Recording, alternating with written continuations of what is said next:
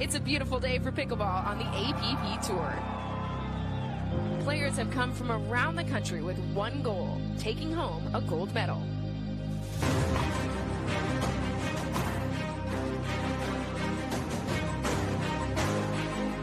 The stage is set for another incredible APP Tour final.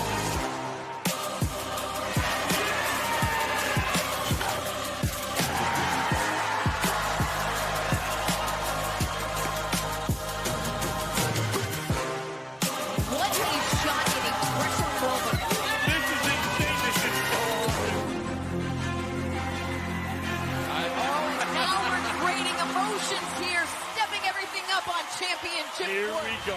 Here we go.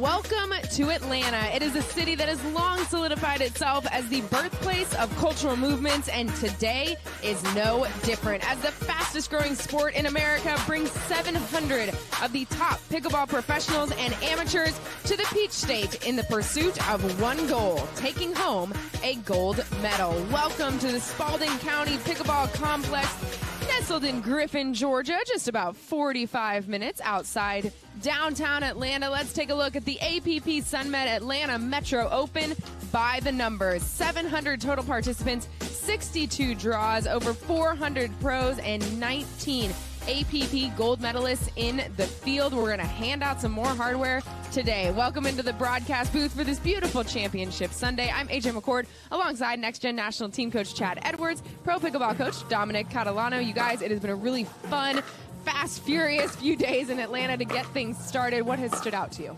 Yeah, I mean, they have been long days, but I think also, too, it's the number of three-game matches that we've seen up to this point. And I kind of attest that to a little bit of that grind factor starting to kick in. We're getting toward the end of the season.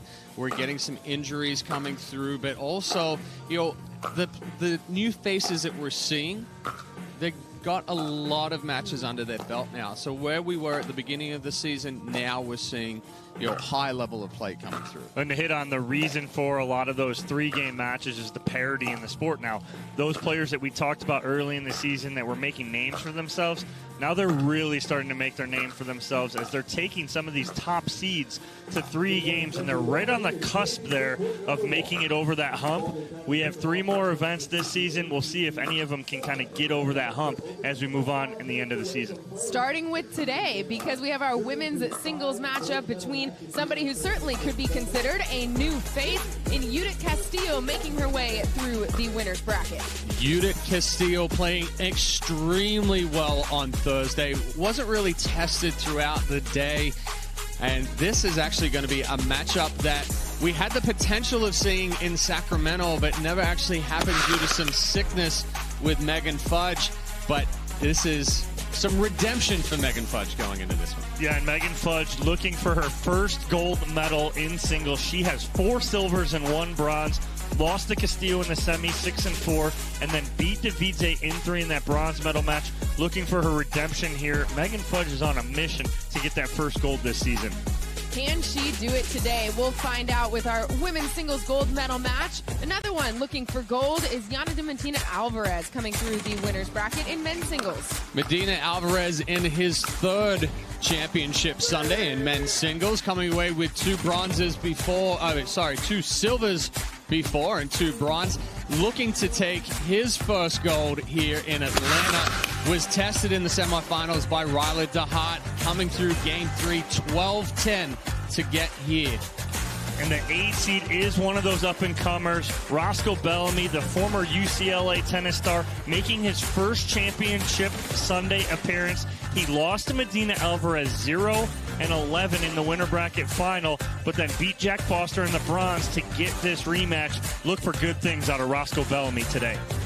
Well, at this point, they're staples on Championship Sunday in mixed doubles. We have Paris Todd and Hunter Johnson making their way through the winner's bracket. Todd and Johnson seeking their 3rd title. They won in Punta Gorda and Newport, sitting pretty at 4-0. They weren't really tested until that winner bracket final against Barn de Escu. They took them to 3, but they came out on top. This is the 4th meeting on Championship Sunday between these 2 teams. Barn de Escu are 3-0. Yeah, and as you mentioned, Dom, Barr and Diescu knocked down by Todd and Johnson into the bottom bracket. Second stop in a row that they're having to come through from the loser side and looking to double dip Todd and Johnson here on Sunday. And in men's doubles, Andre Diescu double dipping here on Championship Sunday. He and Rob Nunnery going for the gold in men's doubles. Well, that's, there's a reason why Diescu has 21 medals on the tour. He's men's doubles and mixed doubles, he's been a staple. But Rob Nunnery and Andre Diescu looked phenomenal yesterday. Actually, their closest match all day was against Dow and Scarpa in the second round. Yeah, and their opponents, Anderson Scarpa, Greg Dow, you may not know them, but you better get to know them.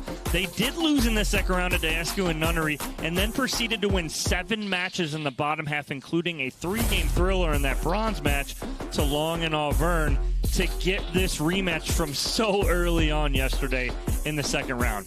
And then let's go to our women's doubles gold medal match. Simone Jardim and Paris Todd could not get knocked off the gold medal stand through much of the first half of the season.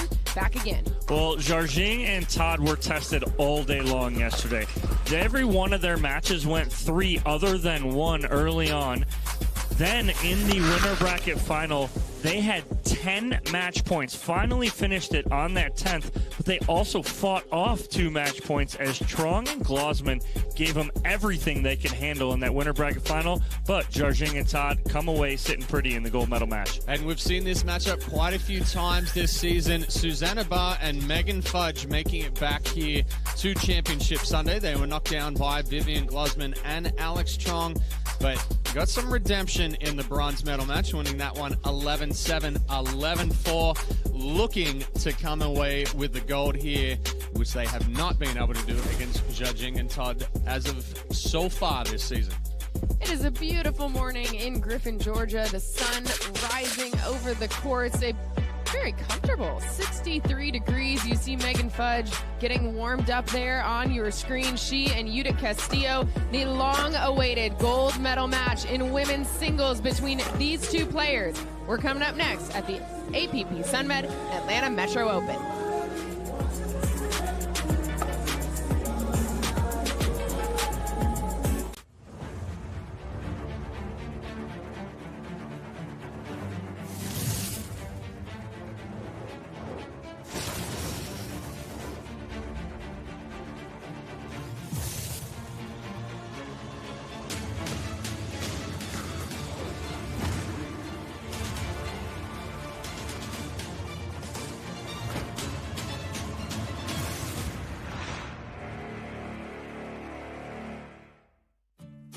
Years from tonight, Grant Gill will become a legend when he totally kills it at his improv class's graduation performance. Knees will be slapped, suds will be sprayed. People won't know what hurts more, their cheeks or their sides. That's why he's already keeping himself in shape and razor sharp today with health tips and wellness tools from AARP to help make sure his health lives as long as he does. Because the younger you are, the more you need AARP.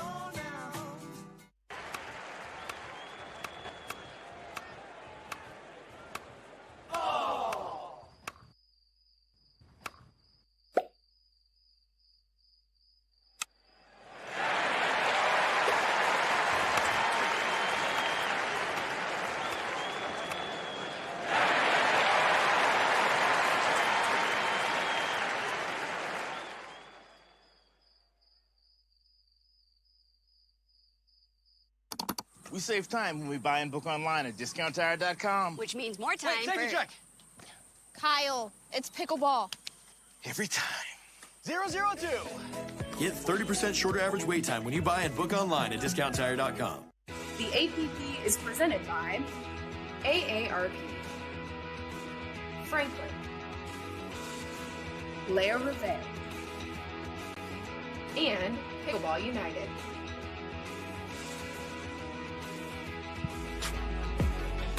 Welcome back to the APP Sunmed Atlanta Metro Open. We are getting you set for a women's singles gold medal match that we have waited months to see. Judith Castillo taking on Megan Fudge. Fudge with the serve.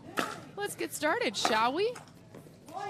Castillo sending that into the net, but Fudge, 36 years old and a staple here on the APP Tour, like you mentioned, Dom, looking for her first gold medal in women's singles. She certainly wants to do that today. Judith Castillo taking the gold the last time these two were slated to meet up in Sacramento at the APP stop there, but Fudge unable to play in that match. Good start here for Megan Fudge. She got the unforced error early on the serve, and now a nice backhand winner down the line. This is exactly what Megan Fudge needed, was a good start. And we saw the forehand kind of break down for Castillo yesterday in women's doubles, missing a few returns, missing a few drives. So Fudge definitely having to put the pressure on here early.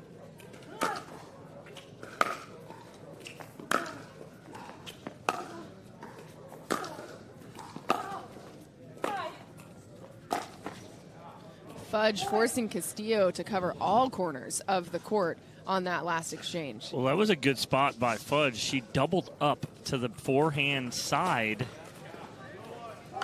of Castillo, gets her moving, and then the two-handed overhead, two-handed backhand overhead from Megan Fudge.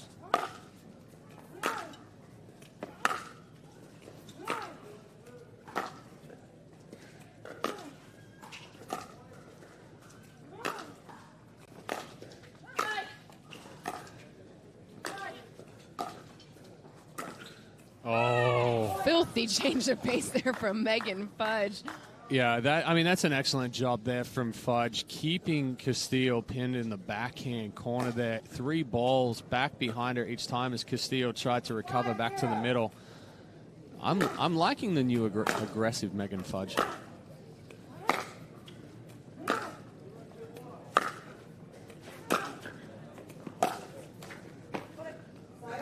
Judith Castillo finally catches a break there with a little love off the tape. She'll use that right now as she needed it. That was Megan Fudge serving from the beginning right there. That was the start. Rattles off 5. So now it is Judith Castillo, originally from Valencia, Spain. Played her collegiate tennis at Northwestern State. Trying to get some points, get some momentum on her side of the court.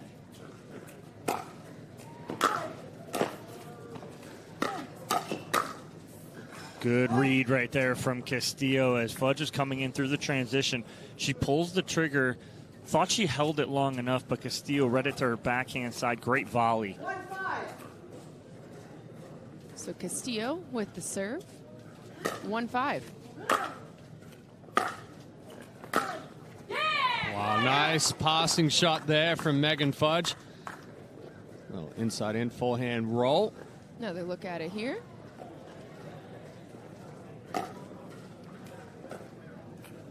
And excellent shape there. If she goes a little firmer, Castillo has an opportunity to pick that one up.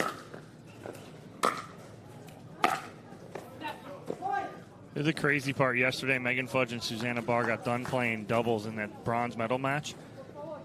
Megan Fudge wasted no time. She jumped back out on court and started working singles with her husband, Ryler DeHart, to get prepared for today as soon as that match was over. Megan Fudge has made it no secret how badly she wants this first gold medal in women's singles, and she certainly is going to do everything she can to set herself up for success. A strong start here for her in game 1, best 2 out of 3.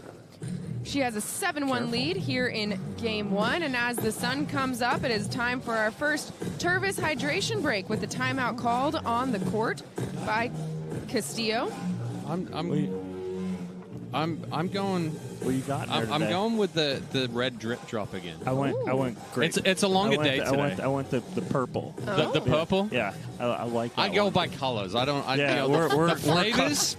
You're talking to 2 baseball players. Keep it simple. Guy. Color. We're color guys. I like it. I went with purple. I like it. Very good. Making sure Tervis are great water bottles, keeping us hydrated as well, because we're talking with y'all all day long about some fantastic pickleball action, and certainly off to a strong start here with our women's singles action.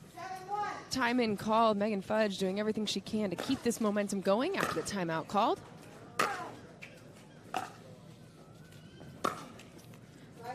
So right there, Castillo changed it up a little bit. She goes a little off pace. She brought Megan Fudge to the kitchen line right there. Got to change something up right now. Fudge is controlling the points from the baseline.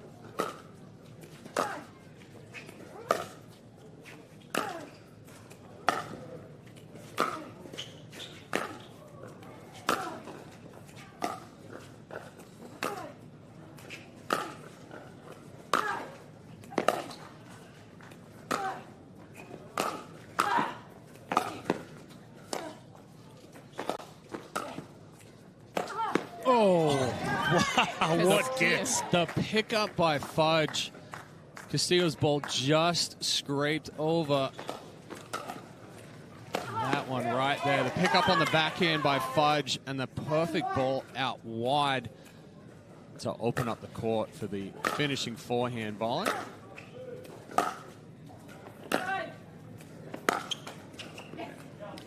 You mentioned just how committed Megan Fudge is to making sure she sets herself up for success after punching her ticket with Susanna Barr, getting back out with her husband Ryler. She does have the shortest commute of anybody to get here to the courts today. About 62 steps. Yes. Exactly. Her and her family taking their RV all around the tour stops, parked right here on the facility in Griffin, Georgia.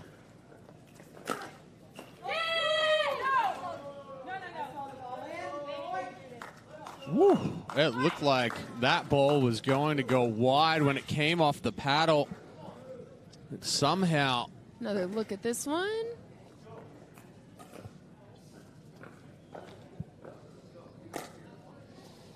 I think that ball is very much wide. Castillo called it out, but I believe it was overruled by our USA Pickleball official. So it is a 9-1 Megan Fudge lead here in game number 1. Oh, nice job by Fudge. Watch her get very low on this counter and just reads the speed up here from Castillo. That position she gets in, gets below the ball, doesn't do too much with it, finds the open area. Sets up a game point opportunity here. Megan Fudge can take game 1 with this serve.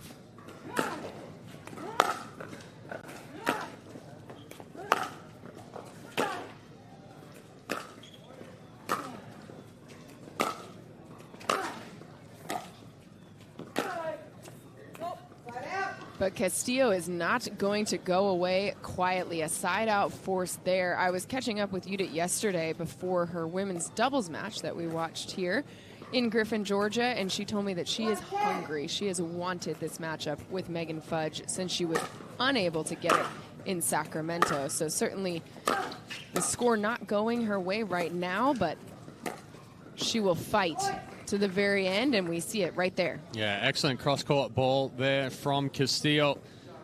Little reset volley brought Fudge up to the net, and then she just gets outside that one and rolls it across.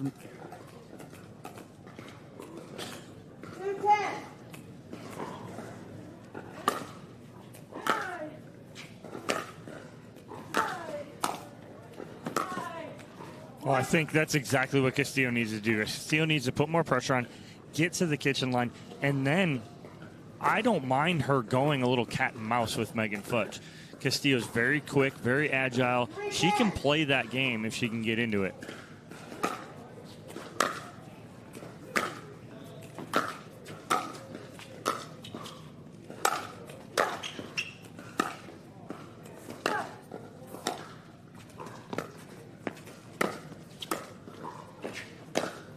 Oh, she was there. Somehow able to get that ball back after it got behind her. Great shot down the sideline here from Fudge. Off a little bit with the timing on the backhand. But up until, like you were talking about, Dom, up until this point, it's been Fudge that's been moving Castillo. Castillo hasn't really moved Fudge around.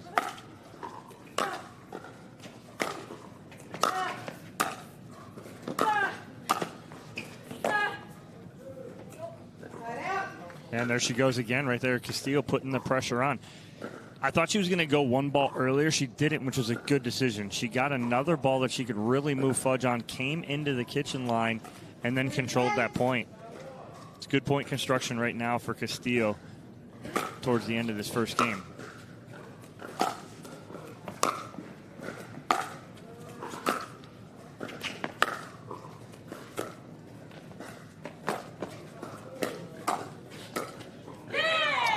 Great shot there. Megan Fudge gets behind Castillo and sets up another game point opportunity for herself. The key on that drop from Fudge, she goes inside out, and she knows that when that ball's going to hit, it's going to kick on Castillo away from her.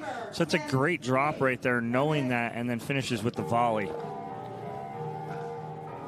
So multiple game point opportunities for Megan Fudge already here in game number 1 of our women's singles gold medal match at the APP Sunmed Atlanta Metro Open. Best 2 out of 3 here to start things off. Let's take another look at the drop shot from Megan Fudge to get the ball back on her side. Yeah, and this is a perfect setup right there. See how that little kick to it, and it kind of messes with the timing of Yuta Castillo as you watch it. Kick to Castillo's left. She gets a little out of position, tries to recover, and then Fudge goes right at the body. And that's your drip drop of the day already. The drip drop shot. Drip drop. Yeah. Perfect. Of the match. Of the match so far at 8:20. We're already into a perfect drop. Nice and early from Megan Fudge, and she's got another opportunity.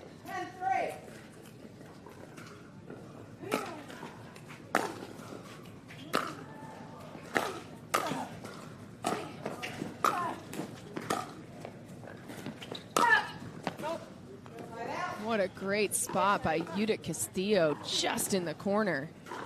Another look here. Yeah, it was that ball there. The choice of floating it on that get gave her time to get back into the court.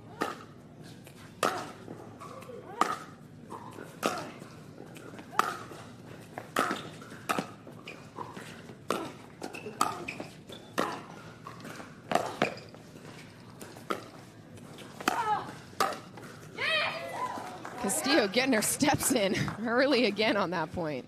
Yeah, just too much pressure there from Fudge, and she came up at the right time as well to take away the recovery time for Castillo and put her even further on the run.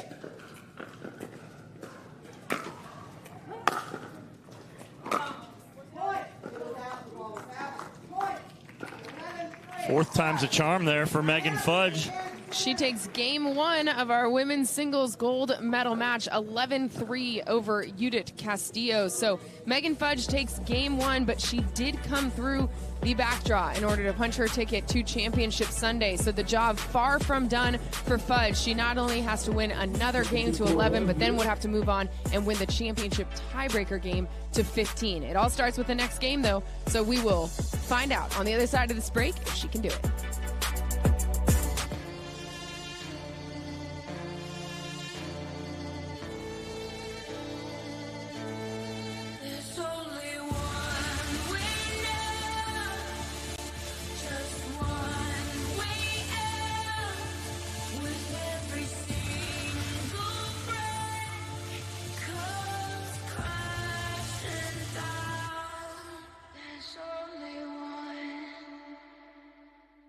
Sunmed.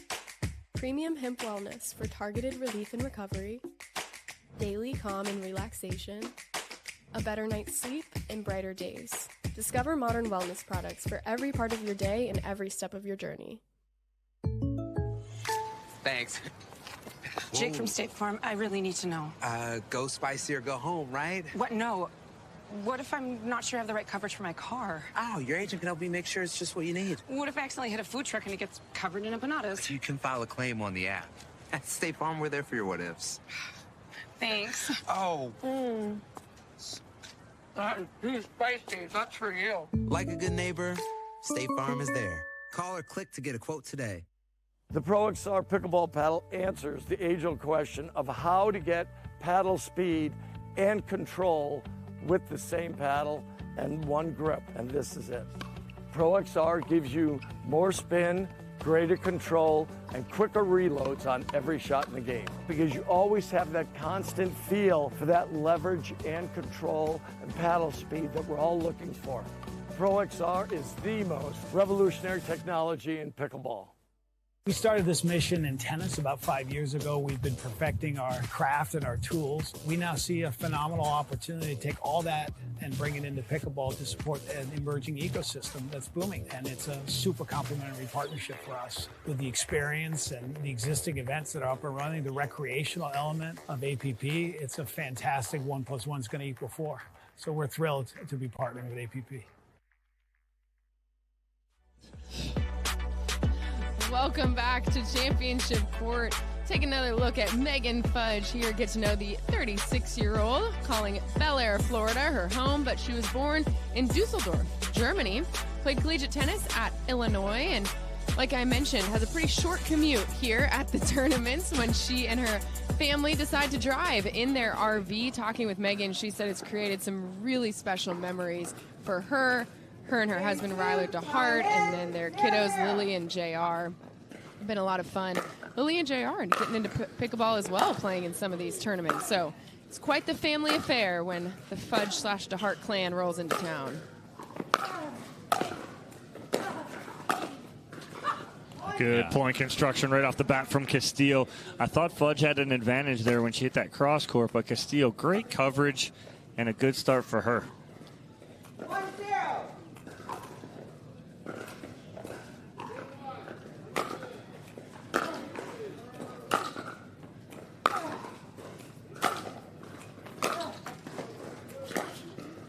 Oh, wow. That ball twisted Castillo around completely once it hit the net cord there. Wasn't able to hit the forehand because it went into the body, and then that's a tough backhand pickup.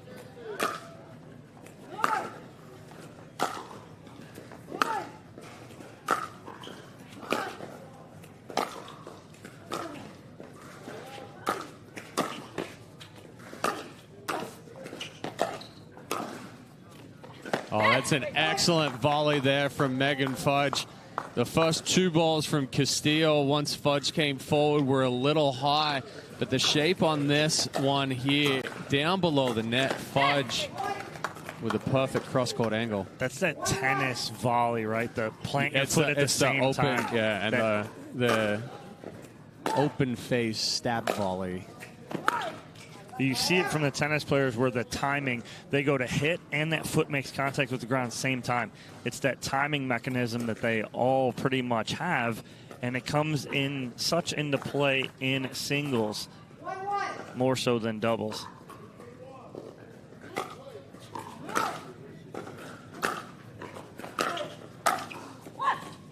Much better job there from Castillo, and she has kind of picked up where she gained a little bit of momentum at the end of game 1, where she's now starting to put Fudge on the run. Early in game 1, Fudge was just hanging out in the middle of the court and making Castillo go sideline to sideline.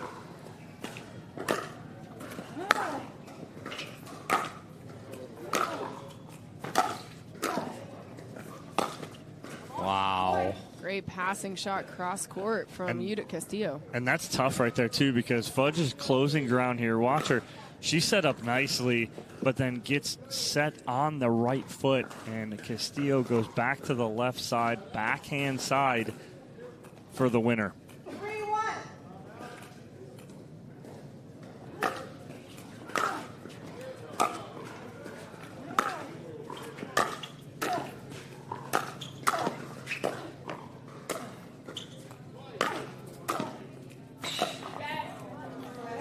Castillo practically doing the splits to try and get where Fudge is placing those balls. Yeah, nice duck from our photographer on the sideline there as well. Almost took his head off. But I think just a little too much pace on some of those balls from Castillo when Fudge comes up, feeding that higher ball. Take a little bit off it, roll it down to the feet or at least below the net.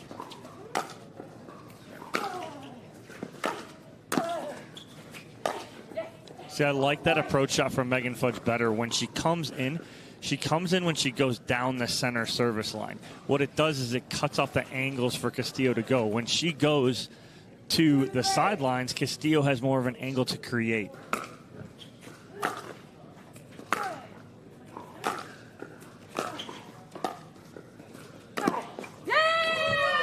What a shot. Megan Fudge, cross-court forehand winner. ties us up at 3-all. The two-handed fist pump from Megan Fudge. That is a great cross-court winner, and that's a tough shot. She made it look easy. That's a tough shot, full sprint, Chad, to get full sprint and create some shape on that. Fudge is moving extremely well this morning. Gets to that ball with plenty of time.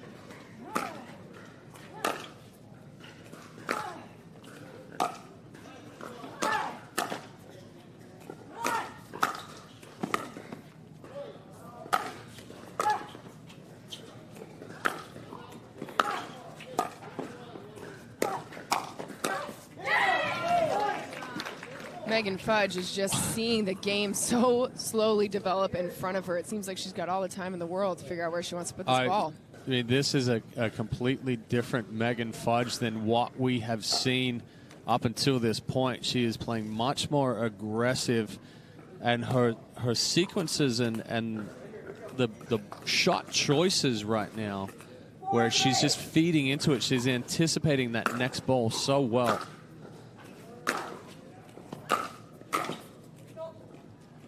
Well, and I think, AJ, you hit it right there on the head. The last point was the game has become very slow to her right now. Everything is in slow motion.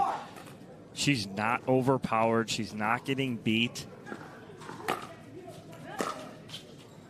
A little change of pace there with the slice return. That ball didn't come up as high as Castillo was expecting. Actually hit the top of the ball there.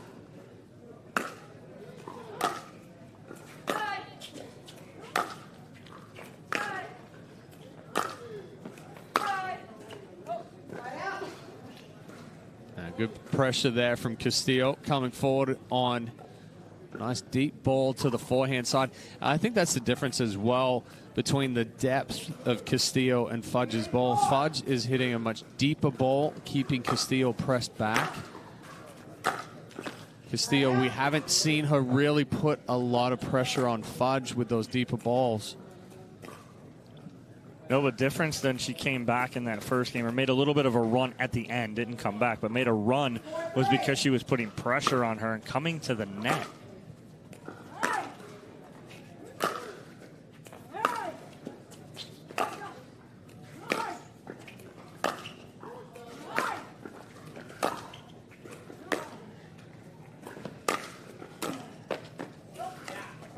Her spin hurt her right there. So she cuts that ball to the corner. Castillo flattens it out, and the spin is still on that. So when Fudge goes to volley that, her spin's taken into account and goes just a little deep.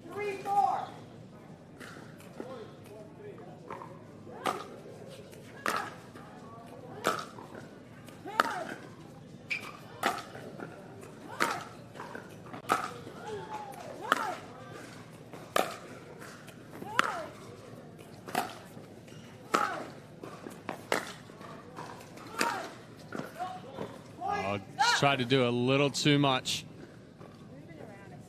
So after some scoreless side outs here, finally Castillo getting on the board.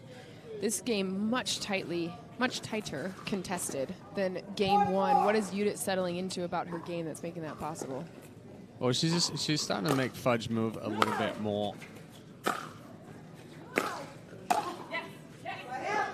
See, that's not a bad ball for Castillo to come in on. She went to the middle, down the center tee, and comes in and gets a volley she can handle. We haven't seen her miss many volleys like that she's able to get the sweet spot of the paddle on. She does right there, but right now it's because she's trying to be perfect because Megan Fudge is playing so well and so clean herself.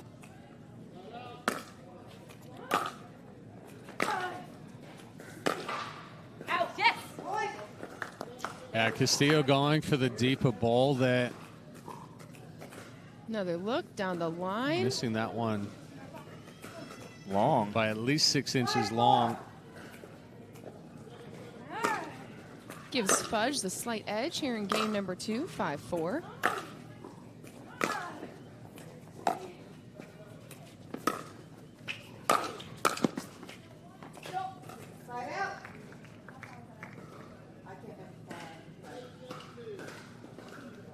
Castillo changing the pace up in that point right there. She had a drop shot to bring Fudge in.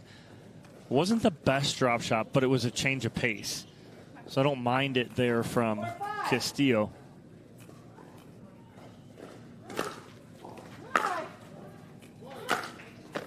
Ooh. Yeah, Castillo needs to make that ball right there. Knows it too. I mean, honestly, that's what Fudge is doing to Castillo right now, is that she's forcing her to go for more on her shots.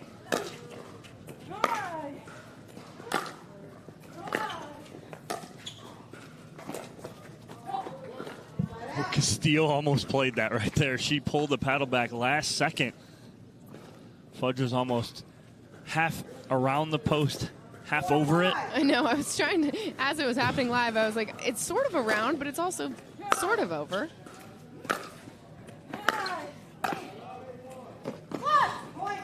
Beautiful cross court there from Judith Castillo. Yeah, and a good adjustment as well. That deeper ball, but it's a foot inside the sideline and baseline there.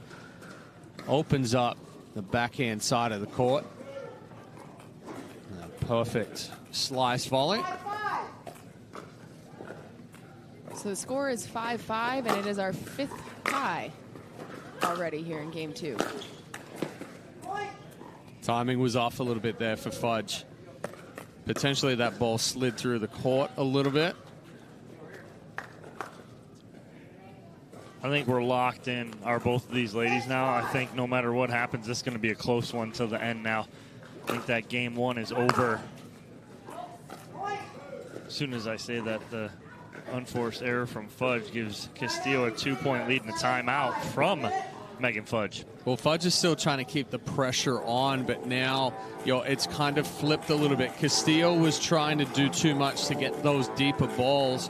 She's cleaned up some of those mistakes, and now it's forcing Fudge to go for a little bit more.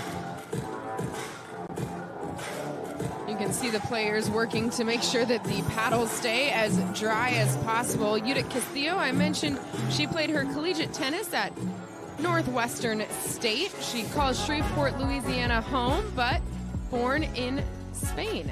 Mentored by former Major League Baseball player Todd Walker. Yeah, she actually played in Daytona with Todd Walker. Not sure if it was 4-0 or 4-5. They played together, but yes, he has mentored her.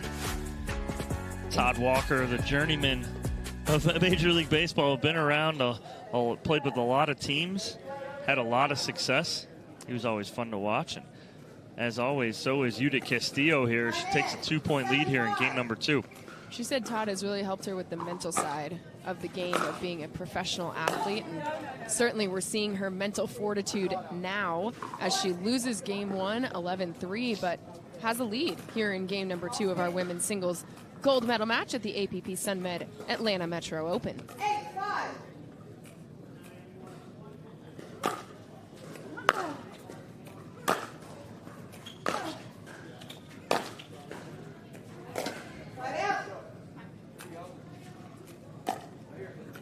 One just a little deep.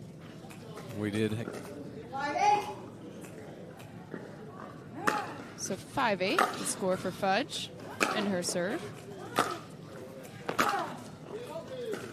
She just rushed that one. That ball's there for her if she just takes her time and just stays within herself, but she tries to rush that. But Castillo's putting that pressure on her right now.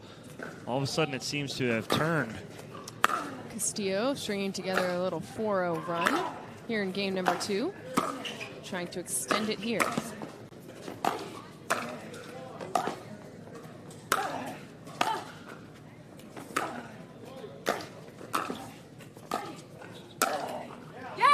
Megan Fudge with the overhead winner there.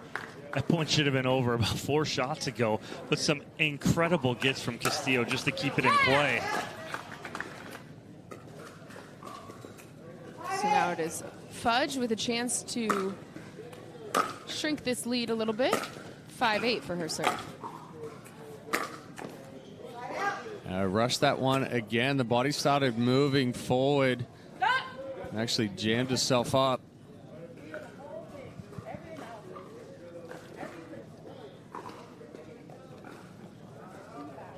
Megan Fudge doing some self-talk right here. Trying to get herself back into it.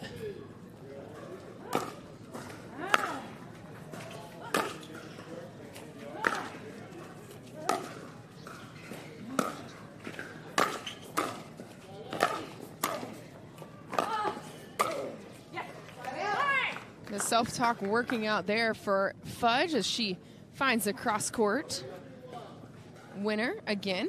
Another side out here without Judith Castillo extending her lead in game number 2.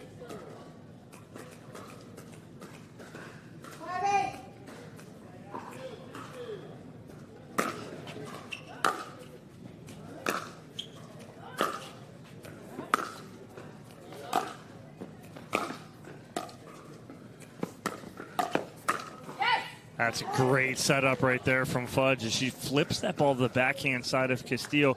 But as she flips it, she gets back into position to hit the volley. Finds the open area. That ends the 4-0 run that Castillo had strung together.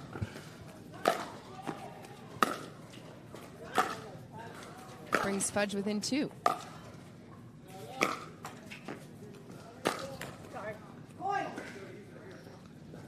Timing thrown off a little bit there with the net cord.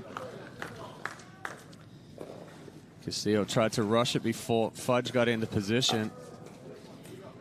So now it is Megan Fudge with an opportunity to tie things up here in game number 2. 7-8, the score for her serve.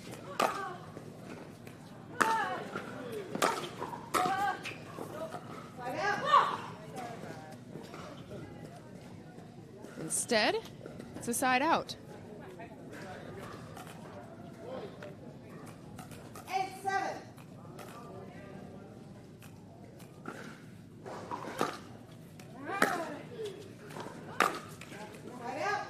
Again, Castillo, a couple of those balls are flattening out on her. She's just not quite getting underneath it, hitting a little bit more back to the top of the ball. So she's missing those ones low.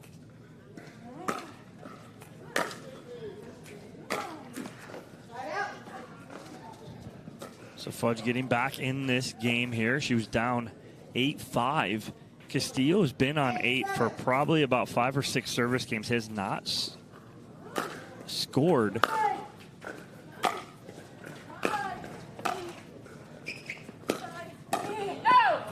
And it's missed opportunity here for Castillo to kind of take charge of this game. You cannot leave a player like Megan Fudge in it, or else she's going to make you pay.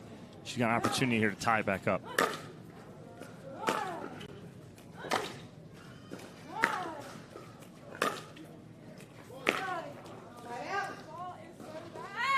Instead, it is another side out here.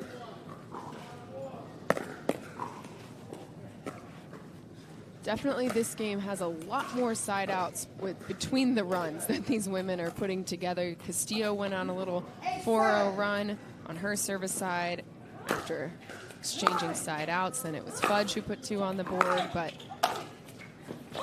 big forehand there from Castillo.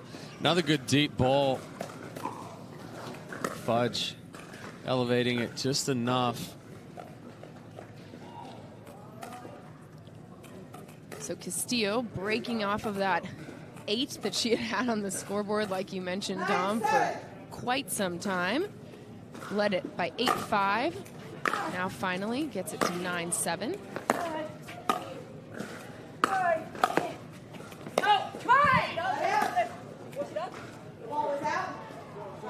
Castillo needed to do a little bit more on that volley. This one, can't tell from that camera angle, but it was confirmed from the referee that that ball was out.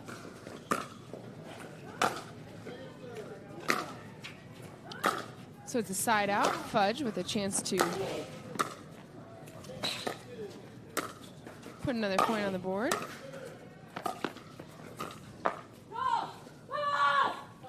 What hustle, determination from Castillo right there.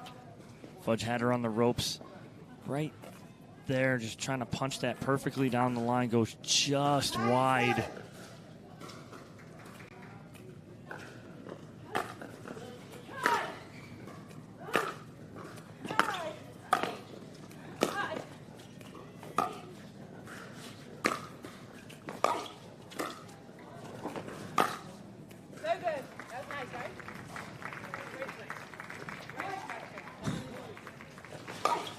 Fudge getting a little frustrated here.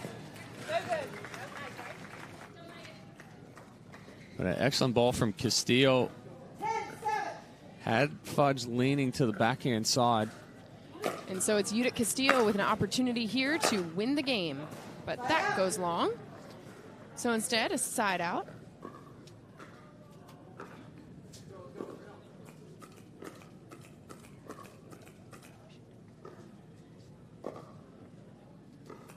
Megan Fudge with the serve now, trailing 7-10 in game 2. She did win game 1, but even if she comes back to win this one, we'll go to a championship tiebreaker since Judith Castillo came through the winner's bracket. Those are 2 good setup balls there from Megan Fudge, keeping those 2 nice and low, forcing Castillo to hit up on the ball. Perfect setup right there from Megan Fudge. And a timeout called here by Judith Castillo. Megan Fudge has brought herself, within 2 points here, and Castillo's sitting on that game point opportunity for the last few serves and says, I don't want her to find any rhythm because I am too close to winning this game too. So timeout called. If you're Judith Castillo, how do you get the ball back on your side and give yourself another opportunity to put this thing away? Well, she's had a couple of opportunities where she's just, again, tried to do too much, go for too much on the volley. But it's also been an excellent job from Fudge here to keep this one close. She's kept Castillo off balance a couple of times. I think what I'd like to see from Castillo is go for those deeper balls, but you don't have to be as perfect on the line, whether it's sideline or baseline. But move Fudge sideline to sideline, choose that right ball to come forward, and then just a clean volley. You don't have to try to end it on that volley, but keep the timing off for Fudge. I'm going to look for Fudge to keep any volley she gets right now nice and low. Cut through it either on the backhand or the forehand side. Keep it low. Force Castillo to have to hit up on the ball, just like the last point. You see Riley DeHart, Megan's husband, and their daughter Lily on the sideline watching mom try and go for her first gold medal, try and win her first gold medal on the APP Tour this season. In singles. In singles, sorry, yes. She's got a few of them.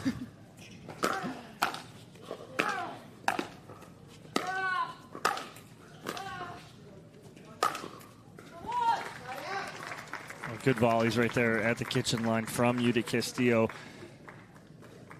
Nice get here from Fudge, but again, you're in a point right there where you're throwing that ball back up and over, and you're trying to guess where she's going to go with that. Guess is wrong. To the right forehand side.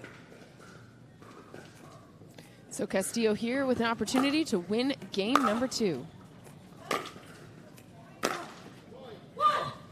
And she does it. Judith Castillo battling back in game 2 to force us to a decisive game 3 in our best 2 out of 3 to 11 here in our women's singles gold medal match. We'll have that when we come back.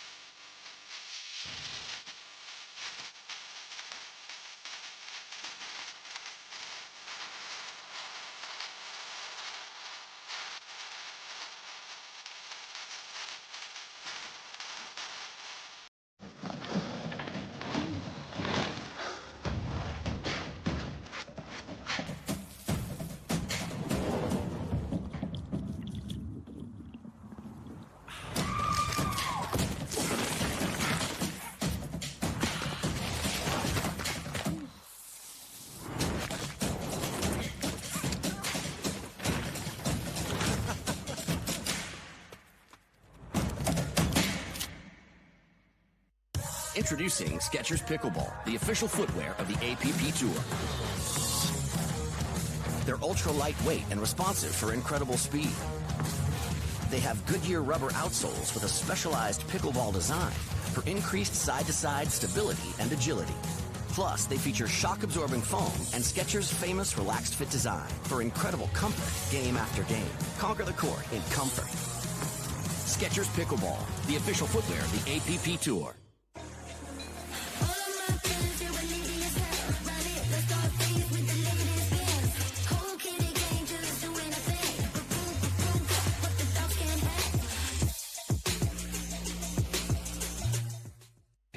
The APP is presented by Skechers, Power Plate, Yola, and Humana.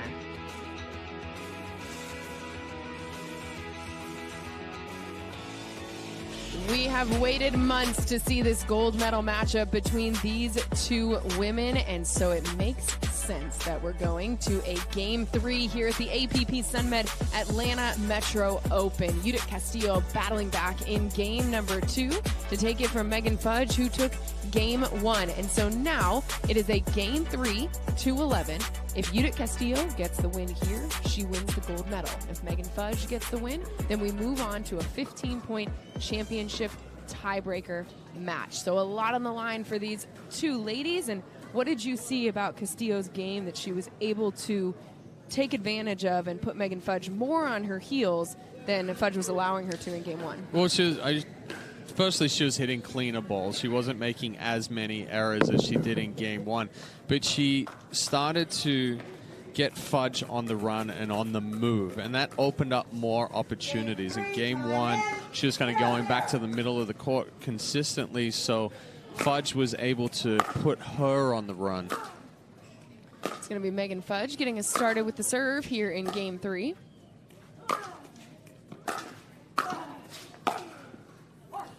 A little bit of a slip there from Fudge when she went over to get that forehand volley. Looks down at the court.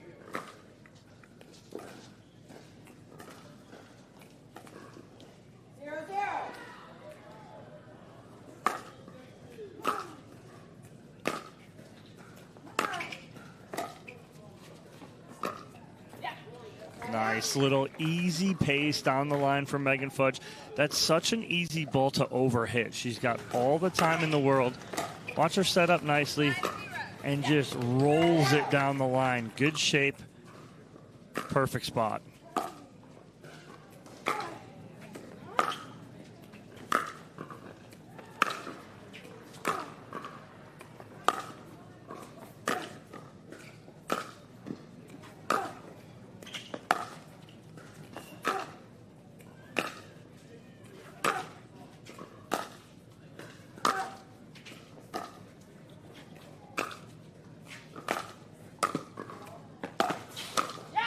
Looks a lot more like game 1 on that point from Megan Fudge, just forcing Judith Castillo to run all over the court. Another good, deeper, wide ball there from Fudge. Sets up the opening.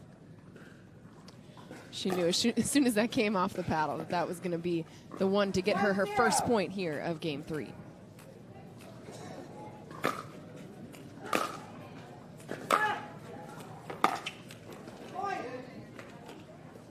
Again, Castillo hitting top of the ball there, pushing that one into the net, but she also gives the court a little bit of a kick there. So I don't know if with the sun coming up now that we have a little bit more moisture out there on the court. It is a little humid here in Georgia.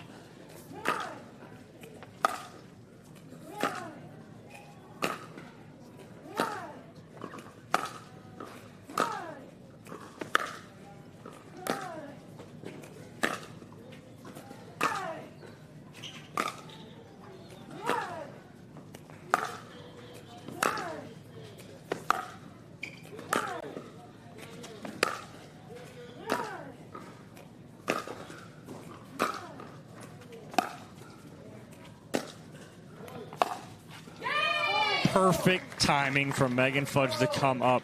It was like who was going to go first, and it was like a chess match out there between these two ladies. But the perfect time, because Castillo had committed back to the middle to set up, and Fudge doubled up down that sideline. Perfect timing. Well, great shot. There's a little bit of hesitation for Castillo to come forward as well, because she hesitated coming forward on a deeper ball. I think it was at 1-0, and she ran herself into a tough volley.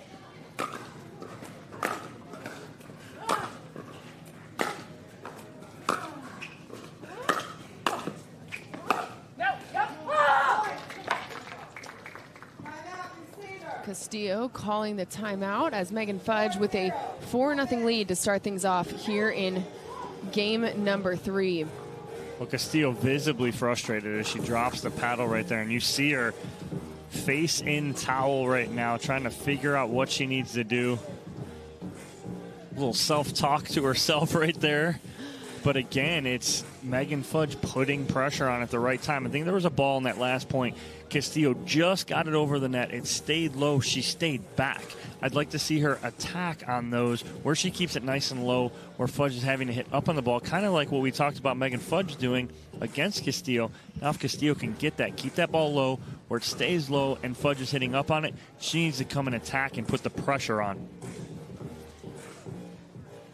8:55, the local time here in Griffin, Georgia, and starting to see a little bit of the crowd coming in, and certainly will fill in more throughout the day as we have 4 more gold medal matches to bring you live from Griffin, Georgia. This women's singles gold medal match, just the first one. We'll go into our men's singles and then mixed doubles and then gender doubles to wrap things up here at the APP Sunmed Atlanta Metro Open. But first, Megan Fudge trying to take care of business here in game 3.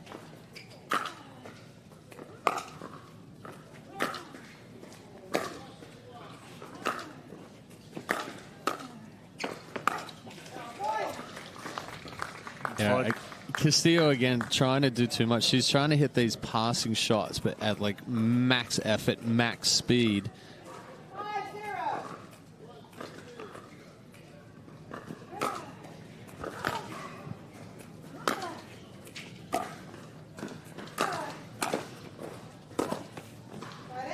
Nice job right there. Good volley from Castillo.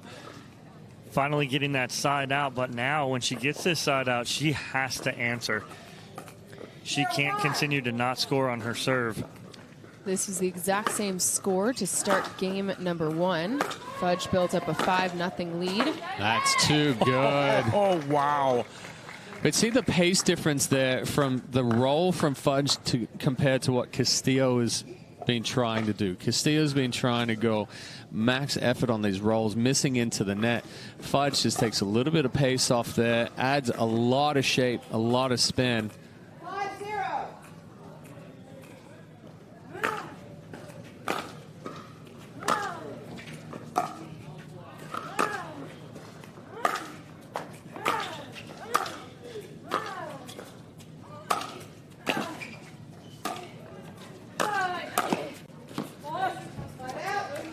And Castillo gets away with one right there because she had a volley that she should have put away. She went right to the backhand of Megan Fudge. Fudge had an opportunity, but a nice answer from Castillo with the cross-court forehand winner.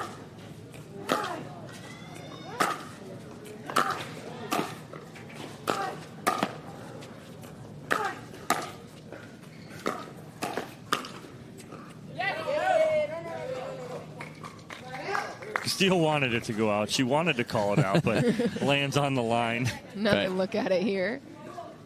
Yeah, right on the line. But again, the volleys, especially those backhand volleys from Castillo, just not quite doing enough with it, pushing it back.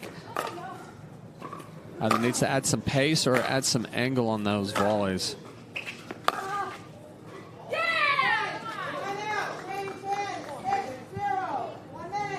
So Megan Fudge gets the point there as we change ends here in game number 3, trying to wrap up our best 2 out of 3 to 11. Megan Fudge, though, looking well on her way to forcing us to a championship tiebreaker here in our women's singles gold medal match.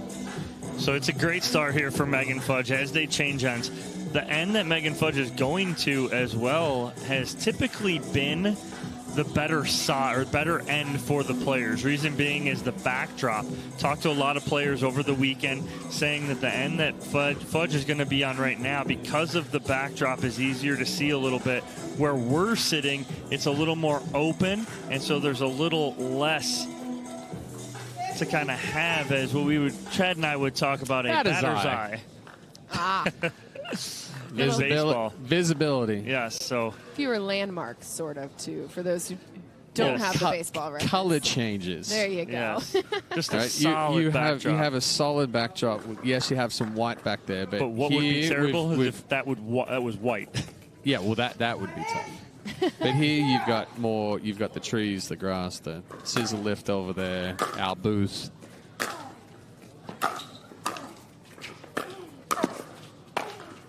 Now, much better there from Castillo, putting some pressure on with firmer volleys.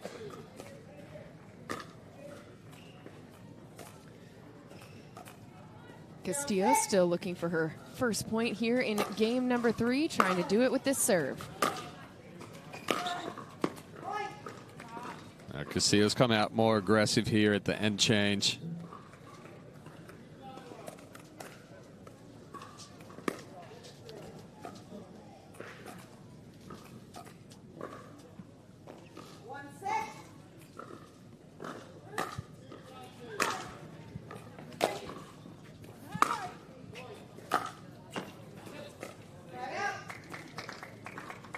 That ball going long. Castillo taking a look at the court, where's foot placement.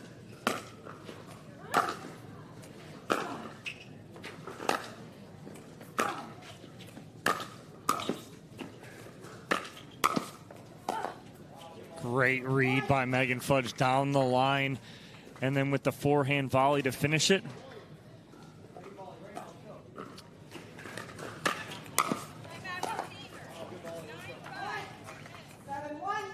So the score 7-1 for Megan Fudge.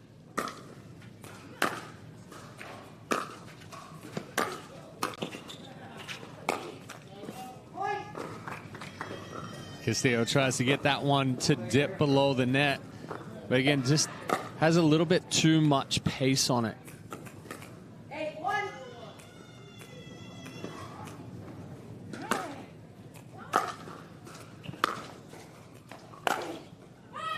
What an angle from Megan Fudge.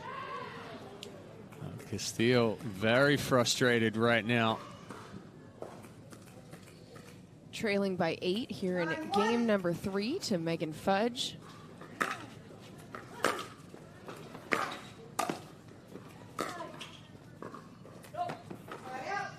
Just long on the lob attempt from Megan Fudge. Don't mind it right there. Trying to flip it up and over the top of Castillo. She comes charging into the kitchen line.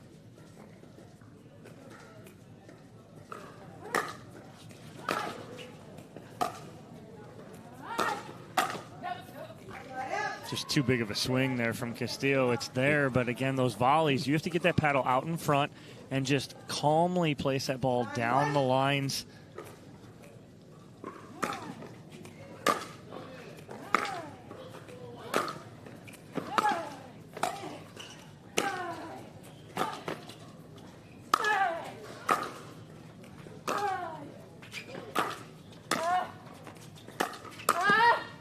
Just too good there from Megan Fudge.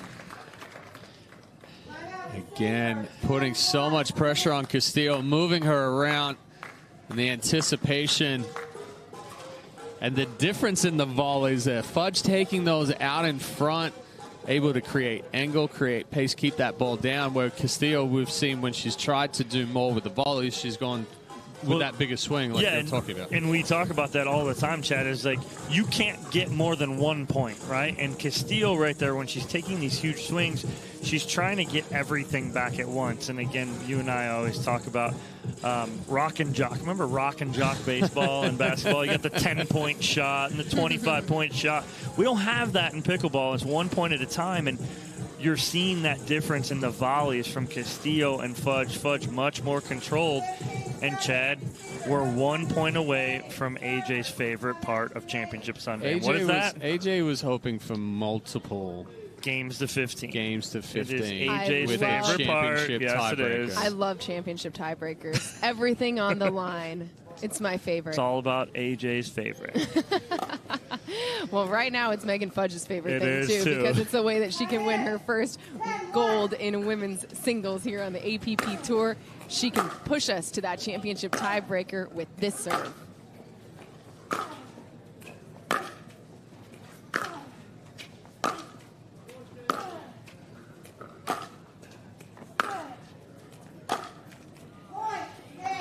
And she does. Megan Fudge takes game number 3, 11-1, and so to the championship tiebreaker game we go. Championship tiebreaker to 15. The winner takes home the gold in women's singles at the APP Sunmed Atlanta Metro Open. We'll get right into it when we come back.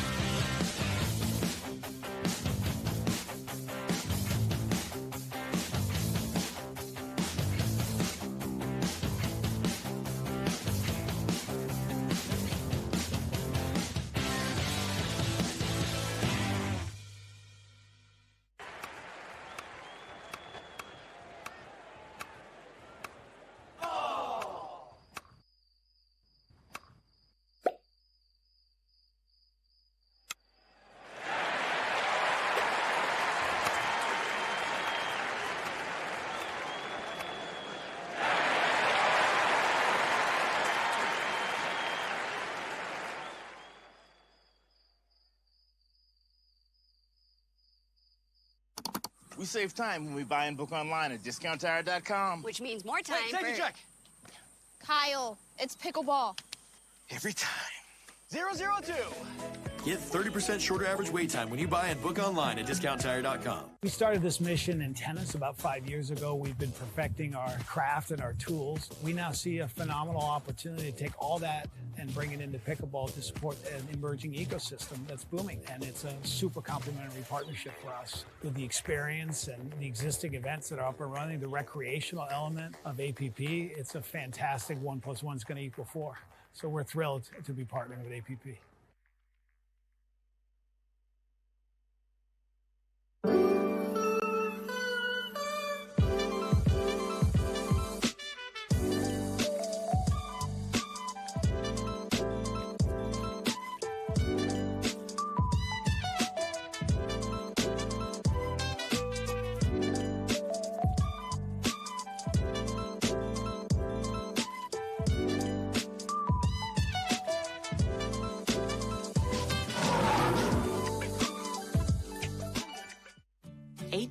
From tonight, Grant Gill will become a legend when he totally kills it at his improv class's graduation performance.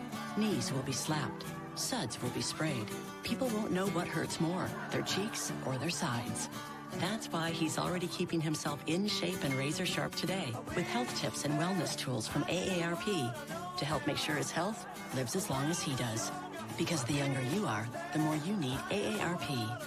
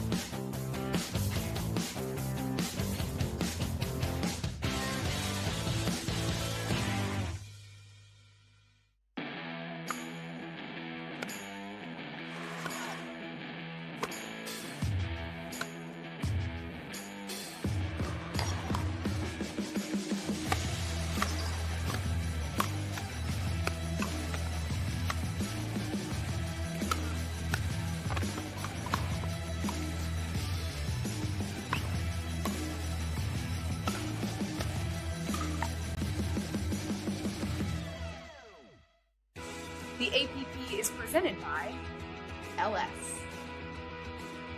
Gamma, the Boca Raton, and Franklin.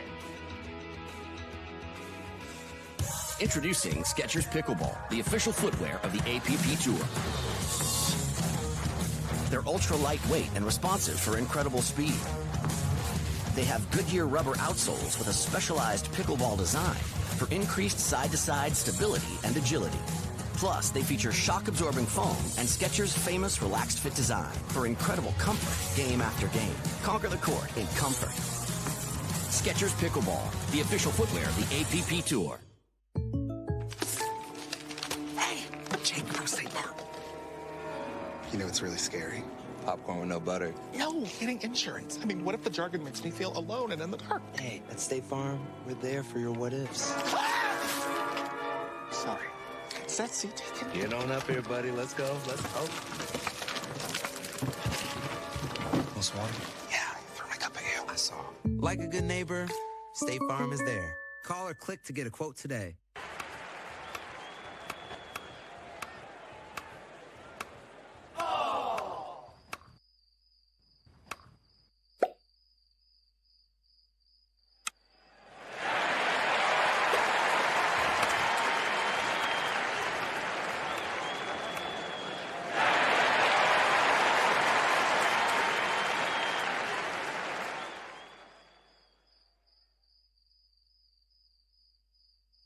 Sunmed.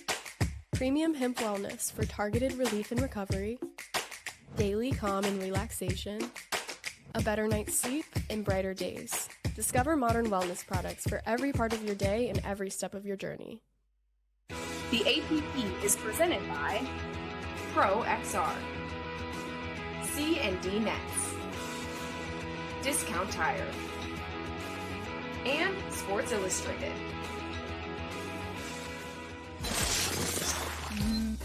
Megan Fudge is looking for her first gold medal in women's singles and on a mission here on championship court at the APP Sunmed Atlanta Metro Open, taking on Judith Castillo, and takes the best 2 out of 3 games to 11 to put us into a championship tiebreaker. Winner take all.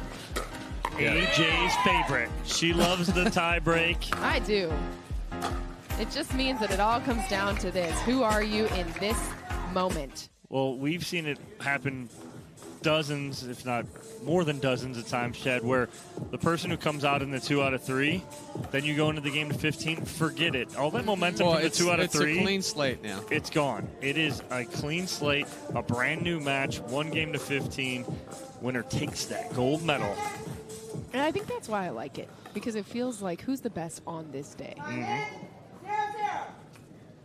It's going to be Judith Castillo, who came through the winner's side of the bracket, trying to prove that the answer to that question is her. A better start here for Castillo. That ball called out. Another look. Yeah, that ball was out. Just wide.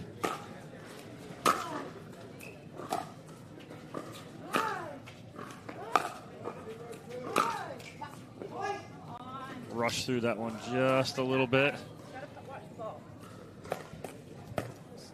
So Castillo already proving your guys' points that what happens in the best 2 out of 3 does not necessarily translate to the championship tiebreaker, because Judith Castillo coming out and starting things strong. 2-0 lead before she can't get that backhand back over the net. So it's going to be Megan Fudge with an opportunity to score her first points. Well, it's a good change of pace. She took some pace off that ball, created some shape and dip.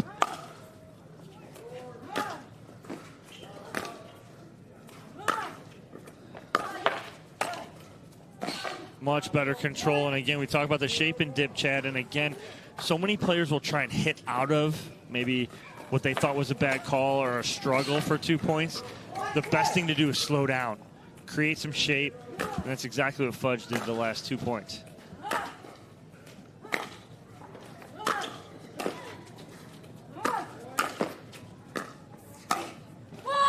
Judith Castillo going all the way across the court on that backhand.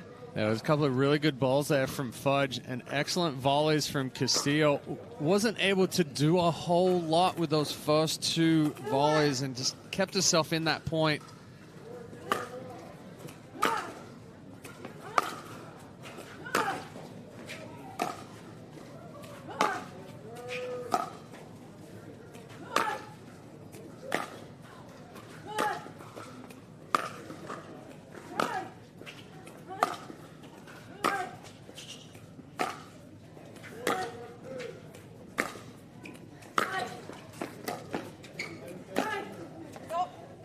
Castillo adjusting well there to the ball that went off the net from Megan Fudge.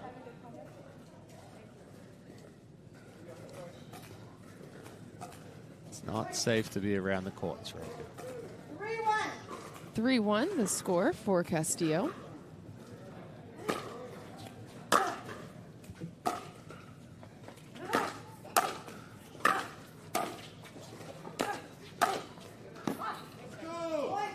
Great control of the kitchen line there from Yuta Castillo. And Yuta Castillo, excuse me, showing control in a lot of elements right now as she has a 4-1 lead here to start us in our championship tiebreaker game to 15.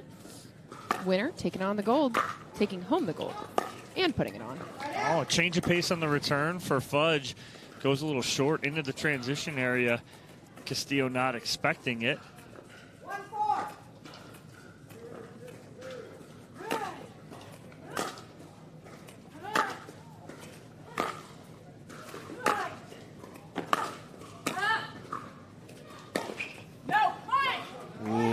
Hesitation. Yeah, and she had a dozen options of what to do right there, and tries to yank this back cross court, but goes a little too hard. The ball kind of checked up on her as well with the spin from Fudge's volley. That's bad. She took pace off. She took pace off and added the shape. Didn't try to hit herself out of trouble there. Excellent ball on the run there from Castillo, but again, if you can take some pace off, you get that ball to dip underneath the net. If you try to go too firm, it stays up. Fudge would have a better opportunity to put a closing volley.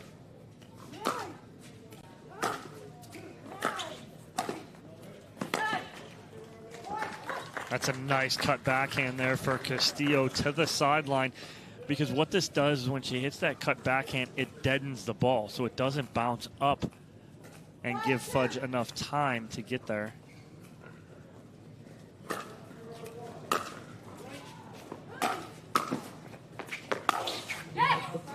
Fudge does the same thing right there to Castillo. Cuts that volley, eliminates the time that Castillo has to get there and get that back up and over. So ball back on the side of Megan Fudge, trailing 2-5.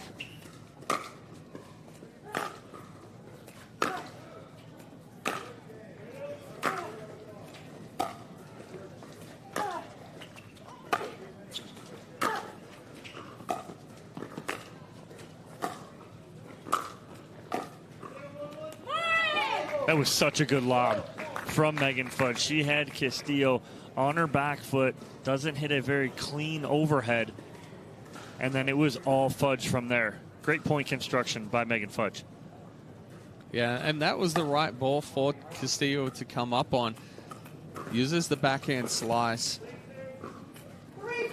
But again, like you were saying, excellent job from Fudge just to throw that up and put Castillo back into defense mode.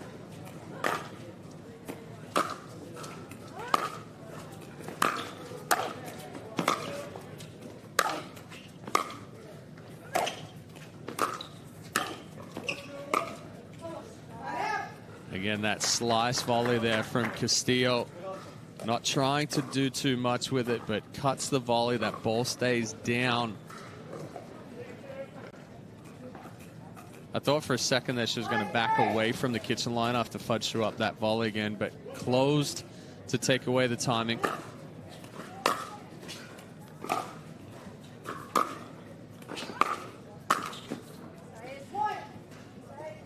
That is a volley that Megan Fudge wants back right there. Castillo left that one a little too high. Fudge hitting down on it. Megan Fudge taking a second to towel off. Back in action now, 6-3. Castillo with the lead.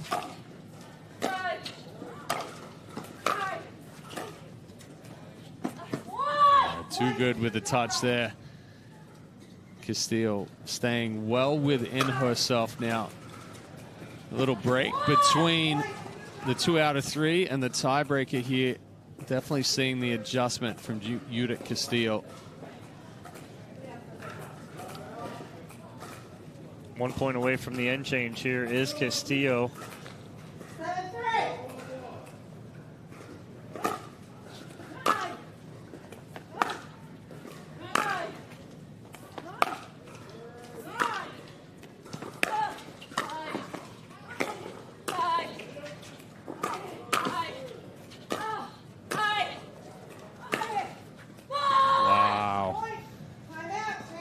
Castillo just firing on all cylinders here in this championship tiebreaker.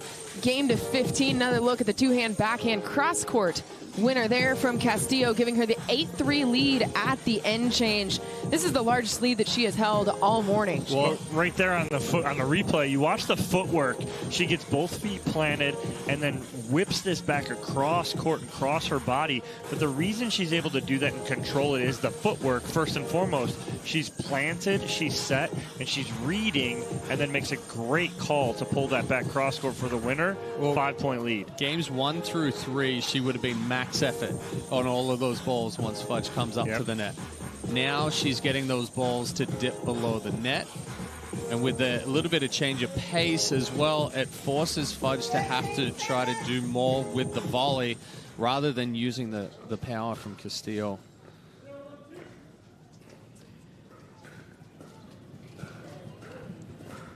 So Judith Castillo with the 8-3 lead here. She has 1 women's singles gold medal under her belt this 2023 APP Tour. She told me that really in February was when she decided to drop everything to pursue pickleball professionally. And here she is, just 7 points away from taking home another gold medal. A lot of work still to do. Megan Fudge is going to make her fight for every single point of it. Excellent pressure again there from Castillo. Cleaned up a lot of the errors that she made in the 2 out of 3 to 11.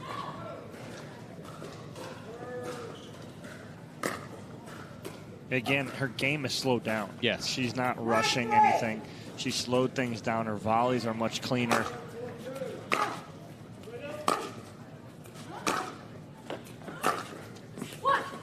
Wow, that is a unbelievable cross-court shot. And like you said, Chad, in the 2 out of 3, she would have missed that wide because she would have tried to really go for it. Instead there, she takes some pace off of it, creates some shape and some dipping action. Timeout called here on the court by Megan Fudge, trailing by 7 in our championship tiebreaker game to 15. And Fudge just hasn't been able to put the pressure on Castillo like she was in the 2 out of 3 to 11. Castillo with slowing herself down, now making better quality shots. She's keeping Fudge on the move. Fudge needing to find a way that she can get back to hitting those deep balls and come out much more aggressive like she was early. Game 1, we saw Megan Fudge take a commanding 11-3 victory, and it seemed like she was able to just sort of put the ball wherever she wanted on the court. What is it going to take for her to find that ability again? She's got to slow herself down too, and she's got to create more shape. She's got to come up at the right time. We'll see what happens here after this timeout.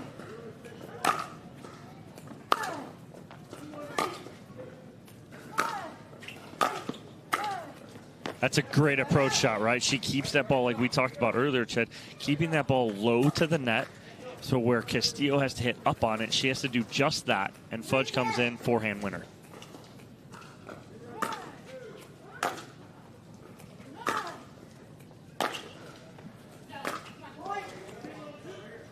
A little momentum in Megan Fudge's way here. The side out and then the point for Fudge out of the timeout that she called. 4-10, the score for Fudge.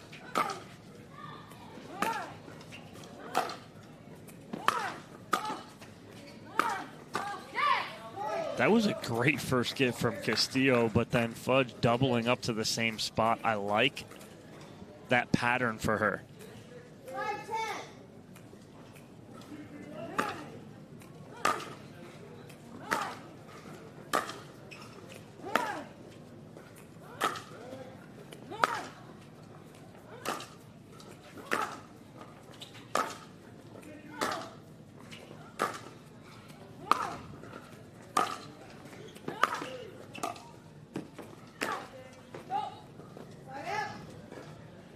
Fudge trying to squeeze that one down the line.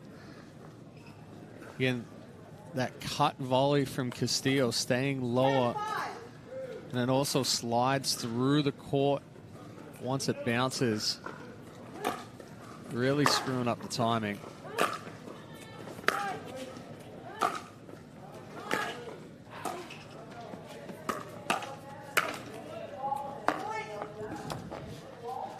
Fudge can't believe she missed that one. Had a great setup right there. Went right at the body of Judith Castillo. Watch this right here. Causes the pop-up, but then just gets out in front. So, warning. Timeout called on the court here.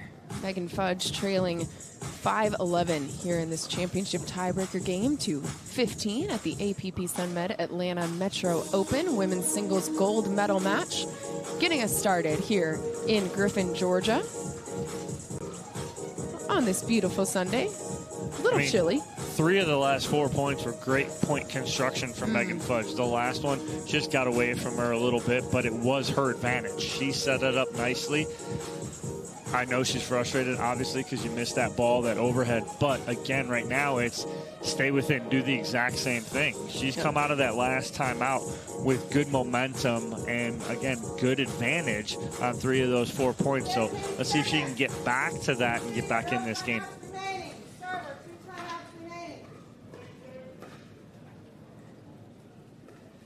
It will be Judith Castillo with the ball and the opportunity to extend her lead out of this timeout, though. She's up 11-5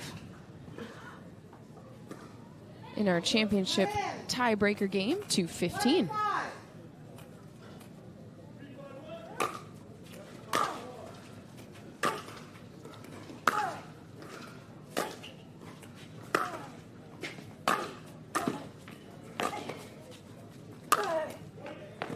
Strong overhead winner. Castillo tried to hit away out of trouble there again.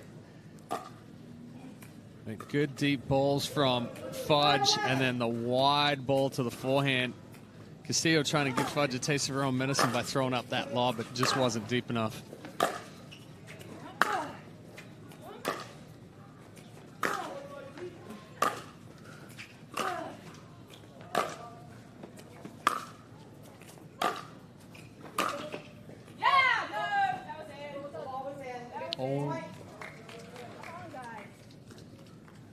That's a great ball right down the line. A little inside out backhand, but not too much. She doesn't get too much cut on it and keeps it right in down that line.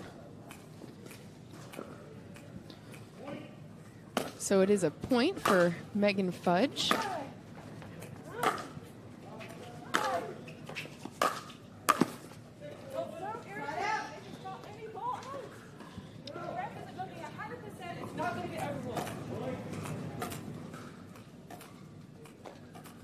So that ball out of bounds, and it's going to go back to the side of Judith Castillo.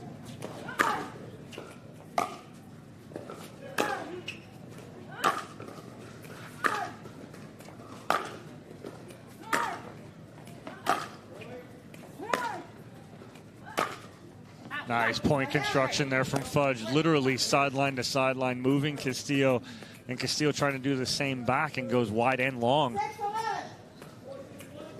6-11, the score for Fudge's serve.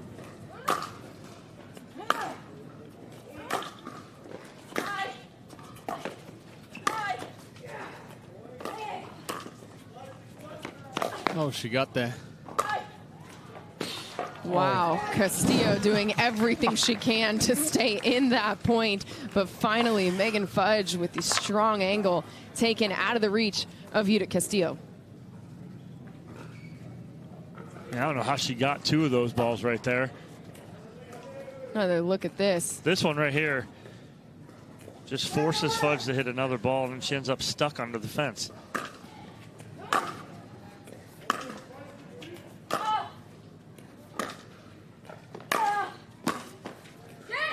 Excellent volley there from Fudge. Cut volley back behind Castillo as she tried to recover to the middle. Beautiful stab volley, like you said, Chad. Look at that. Just perfect execution, right? The paddle's out in front. She doesn't take a big backswing, and she just cuts right through that. And we've seen that from Megan Fudge, and now within 3, where it looked like she was in some trouble, but now right back in this game. Getting a look at the ball here by our USA Pickleball referees, Judith Castillo, noticing something a little wonky on that ball. Wants to get it checked out.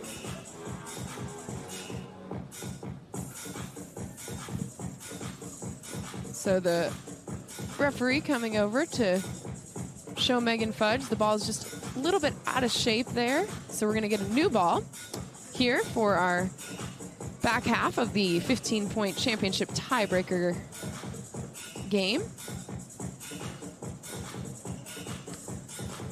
Ladies are certainly hitting the ball hard, feeling it here on this Sunday morning in Griffin, Georgia. And it is a little cooler, too, so the ball's a little more stiff. And so that being said, you will go through some more because get some cracks. Ball gets a little wonky. It's a technical term, right? Wonky. We used it yesterday. We did. We. Okay, it was me. Yes. Now 2 of us have. You use wonky. Let's laugh more about the other comment, but it's okay.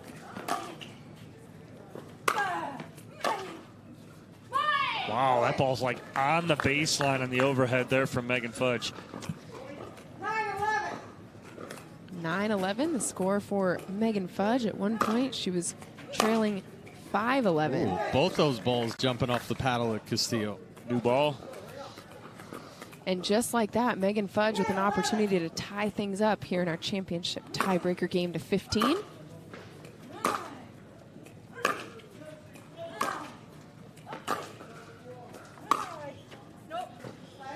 Popped up. Had it set up perfectly. Again, trying to go sideline to sideline.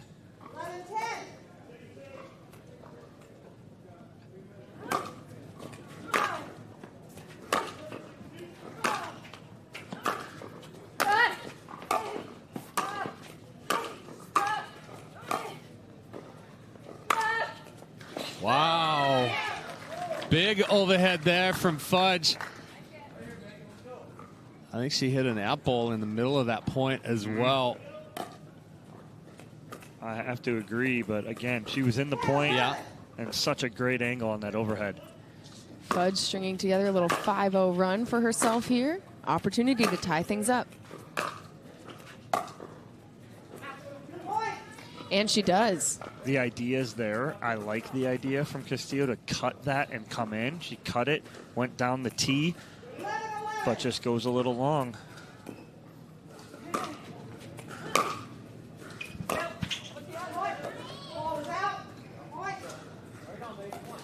Castillo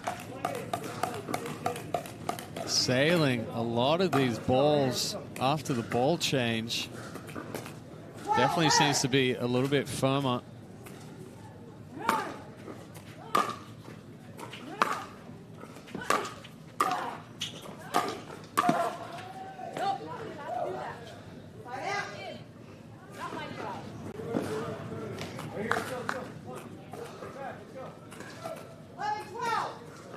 Yes, Fudge complaining about another line call.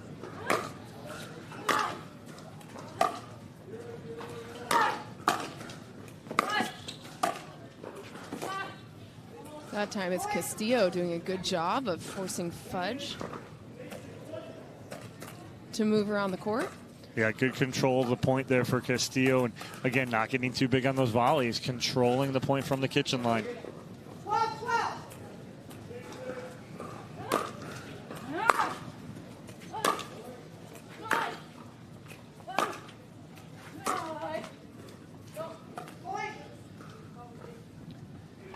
So Judith Castillo regaining the lead there. 13-12, just 2 points away from taking home the women's singles gold medal here in Atlanta. 13-12 for Castillo.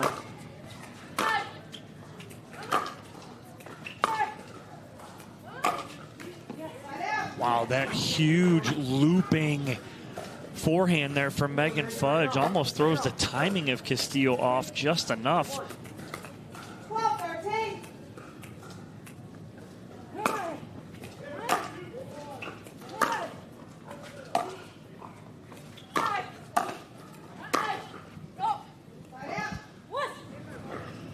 Tried to go for a little too much on that passing shot.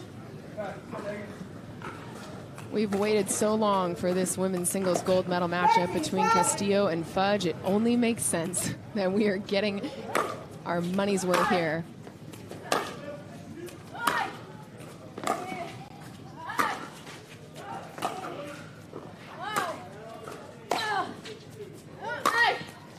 There's that angle again there from Megan Fudge on the overhead. She got a little unlucky. Castillo got a little lucky on this forehand, or backhand, excuse me, earlier in this point where it went off the tape. It allowed Castillo to stay in the point, but Fudge ends it with the big overhead. Second time she's found that corner on the overhead angle, too. Both times turning into points for Megan Fudge. And Castillo trying to do a little too much on those passing shots, and with the rolls, you feel that the sense that Castillo's back to rushing. She slowed herself down, was much more composed. Now Fudge is putting that pressure on it, and Castillo is just trying to go for more and more.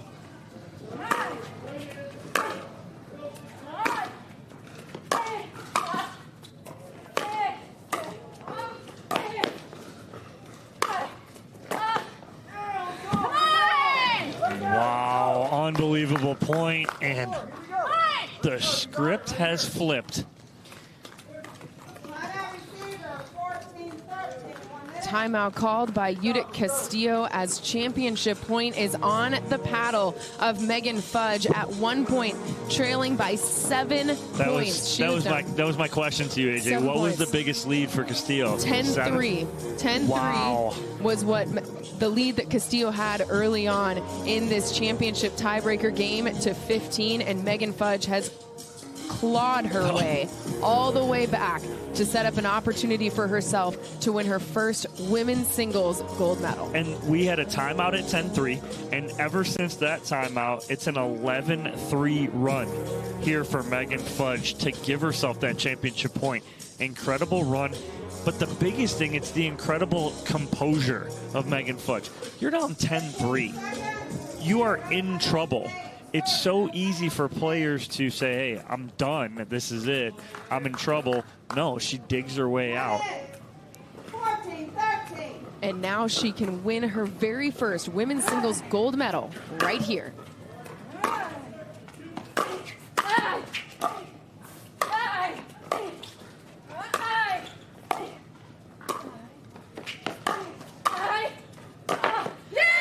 And Megan Fudge is your women's singles gold medalist. It took her all the way to the championship tiebreaker game to 15 against Judith Castillo, but Fudge gets it done. Unbelievable match. Grit, determination, all of those adjectives we could use to describe Megan Fudge right here to finish this singles final. Congratulations to her. What an effort from Judith Castillo, too, to earn the silver. Impressively done. We will hear from Megan Fudge when we come back.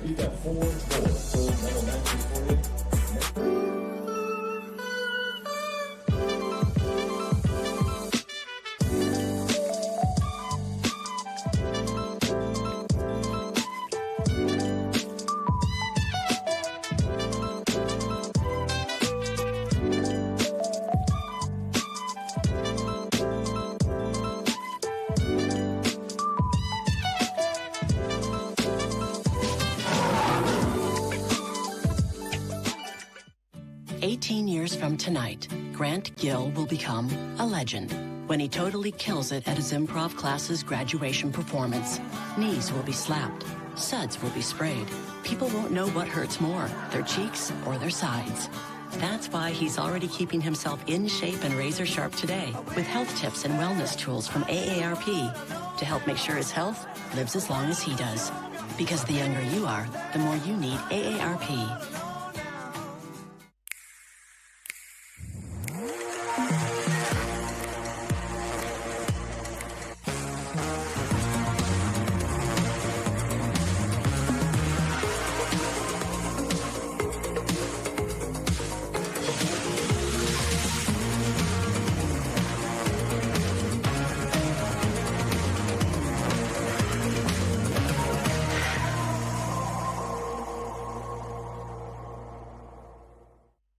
From the Volpe family to yours. Find Cure meats we've been crafting since 1902. Our secrets are simple. Care comes from the time it takes to do things right. Character comes from the hard work and determination it takes to make it. Craft comes from the traditions passed down over 4 generations. Delicious doesn't need to be complicated. That's the Volpe way, where passion and love go into everything we do. From John and Armando and Lorenza and Gianna. From our family to yours.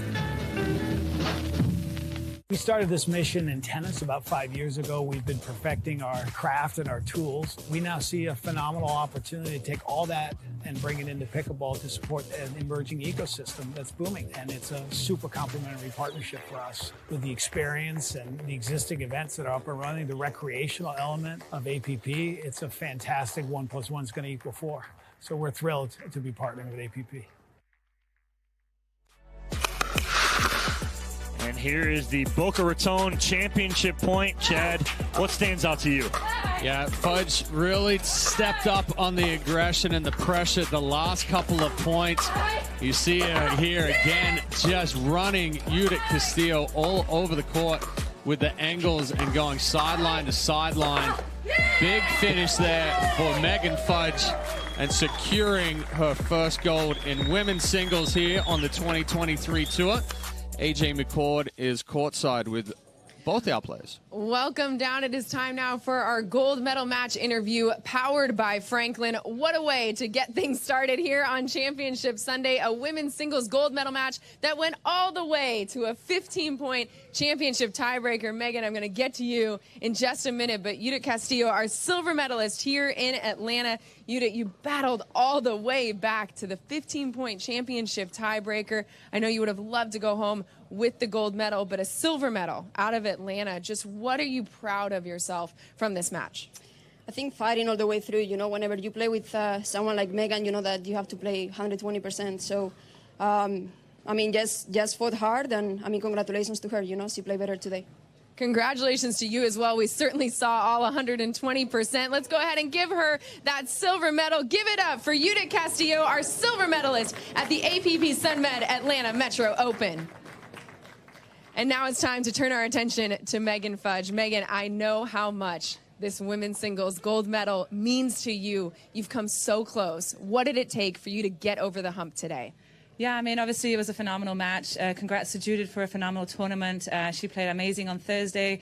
I got her a little at the beginning of this match, and I was trying to keep rolling. She kept on coming back, and obviously took the lead in that game to 15. And I was like, I just got to stick to my game plan and execute, and hope she doesn't get 500 more balls back. But congrats to her, obviously, great job. But no, it's obviously a great tournament. I love coming here to Griffin. It was actually my first gold medal ever last year here in singles, and I double dipped last year against Georgia Johnson. I knew I could do it here again, and the confidence and having my team here, my family here, my mom's here from Germany, so it's just a special place. I want to talk about that 15-point championship tiebreaker game, because at one point you trailed by 7 points. How did you mentally stay in each and every serve to make sure you could battle back? Yeah, I mean, I think the confidence in my game plan, that I knew how I wanted to play. It was just a matter of executing it and not letting Judith execute hers first. But yeah, I just think confidence is just like continuing to know I can, and I can finish and I can win. And I think that was the difference maker. You certainly proved that today. Congratulations to Megan Fudge, our women's singles gold medalist here in Atlanta.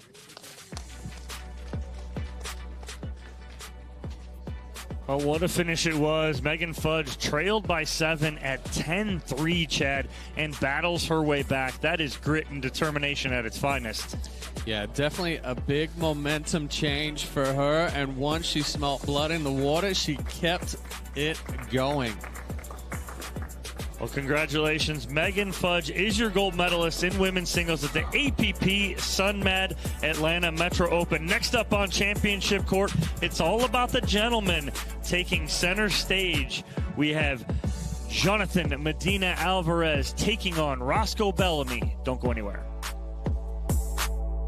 Has what you're looking for. Our bi-monthly print publication will help you become a better player with instructional tips, drills, and articles from the top teaching pros in the sport. And you'll become a healthier, stronger player with psychological, nutritional, and wellness advice from experts in their fields. Finally, if it's product reviews or the latest news, we have that too.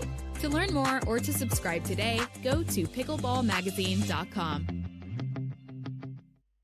From the Volpe family to yours. Find cured meats we've been crafting since 1902. Our secrets are simple.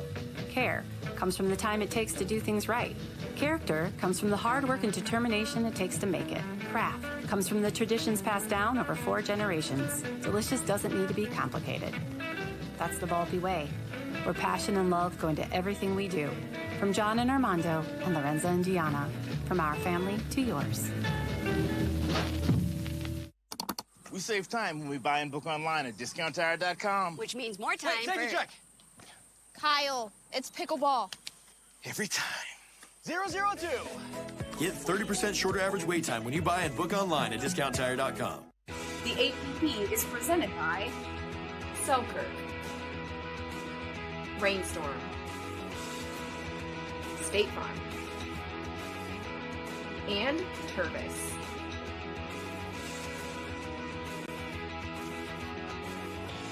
"18 years from tonight, Grant Gill will become a legend when he totally kills it at his improv class's graduation performance. Knees will be slapped. Suds will be sprayed. People won't know what hurts more, their cheeks or their sides. That's why he's already keeping himself in shape and razor sharp today with health tips and wellness tools from AARP to help make sure his health lives as long as he does. Because the younger you are, the more you need AARP.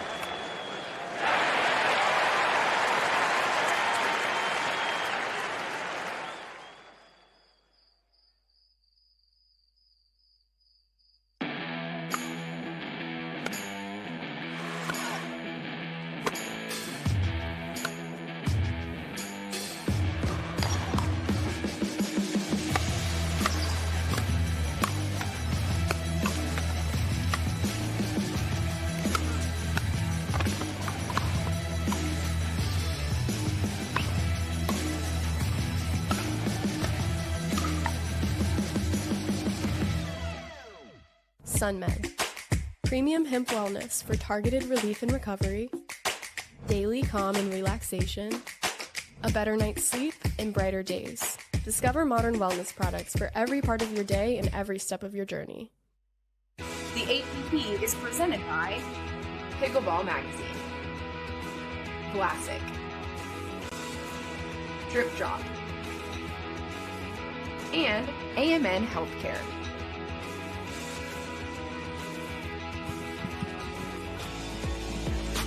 Welcome back to the 2023 APP Sunmed Atlanta Metro Open.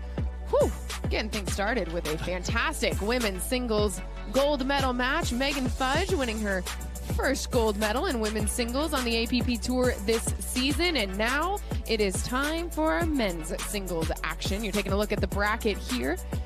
Jonathan Medina Alvarez, playing against Roscoe Bellamy. Bellamy playing in his very first championship Sunday. So great matchup we have ahead of us here. Break down the games of these two players for us, because this is the first time. These are some of the newer faces that we talked about. You take one, I'll take one. Okay, so Roscoe Bellamy, newer face to pickleball. I think the first time that he really was noticed was in Cincinnati, where he made a deeper run in singles. Played collegiate tennis at UCLA. Also the son of one of our senior pros who is very well known, Beth Bellamy. But Roscoe is definitely stepping it up now, making that transition over to singles. You can see his height advantage and his kitchen coverage. And on the other side, look out for Medina Alvarez. Very clean strokes. Will hit a very tough backhand, one-handed backhand. Creates a lot of shape on it.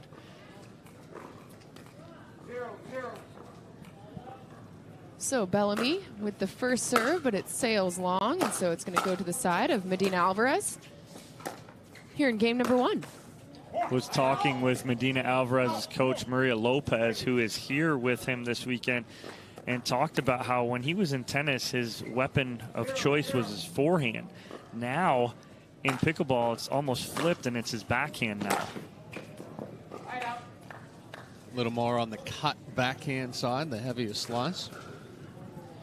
Take a look at some stats from Jonathan Medina Alvarez, 41 years old, calls Richmond, Virginia home, has 4 APP medals this season.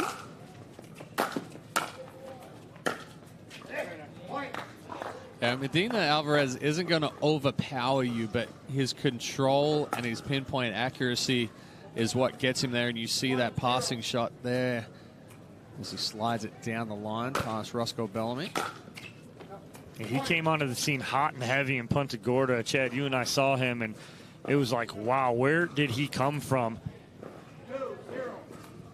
And has just been honing his game since.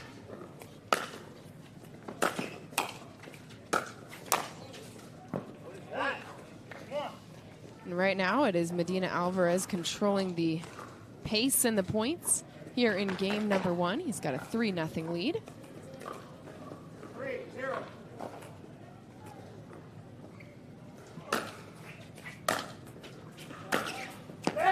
There's that one-handed backhand. It's just, it's too clean. It's pretty, too. Like, that's the funny part about it. Everything is just so smooth, clean. And that's not even close to being out. That time it's Bellamy with a strong forehand cross-court winner. A nice deep return there from Bellamy. Pushes Medina Alvarez back, forces that pop-up.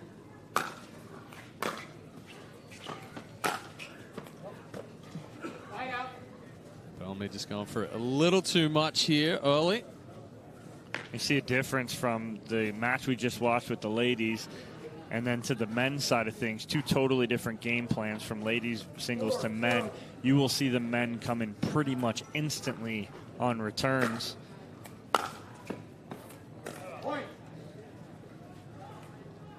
Bellamy just rushing things a little bit here. First championship Sunday. Rhythm's a little bit off.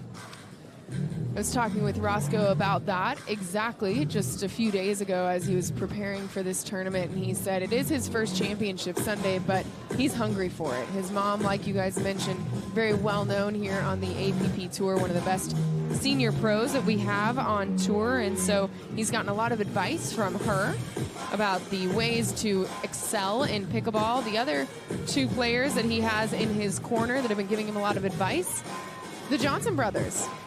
Yeah, he's very close with both Hunter and Yates Johnson. And again, that's 2 guys you're not going to complain about having in your corner and helping you out on the single side of things.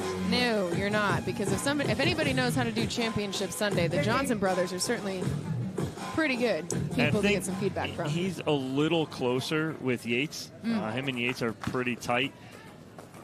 And he's got Yates on his sideline right now this morning. Time in. 5-0.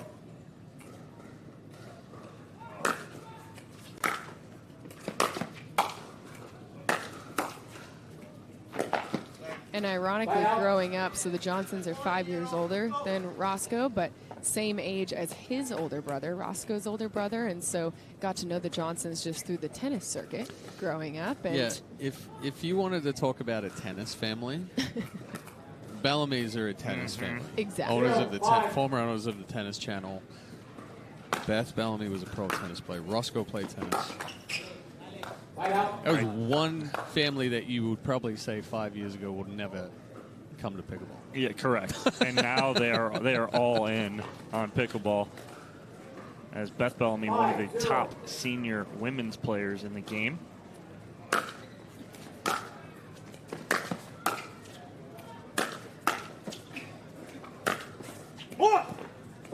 Right there, that's where Bellamy's height and length come into play.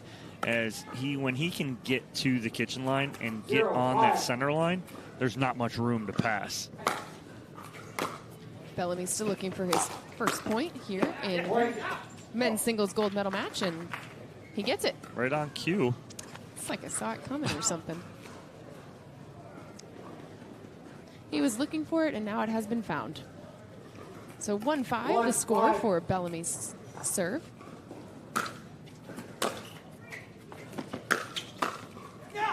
That's just such a clean two-handed backhand there from Roscoe Bellamy. As you watch him approach that last ball, he lets it bounce up to its apex where he's almost hitting down on it with that two-hander. Yeah, very nice there from Bellamy. Adding a little bit more height, but more spin, getting those balls to dip down. We saw an excellent forehand there, creating that shorter ball. Just held it, waited for Medina Alvarez to commit one way or the other.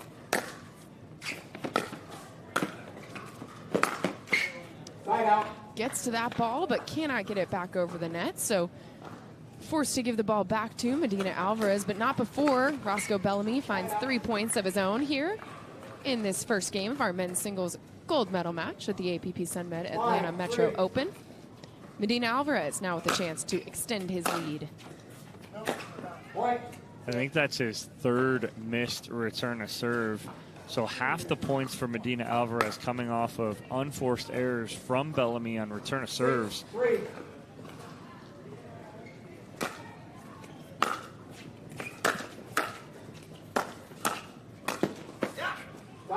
See, when he can stay clean, Bellamy's dangerous. And that's how he got here to Championship Sunday, is by staying clean, staying focused. The unforced errors, call it early in the morning, call it a little bit of pressure at Championship Sunday, the first time you've been here. But he's still in this right here, only down by 2. Big serve there from Bellamy. Creates the missed return into the net from Medina Alvarez.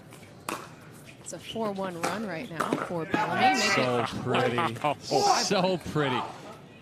I mean, the XR paddle has a little bit to do with that one right there, but heavy topspin and big-time shake from Bellamy on that drop. Look at that, just coming right into your living room right there.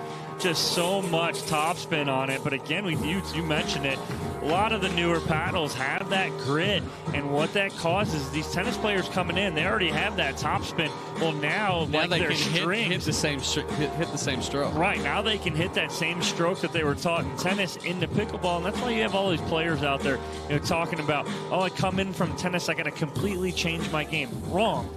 You adjust your game. Use all the skills that you had from tennis in pickleball. Don't change your game. Just make it work for you, and you're seeing that right here. Bellamy, huge topspin forehands right now, and it's got him back within 1. Bellamy on a little 5-1 run right now here in game number 1. Medina Alvarez calling the timeout here, wanting to try and break up some of this momentum that Bellamy has put together. Given it's his first time playing on Championship Sunday, let's give you a little bit more info, a little more insight, as it were, on Roscoe Bellamy, 23 years old, out of Bell Canyon, California, Los Angeles. Played tennis at UCLA, and like we mentioned, his mother, Beth, is one of the top women's seniors pro, one of the top women's champions division pro, and Roscoe trying to become one of the top pros himself here on the APP Tour. He said coming over to pickleball from tennis has really given him a second opportunity to pursue what he's always wanted, and that is to go professional. Gold medal would help him out right here. But Medina Alvarez with a very well-placed ball. Too flat on that last forehand volley there from Bellamy. This one right here. Yeah, gets nothing on it. Needed some roll to get that ball to drop down and come back up. Alvarez, nice easy volley cross court. Oh, that's dirty. Alvarez just drops it right back over the net to him. A little gamesmanship right here. 5, 6. And if you keep hearing that, I think that's Yates, right?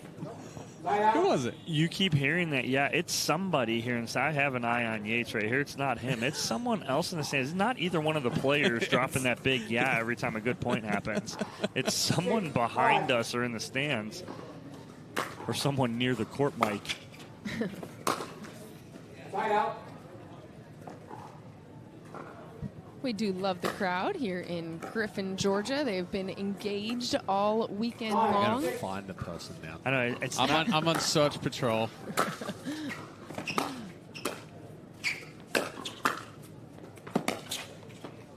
Yeah, I know it's not Yates. He's still got the sunglasses on. He's not completely awake yet. Yeah, Yates is like, not yet. 10 o'clock here local time. Men's singles, gold medal match. There's a look at Yates Johnson. Use it. Come on. Side out. Come on. Roscoe trying to fire himself up right now as he's still within one here, so striking distance. 5, 6. At one point was down 5-0 to start this game, but battling his way back on a 5-1 run now. But Too Medina good. Alvarez just keeps placing the ball out of the reach of Bellamy's long frame. Well, he sets up the angle of the paddle early, so then lets the ball get to the paddle, and it's just a nice, controlled, easy movement to take that ball cross court. Ball's good. Point. Ooh. Ball's good. Point. So the ball called out by Roscoe Bellamy. Medina Alvarez looking to the official to get confirmation. The official calling it out. Ball in, please. As a jump. So it is going to be a point for Medina Alvarez. 7-5. 7-5, the score here for Medina Alvarez on the serve and straight into the net. Good answer right there for Bellamy on a good return to serve. Got to keep your head, even if it is in or out. Nothing you can do about it.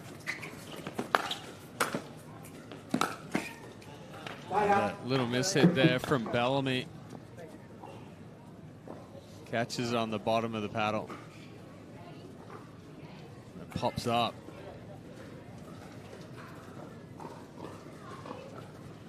7-5.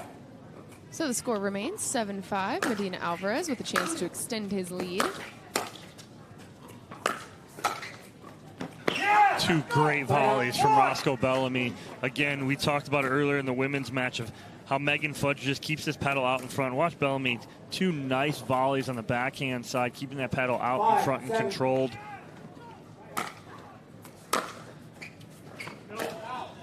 Another big serve there from Bellamy. So much height, so much top spin.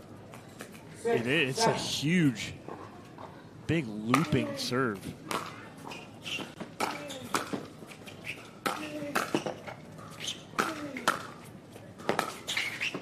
He needed to take that ball out of the air. Yes, 100%. Ended up stepping back and letting that ball bounce, and it put him into a defensive position where he's working his way into offensive. If he steps up, takes that ball out of the air, really cuts down the reaction time of Medina Alvarez. That's good ball there from Medina Alvarez, keeping that ball nice and low. And that's got to be his key right now, because anything up anywhere from 6 to 8 inches over the net, that's easy for Roscoe Bellamy to handle and volley. Right out. I'm sorry. Point. Referee correction. Point.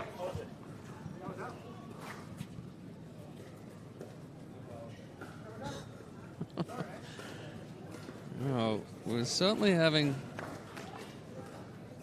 some controversy with the line calls here in these first 2 championship matches on Sunday.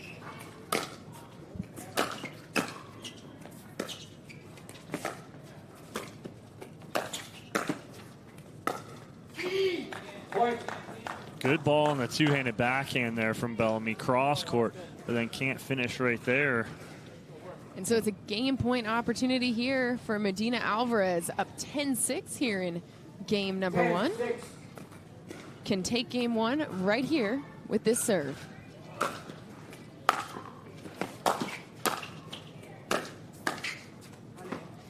Ball's wide. And so it is Jonathan Medina Alvarez taking game 1 here of our men's singles gold medal match, 11-6 over Roscoe Bellamy. He did come through the winner's bracket side, so Medina Alvarez sitting just 1 game away from winning the men's singles gold medal here in Atlanta. Game 2 when we come back.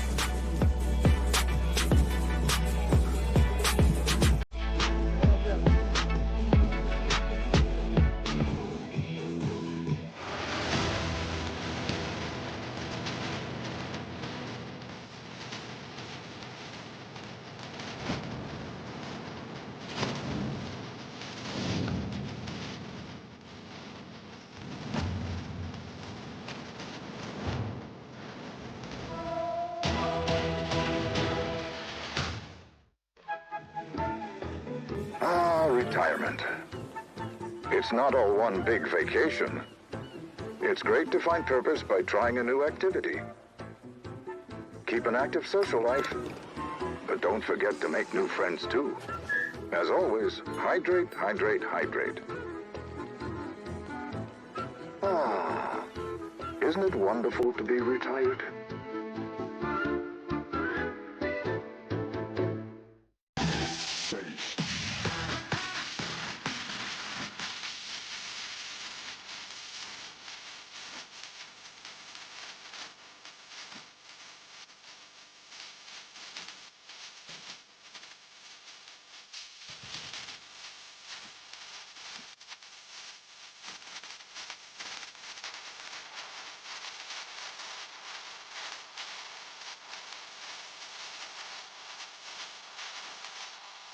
Sunmed. Premium hemp wellness for targeted relief and recovery, daily calm and relaxation, a better night's sleep, and brighter days. Discover modern wellness products for every part of your day and every step of your journey. Welcome back to Championship Court at the APP Sunmed Atlanta Metro Open. Medina Alvarez taking game 1, and they started a little early right there as we came back and we had a shot of Maria Lopez on the sideline. That is Jonathan Medina Alvarez's coach right there, as you see her hiding in the black sunglasses, black hat, trying to duck behind the barriers right there so nobody sees her, but we see her. And so now we're going to officially get underway here in game 2. Medina Alvarez with the serve. Yeah, difference maker between Bellamy and Medina Alvarez in game 1 was just the number of unforced errors. I think Medina Alvarez maybe had 1 or 2. Bellamy more than 2 handfuls. Wow. Great angle taken there by Medina Alvarez. Bellamy gets a paddle on it, but can't shape it back over the net. Yeah, just a great get there from Medina Alvarez and able to actually do something with it too. 0-0.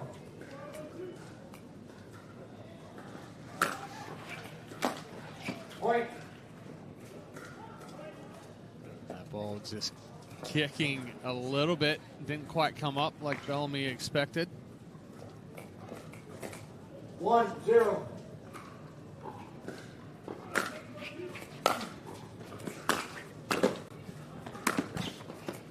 Fight out. I like that, though. Yeah, that is the right unlucky play to try and take that ball out of the air right there from Medina Alvarez. You kind of eliminate the time Bellamy has to react. Fight out. Serve sailing long for Roscoe Bellamy. 1-0.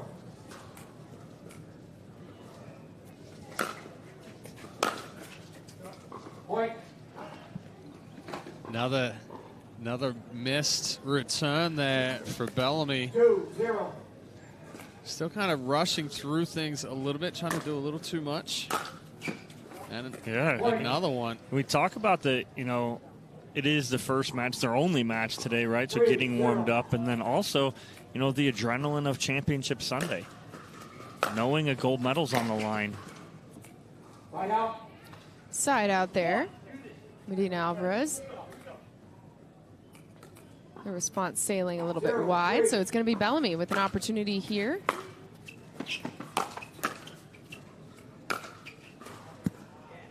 That one not sailing long, in fact, just finding the inside of the baseline for Bellamy's first point here of game number 2.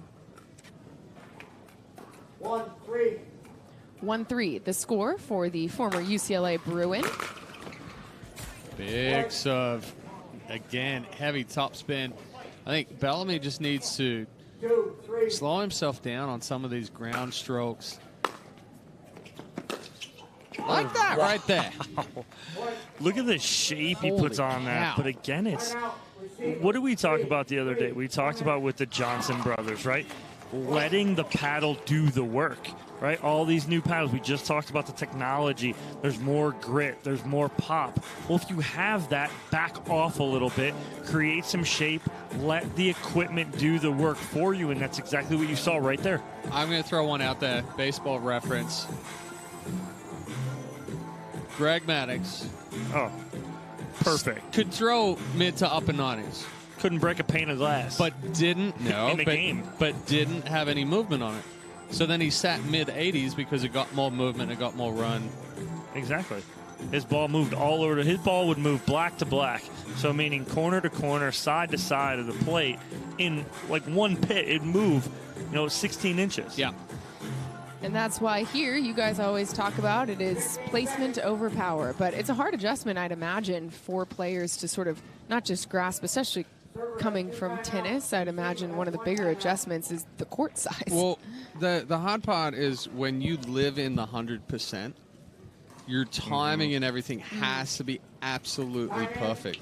If you're in that kind of 70 to 85%, you make fewer mistakes. You hit cleaner balls. Medina Alvarez hitting that one incredibly cleanly. Great forehand right here from Medina Alvarez. On still another good ball from Bellamy. Takes something off it, but Medina Alvarez reads it correctly. So out of the timeout called by Medina Alvarez, he immediately gets a side out, and now trying to get the first point. That's too good. Taste your own medicine right there. Perfect forehand down the line there from Medina Alvarez. 4-3. Gives him the 4-3 lead here in a game 2, which if he wins, he will be our men's singles gold medalist here in Atlanta. Oh my God! What? Roscoe Bellamy. That's a backhand flick. The around the backhand post. flick around the Watch post. this. Perfect And angle. Sheesh. It's in by 3 feet, too. It's not even close. Just filthy. Smack. Just smack.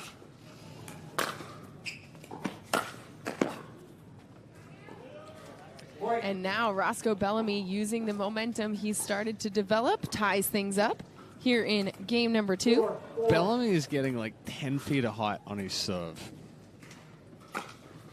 Oh, except for that one. Rushes it, cuts off the motion, goes straight to the hip. So it'll be a side out now, and Medina Alvarez with a chance to take the lead early on here in game number 2.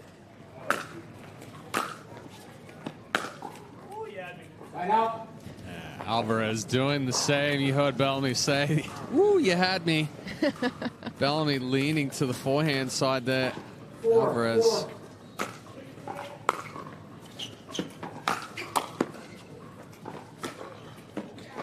Great placement by Roscoe Bellamy, passing That shot. shows the newness to pickleball right there. He's towing the line. He ball doesn't have bounce, to. and then he's worrying about stepping in the kitchen. Right here. He's worried about going in the kitchen with the ball bounce. He could have gone anywhere he wanted.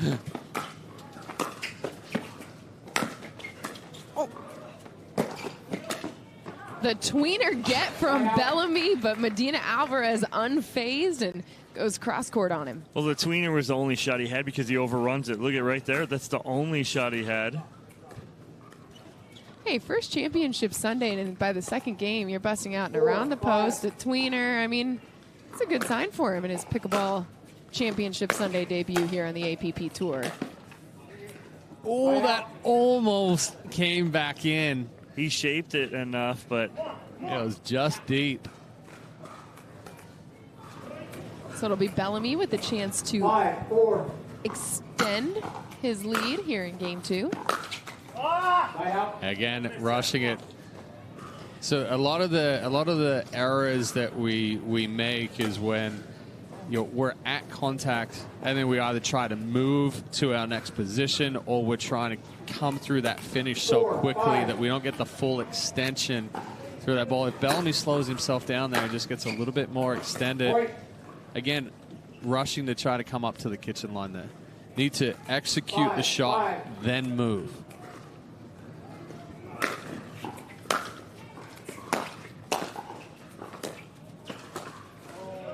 And then trying to be too perfect and a little sneaky back there on Medina Alvarez is Bellamy, and in a heartbeat, Medina Alvarez takes the lead back. So talk about rushing through these points here for Bellamy. I'll ask you actually after this serve from Medina Alvarez. Great placement there by Bellamy. How do you practice that outside of a match situation where you can get better at not rushing through? Well, I mean, a lot of it comes down to typically when you're drilling or when you're practicing or whatever else like that, you're solely focused on making your shots. But once you get in, once you get in these match situations and you're trying to really put pressure on, or you're trying to put max effort in or everything, then everything just speeds up and gets a little hectic. So in essence, you have to just treat it like it's a drill session or a practice session or anything where you're out there, you're focusing on the shot, you're not trying to do too much. We talk about it all the time about trying to do too much and we end up pushing too big. So it's a lot about the mental side of playing in a game versus a physical tactic. Yeah. Well, the game's 90% mental, the other half is physical. Okay, Yogi. I'm not great at math, but It's busting out the yogiisms. Yogi Berra. exactly. No, I remember where it's from. I'm just saying. Hey. I thought I was bad at math. Remember we said last night, AJ? They didn't tell us there was going to be math. I was promised there would be. Hey, AJ's already thrown the fingers up there. Don't worry, I saw it in the first one. The what? You were throwing the fingers up to figure out how many points. Because I keep track of everything. I try to keep track of the runs for you guys, the number of game points, the number of championship points. But yeah, right. If I don't write that down, there's no way.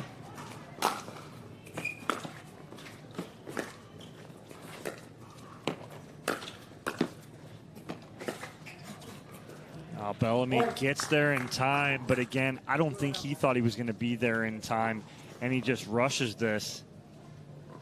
I think the better play would have just been a nice flip push down that line instead of trying to come all the way back cross court.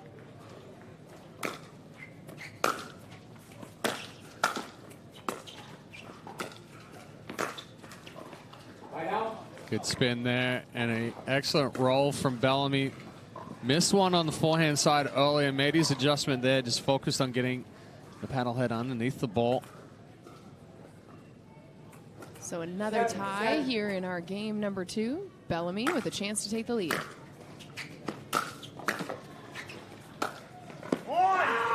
Excellent setup there from Bellamy.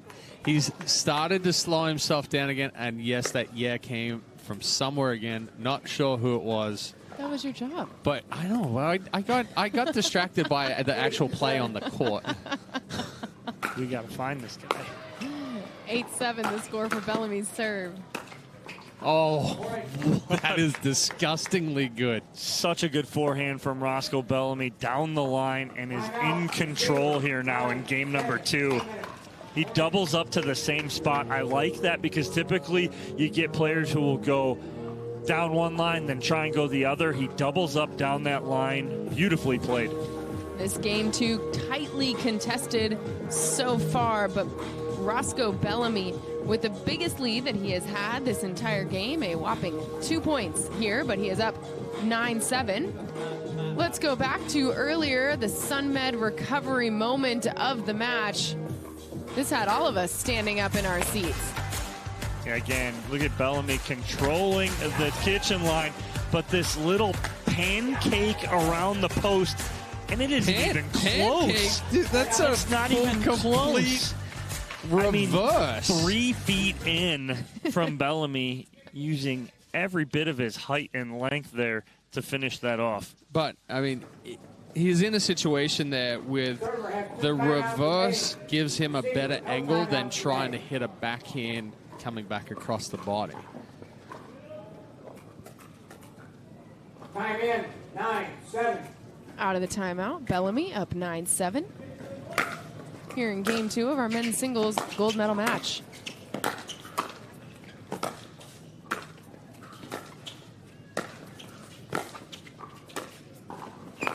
Yeah, good control of the kitchen there from Medina Alvarez.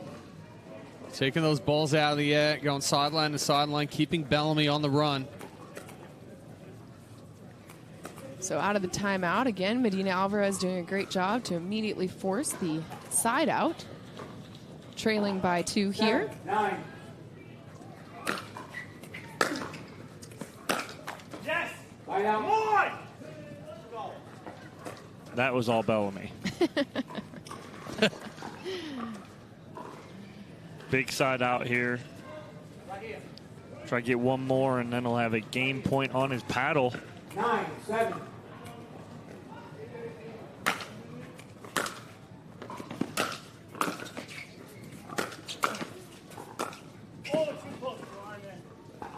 But instead, it's another side out. Pushes that one wide. Yeah, you heard Bellamy say too close to the line there. Tried to be a little too fine, and again, rush it before Medina Alvarez could recover. That time, Bellamy frustrated that ball didn't bounce up the way he thought it was going to. So instead, it's a point for Medina Alvarez, and he gets himself within 1 here in game number 2. He took game 1. So if he can come back here in game number 2 and get the win, he will be our men's singles gold medalist. Ties us up here. Well, if there is an X factor in game 1 and now in game 2, it is missed return of serves from Bellamy. But again, what's happening is players are developing better serves, right? So they're being more aggressive and getting more errors, whether it be long or short, where they're able to come in and attack that third shot. That's what you're seeing right here, is that Bellamy just not comfortable with the Medina Alvarez topspin serve. If you're his coach, give us a little insight here. What's being said in the ear of Medina Alvarez as he sits 2 points away from his first men's singles gold medal on the 2023 APP Tour? I've been in on those conversations, and I don't understand any of it. They are completely talking in Spanish right there. I don't get any of it.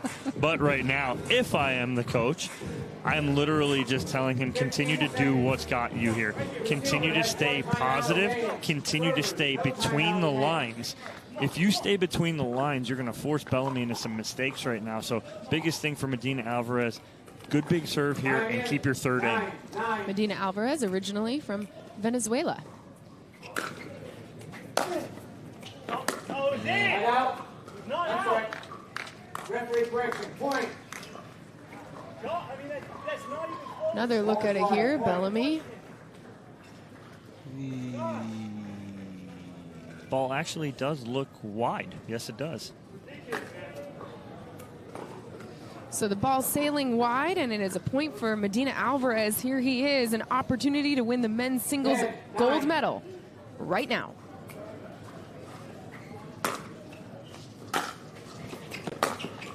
Right out.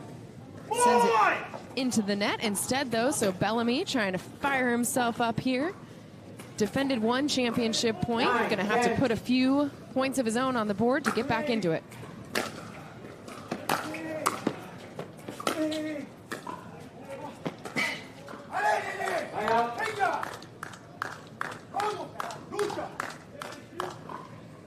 Instead, it's a side out here. Medina Alvarez, second championship point opportunity. He's got 4 medals on the APP Tour this season, none of them golden. Can he get it here? Yes, he can. Down the line, and it is a gold medal for Jonathan Medina Alvarez in our men's singles gold medal match here in Atlanta. What a finish down the line for Medina Alvarez as he goes right down the line with that forehand winner. Beautifully done, and gets his first gold medal. Congratulations to Medina Alvarez and Roscoe Bellamy making his Championship Sunday debut here on the APP Tour. We're going to hear from both players when we come back.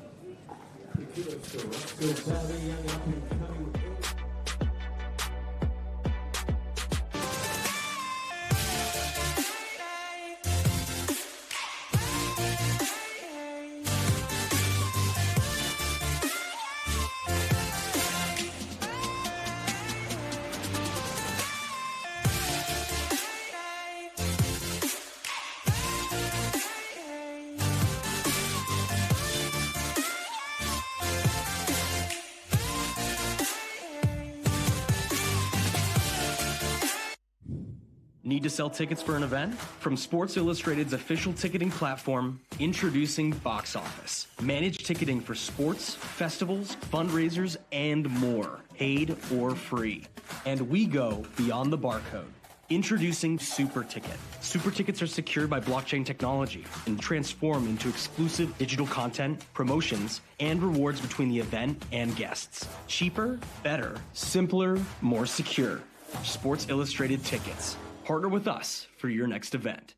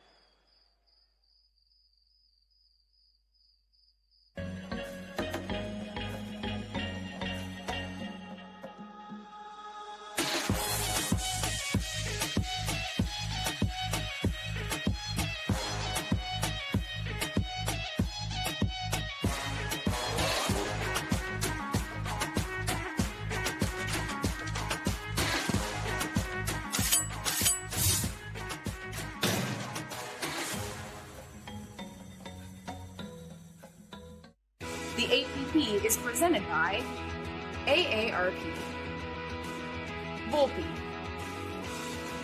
PowerPlate, and Sunmed. And here's the Boca Raton championship point. Medina Alvarez picking up his first gold medal here, Chad. Yeah, we talked about how composed and how clean Medina Alvarez strikes the ball. Again, pinpoint accuracy right down the line there past Roscoe Bellamy.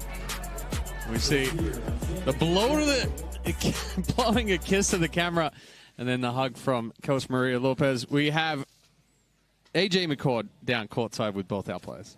A fantastic men's singles gold medal match here in Atlanta. Give it up for the crowd here, filling in nicely in Griffin, Georgia. Thank you so much for coming out. It is time for our gold medal match interview, powered by Franklin. We are going to get to you in just a minute with your gold medal match interview. But first, Roscoe Bellamy, welcome to Championship Sunday, your debut here on the APP Tour, walking away with the silver medal. How much have you grown your game in the last few months to be able to walk away with some hardware today?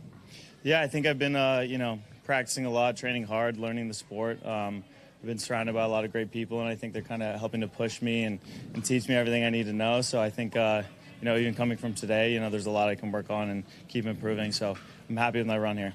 First Championship Sunday, but no doubt we'll see you again. Congratulations to our silver medalist, Roscoe Bellamy, here in Atlanta. Let's get you your hardware, sir. And now let's shift our attention to our men's singles gold medalist, Jonathan Medina Alvarez. An impressive run, such poise, such patience that you showed in your game today. What was the strategy you wanted to showcase? Well, let me first say congrats to Roscoe for such a great tournament. Listen, I'm just happy to be here, Well, we talk about it being my coach, about how I stay present and play points to make sure that we have enough on each point so we can wait for the right opportunity. But it's a final, it can go either way, and I think Roscoe played a great match, so I'm just happy to be able to take the win today. 4 APP medals on this season. The first one for 5, now 5. Okay, yes. Now 5, right? You had 4 medals coming into today, but this one, your first gold medal. What did it take for you to get over the hump?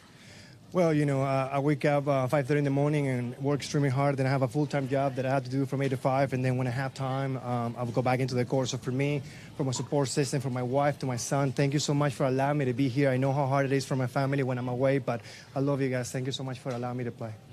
So much fun to watch you play. Congratulations, your 5th APP Tour medal this season. First one golden. Let's get it to him.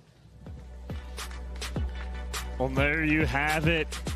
Jonathan Medina Alvarez taking his first gold medal, and he is extremely happy with how he played today and his results from this weekend, Chad.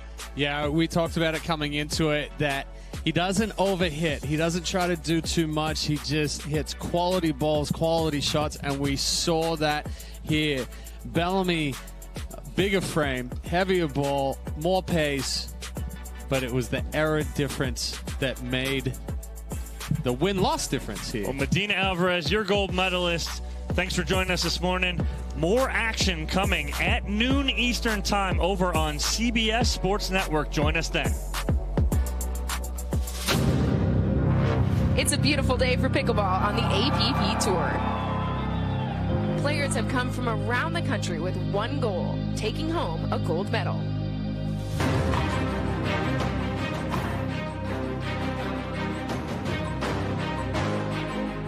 The stage is set for another incredible APP Tour final.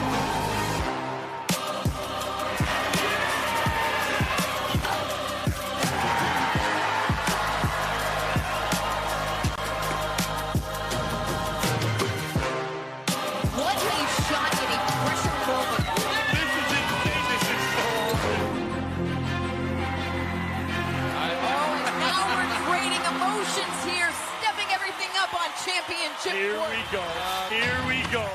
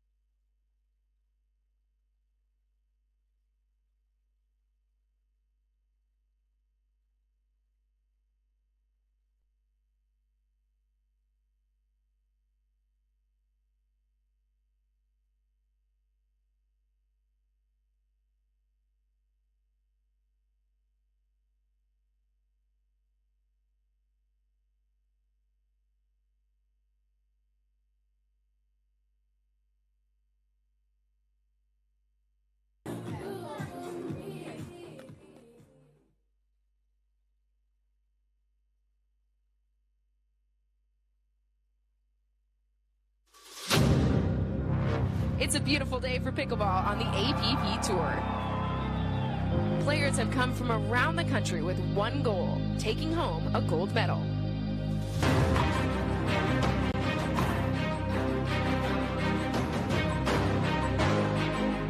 The stage is set for another incredible APP Tour final.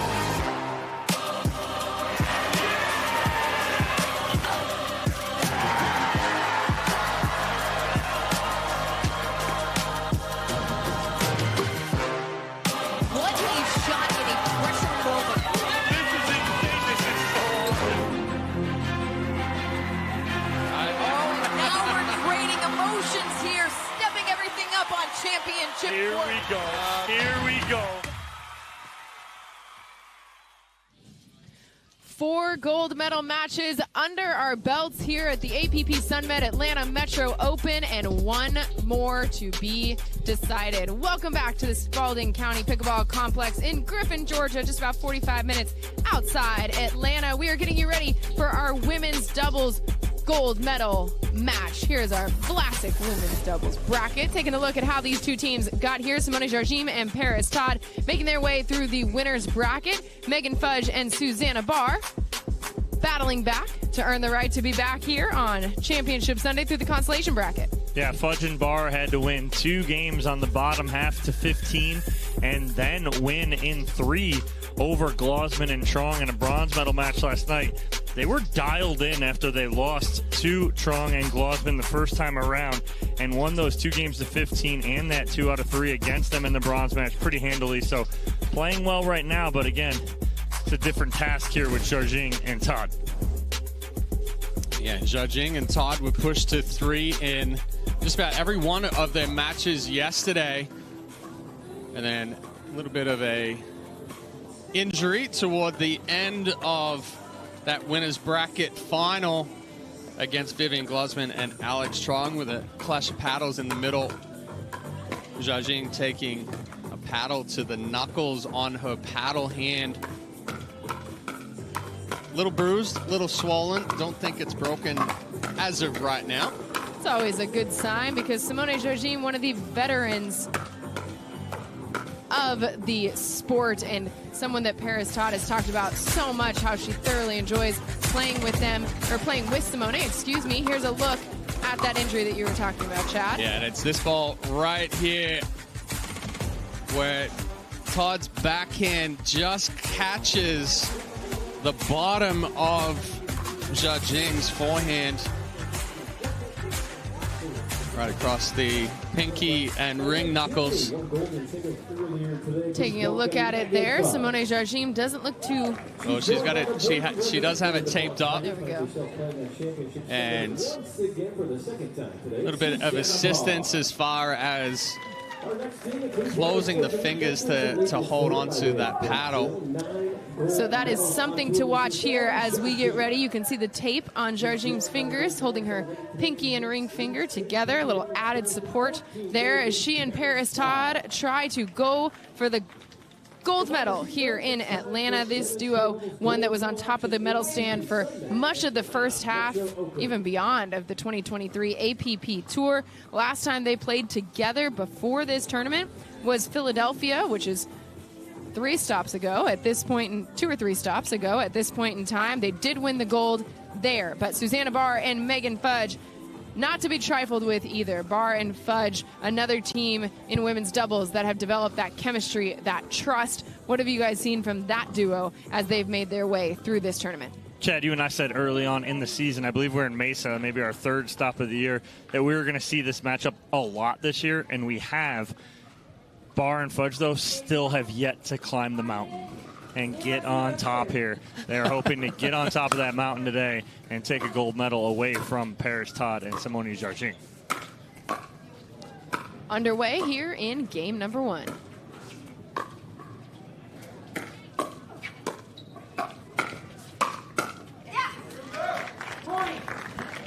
Good attack there from Megan Fudge to end that one right in the body of Jardim.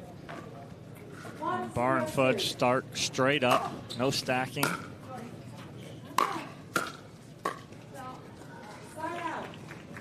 Side out there, though. So Bar and Fudge get a point on the board, but now it's first chance for Paris Todd and Simone Jardim to find their way onto the board. It's an excellent drop there from from Todd, and then Jardim coming on, putting that ball into the feet of Bar.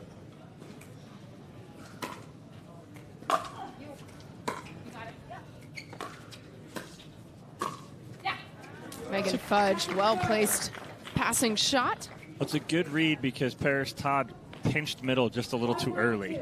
So she sold where she was going to go just a little too early, and Fudge read that nicely.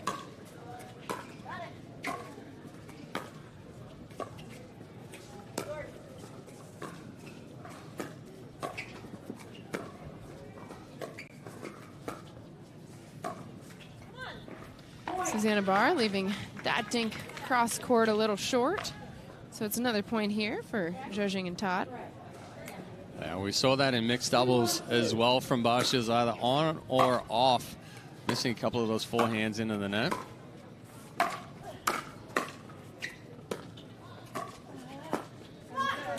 Good spot, little inside out there from Susanna Barr. Hides that so well. Like you said, Chad, it was a little bit of on or off. When it was on, the drop was nasty. Setting up Deescu. Ooh. So that's Todd trying to recover from the mistake, right? So she's trying to pinch middle because she knows that her ball was left high, but just overcommits a little bit. 2-2-1. 2-2-1, the score for Megan Fudge. And her serve. A nice forehand roll there from Todd. The slice return from Jardim, creating a little bit of difficulty there for Fudge. Left it that drop high. You heard her say no to Barr, not to come too far forward.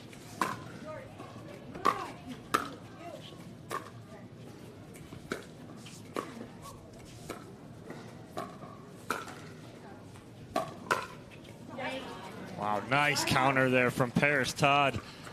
As Susanna Barr tries to speed up, but it's right into the two-handed backhand of Paris Todd. This ball back on the side of Jardim and Todd. 2-2-1, the score for Todd's serve.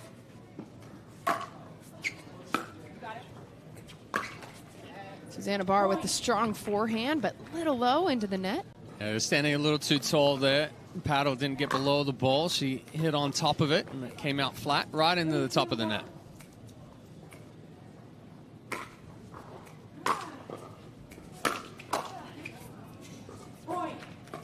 And again, Susanna Barr seems like she's in the right spot, but what's happening with those last two shots? That one she just mishit. She was timed right, but mishits it off the edge of the paddle. Better return right there, but still have to fight off a second server here, Barr and Fudge. 4-2-2. 4-2-2, the score for Simone Jardim's serve. Susanna Barr with some authority finishing that overhead. And a good ball right to the feet of Jardim. Tough for her to pick up there.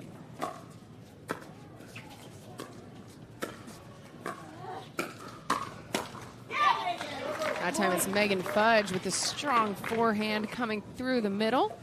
Well, if she doesn't read this correctly, you're late. So you have to almost read that pull the trigger from Jardim early. Fudge does.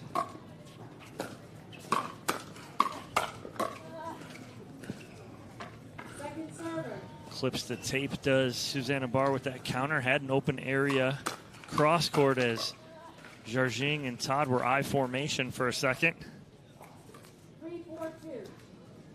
3-4-2, the score for Fudge's serve.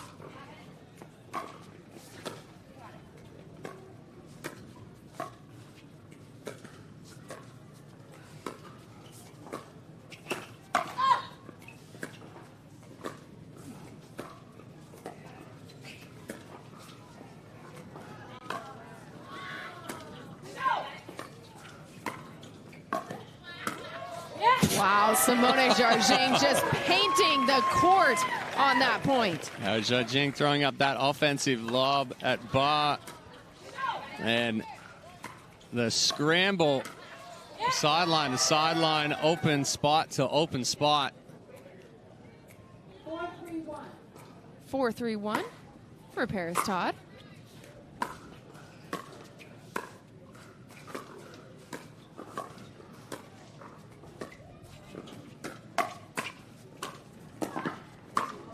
That time it's Megan Fudge forcing Jarjing to run back and forth. I mean, what a recovery from Jarjing right here as this ball gets behind her, just to force Fudge into one more ball.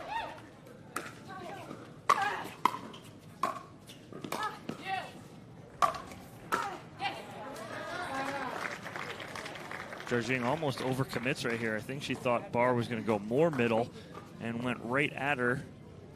Jams her up just enough as they hold off Jarjing and Todd on that service game. Big serve there from Megan Fudge. We saw that serve earlier, Chad, from Roscoe Bellamy. Big looping topspin serve.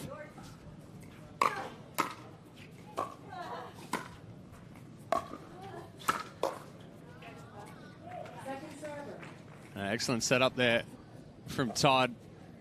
Forehand roll out wide to Barr. Sits up a little bit. Jarjing steps over, puts that right toward the feet of Megan Fudge.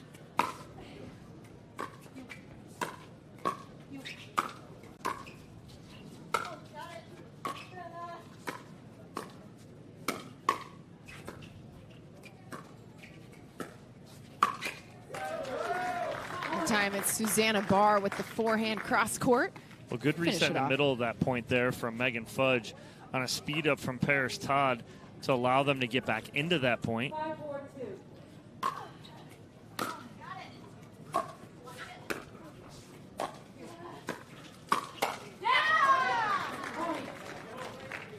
Couple of too many balls here left up from Jarjing and Todd, and Fudge taking advantage of that last one.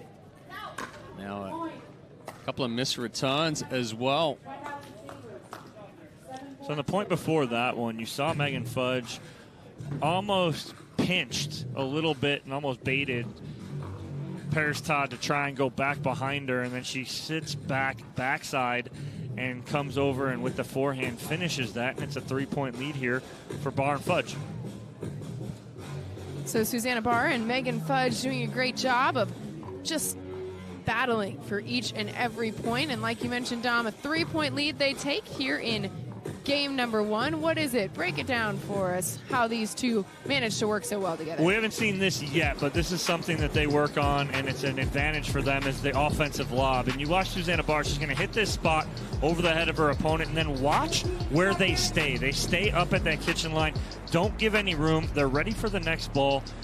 You get the overhead from Megan Fudge, and then the two-handed put away there from Susanna Barr. But the difference there is holding that kitchen line for you guys at home. You see so many guys, Chad, you and I talk about it, players, they hit a good offensive lob, the ball bounces over your opponents, and the first thing they do is back up away from the kitchen line. You should be sitting on that kitchen line and almost salivating, waiting for that next ball to come back. Yeah, a good rule of thumb is if you throw up that offensive lob and you see your opponent's back, stay at the kitchen line. If you happen to see their face, yeah, you might take a step back and get into defensive mode, because more than likely you're going to get an overhead coming back at you. Good rule of thumb there for those of you joining us live, trying to improve your own games. I think that was a double bounce. Barr thought it was too. She knew it was. Yeah, ball never came up. So it's a side out, 4-7-1 for Paris Todd serve.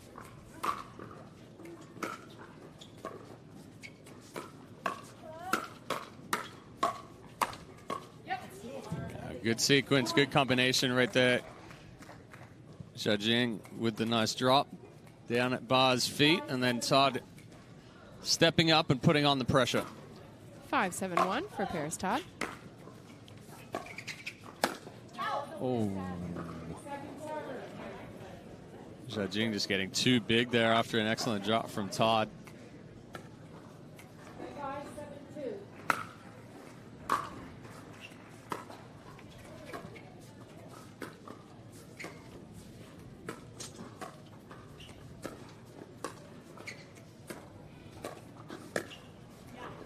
Simone Jargin with the cross-court forehand. Such a strong angle taken. One of the best in the game at creating angles right there, but she sells it, right? So she has Megan Fudge pinched to the middle, and all she does is just push this ball nice and hard to the sideline.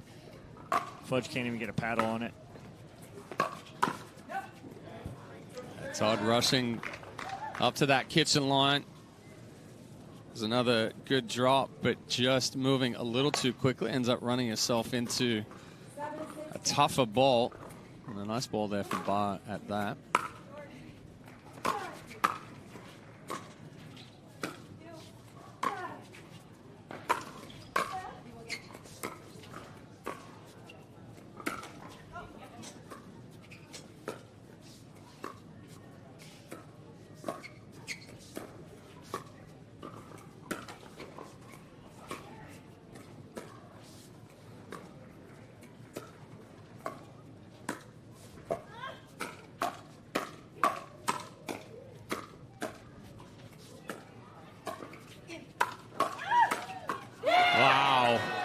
Are you kidding me? That point, Simone Jargin finishes a point that had it all with a strong forehand. Excellent exchange here. A couple of net chords from Jargin and her speed ups. And a nice offensive lob there from Barr, but just doesn't quite get deep enough.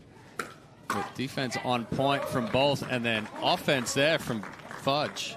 Well, what's the difference right there? We talked about it all weekend, Chad, is doubling up to the same spot, right? So the ball came from that spot, and then Fudge just goes right back down that line as Jargin was pinching just enough to the middle.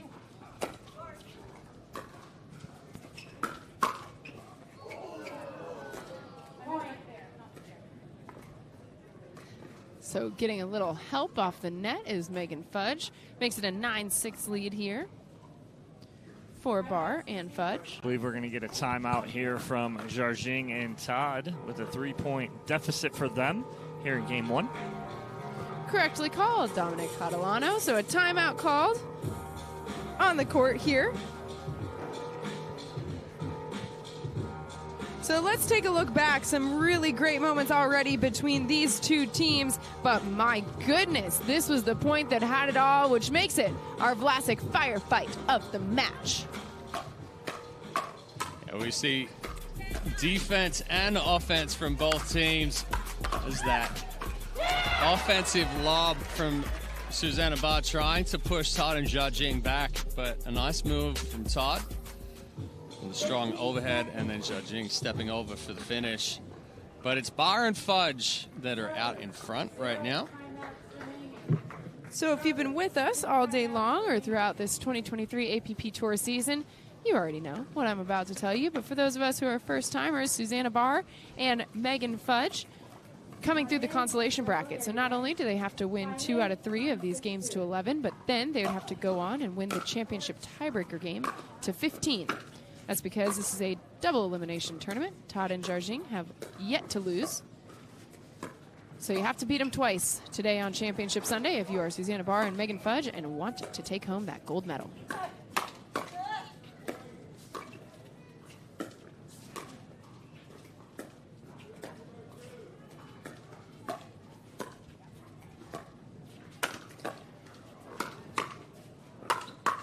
Wow, some impressive resets from Barr and Fudge, but the overheads from Todd and Jargin, too much to handle at the end of it. You want to see how to run down a lob? Jargin was never under pressure on the lob. Even though it got over her head, she calmly runs around it and just resets it back in. Beautifully done by Jargin. And that one, taking some pace off of it. How did that help her in that point? Well, it was actually the movement of Todd there that created the error. She looked like she was going to go middle, and Barr tried to change direction at the last minute. Jargin's drop well below the net. And a nice ball there from Barr. Getting Todd a little crossed up with the footwork.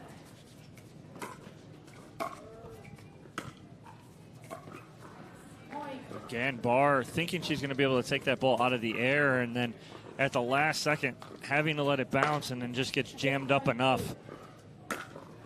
8-9-2.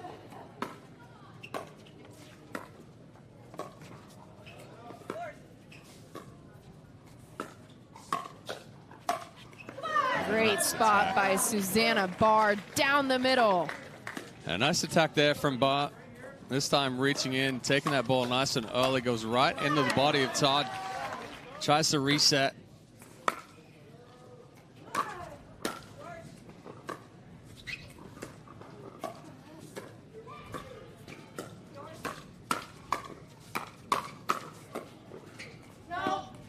That one off of, almost looked like the paddle handle of Susanna Barr, trying to get her paddle up. Another look at it here, but Zhao and Todd just relentless with those balls back. Zhao trying to do too much with that roll. A little too much paddle action there. So it sets up a game point opportunity here for Susanna Barr and Megan Fudge. They can take game one right here.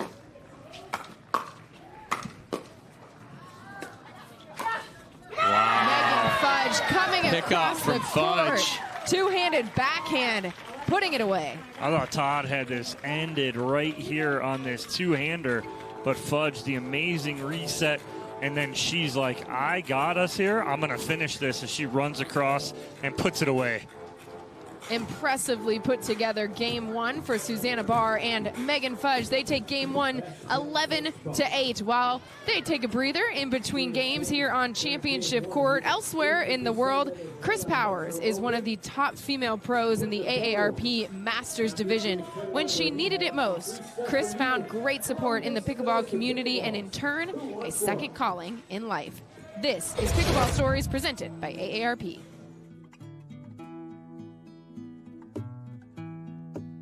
My husband was the chairman of a company called Game Plan LLC, and they help people buy and sell professional sports teams. He was an incredible man. He was brilliant. My favorite thing to do was, when I got done playing pickleball or horseback riding, was just to run upstairs and listen to him be on the phone with the 4 major commissioners of the top sports. Unfortunately, he passed away a couple of years ago, and it was the hardest thing that ever happened to me. I have had days where I didn't know how I was going to make it through the day. When you live on your farm all by yourself, it can be very, very lonely. But for me, my pickleball family is just everything.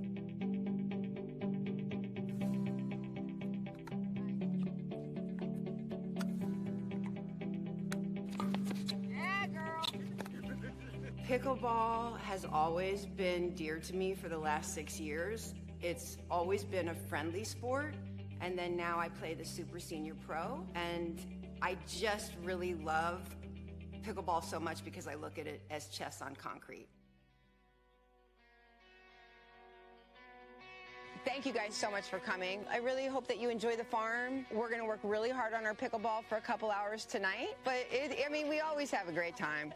I run camps here at my farm. It's called Two Sisters Farm, and I really, really love when people have their aha moment, and I give it my all out there on the court that they get that. Nice. Yeah, that was loopy, and it got you all the way up there. That was really nice. We are family, and especially with the APP, it's just such a community of people. The tournaments are run so beautifully, and I just love helping others, and it's kind of contagious. I think if I'm going to be friendly, maybe you'll be friendly, and we all have a story.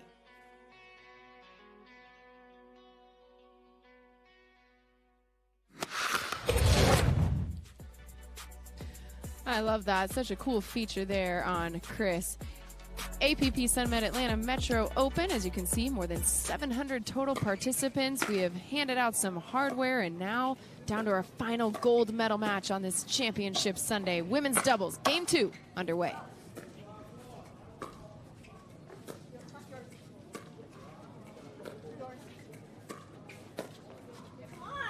Can't get the friendly roll from Zhao. Point had a little bit of everything right there. Some lobs, overheads, off the tape. 0-0-1.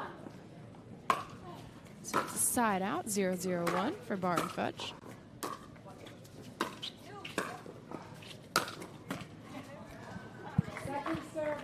And good spot there from Zhao going through the middle. Fudge kind of moved a little bit wider, anticipating Zhao to try to hit the angle, which she typically does.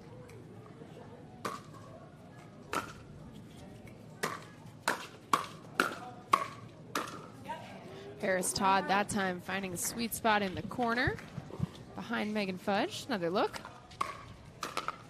That's right to her bread and butter two-handed backhand. She doesn't overhit it, hits the spot beautifully.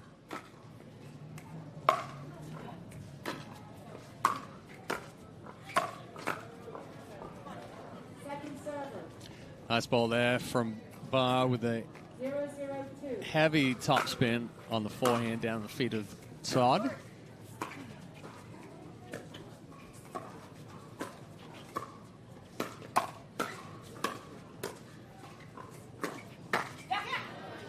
A little scorpion action there from Susanna Barr. She gets on top of that speed up from Paris Todd. So here we go, another side out before a single point has been scored here in game 2. I think that's our third side out already.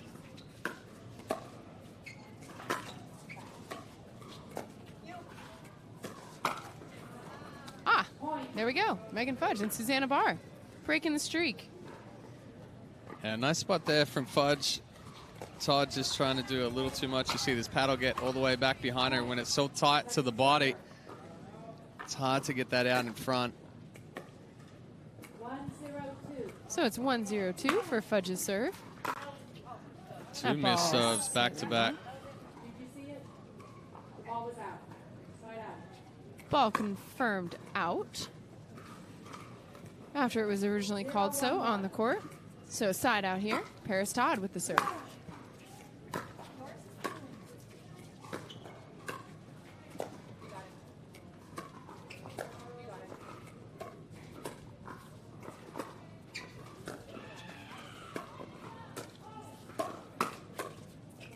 A mid-pace speed up there from Barr. And Megan Fudge finishing it off, cross-court forehand winner. Some great defense from Paris Todd and Simone Jarging, but it's a little too much pressure in the end.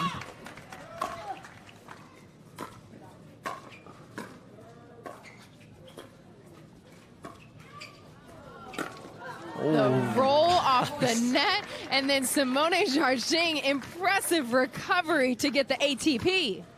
I mean, this is nice. This is set up perfectly. That ball rolled about 2 feet on top of the net, and then a perfect setup for Jarging to go around the post. 1-1-2 for Jarging's serve.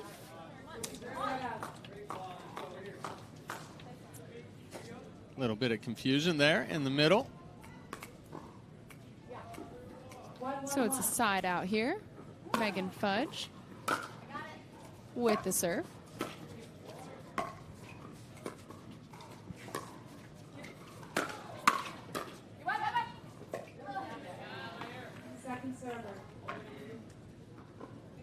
Point was all over the place right there. 1-1-2.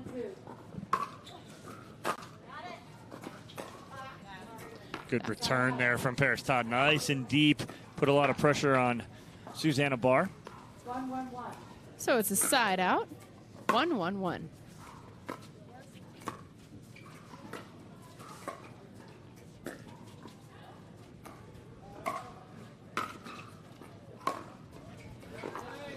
Again, Jarging using the offensive lob against Barr. Typically, it's Barr throwing up the offensive lobs. One way of kind of neutralizing somebody that loves a lot is to lob them. And typically ones that lob don't like to be lobbed.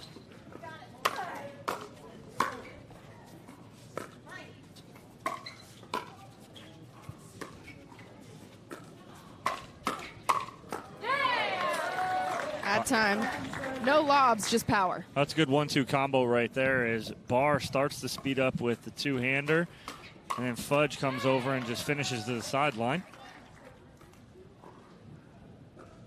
Megan Fudge wiping her glasses off. Getting set for this next serve. Paris Todd with it. 2-1-2.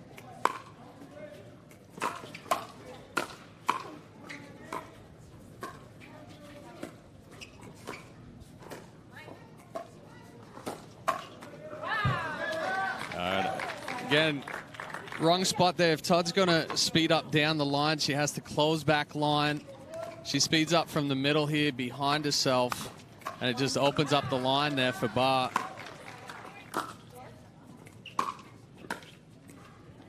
If she's Simone taking some spice off that to If play she's so well. going to go at Bar sitting here on the forehand, she's got to get either the left hip or left shoulder.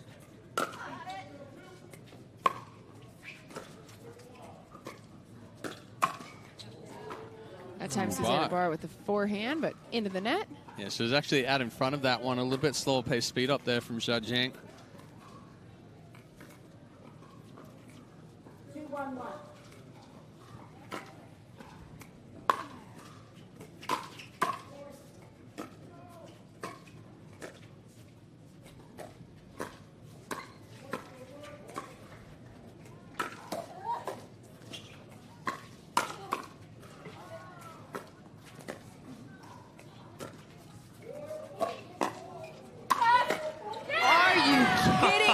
There were resets, there were around the post, there were digs, but Susanna Bar and Megan Fudge coming out on top. Just some ridiculous resets. That time, Paris Todd getting on top of it. Forehand winner at the feet of Megan Fudge. 3-1-2.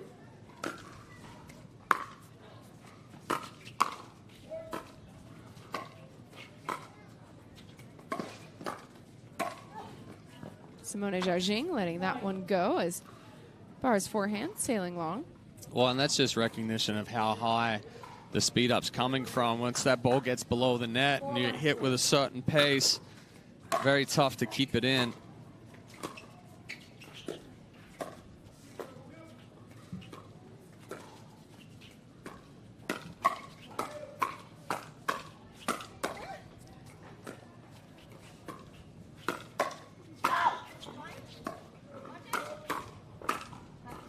Simone Zhajing again with a little no-look pass in the middle of that point before Todd finishes it off. Timeout called on the court. Megan Fudge and Susanna Bar want to break up the role that Simone Zhajing and Paris Todd are putting together here as they take a 5-1 lead in Game 2. We are definitely going to play another game here in our women's doubles gold medal match. The question is, will we play it to 11 or will we play it to 15? If Simone Zhajing and Paris Todd can wrap up this game, then it will be a game to 11. If it is Bar and Fudge, then it will be a championship tiebreaker point. Game 2-15. So good pressure put on by Zhajing and Todd.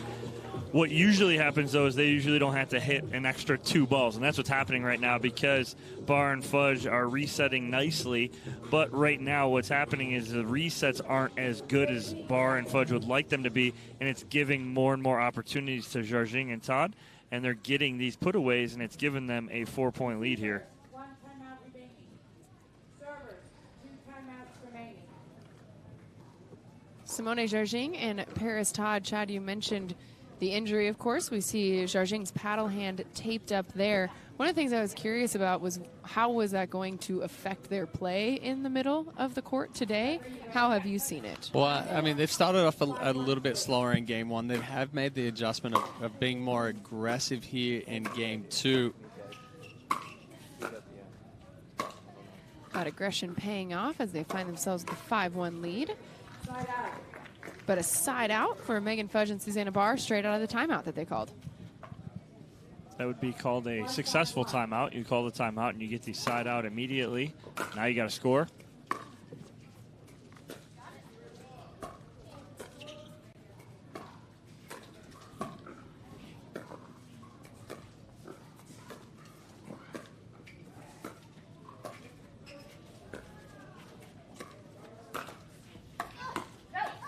Good adjustment there by Bar when Todd's ball went off the tape, but can't do it a second time. Well, you get a net cord and you get a edge guard. 2 awkward hits, one from Bar, one from Todd.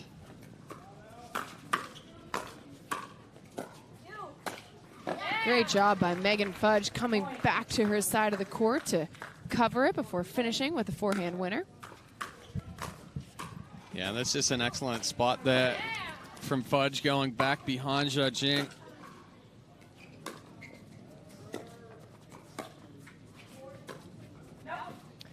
Paris Todd pushing that cross-court dink a bit wide. So the timeout call made it even more successful because a side out and then 2 straight points for Fudge and Barr. Brings them back within 2 here in game number 2.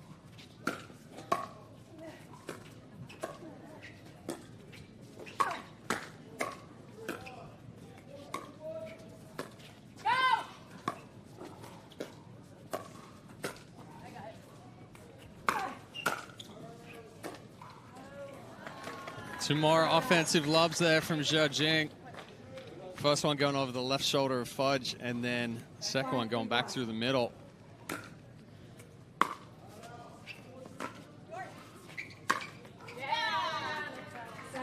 That's a nice shot. We haven't seen that one from Megan Fudge yet today.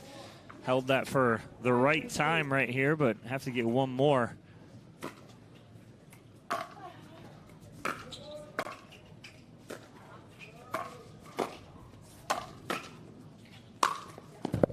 Megan Fudge, strong angle taken on the overhead winner. We talked a little bit about it yesterday. When Megan Fudge is on the right and she gets a ball up like that, her angle cross court is really good. She doesn't take a very big swing and hits the angle.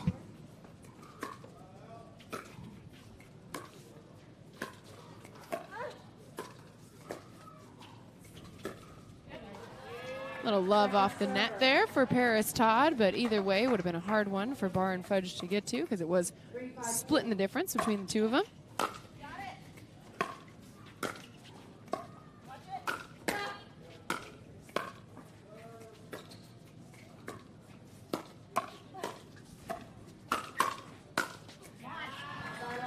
Barr getting crossed up a little bit there again, having to go with that windshield wiper volley, sitting on the forehand side, coming over the backhand, and then it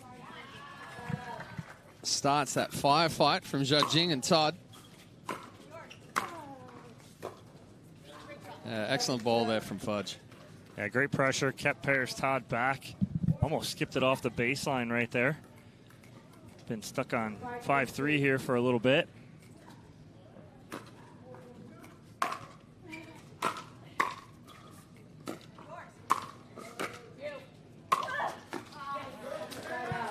That point's made because of good protection from Megan Fudge on the return of serve from Susanna Barr. Barr was still in the transition area. Fudge steps over and volleys the backhand. 3-5-1. So it's another side out, 3-5-1 for Fudge's serve.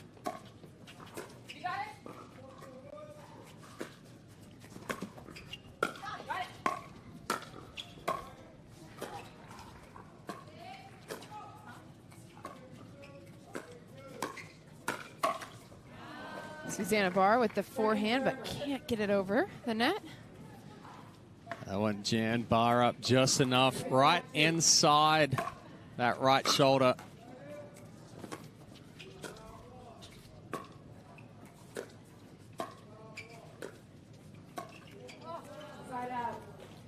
Yeah, Zhajing didn't get it to her. It was almost like Zhajing knew she wanted to take that out of the air, so she took something off it, and then Barr doesn't move her feet to get in position to take that out of the air. So another side out, still sitting at 5-3 for Todd and Zhajing in the lead.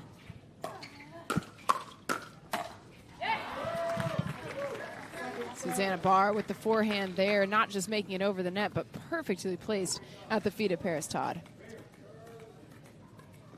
5-3-2. So it's 5-3-2 now for Paris Todd serve.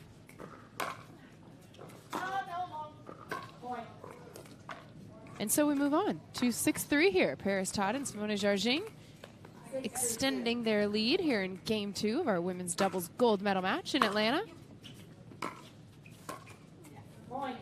Pulled off it. Yeah. Yeah.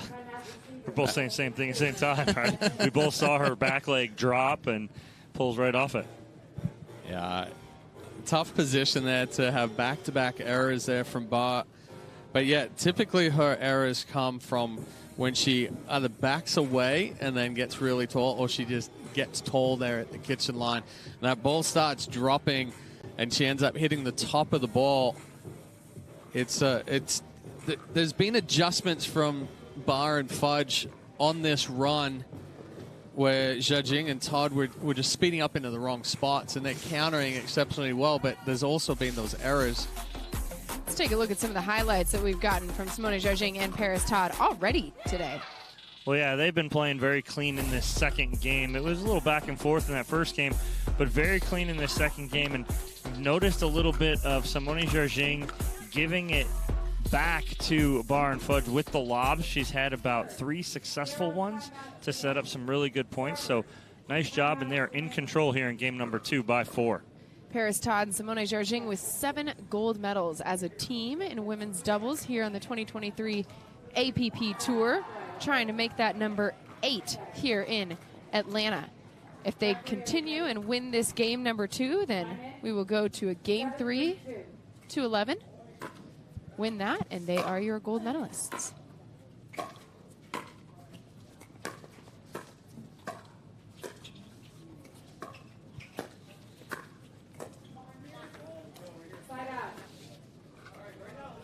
But Megan Fudge and Susanna Barr are not interested in playing another game to 11. They'd like to play a game to 15. Thank you very much.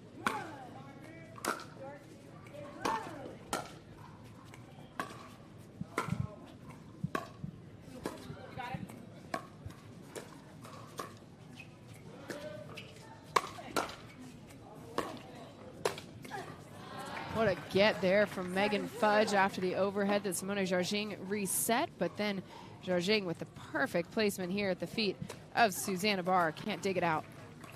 It's the defense of Zhajing on her lob, right? So she knows and feels that Fudge is going to get that ball out of the air. She sinks really low, gets that ball, digs it out, and gets them right back in.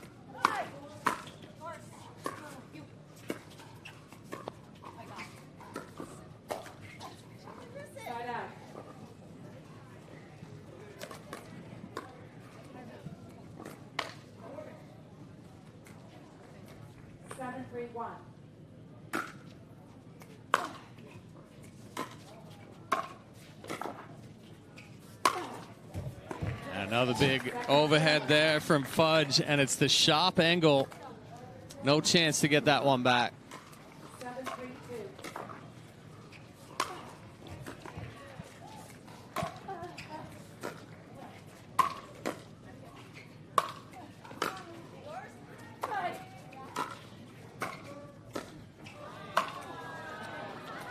That time Susanna Barr putting it away behind Simone Zhajing. Well, as we've seen Zhajing on her backside before, reset balls perfectly.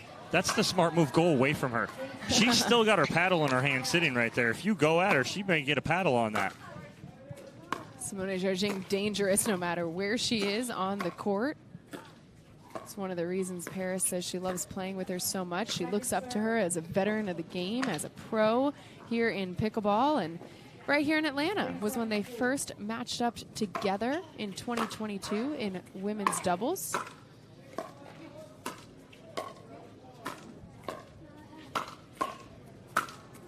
Paris recounting that tournament to me today, and you guys will probably remember it much better than I will, but she said that that championship Sunday was so rainy they were on the court for like 12 hours. They started at 7 a.m. because mixed doubles was washed out the day before. And they played a full draw of mixed doubles, a full draw of women's doubles, and 2 finals. And here they are, still playing together, 8 gold medals together as a team this season on the 2023 APP Tour, trying to make it 9 here on this championship Sunday.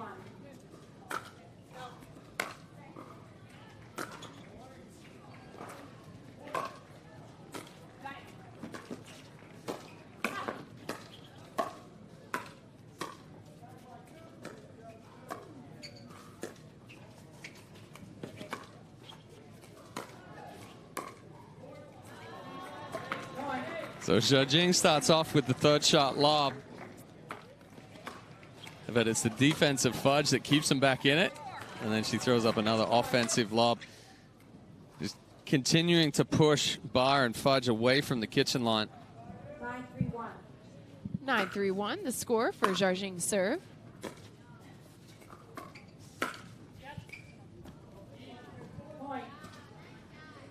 Nice roll there from Todd, going over the left shoulder or the right shoulder of Megan Fudge. And it's a game point opportunity here for Simone Jarging and Paris Todd.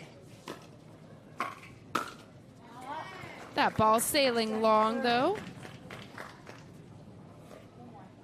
So a game point defended, but another one on deck. Another opportunity for Paris Todd and Simone Jarging to take game 2 right here.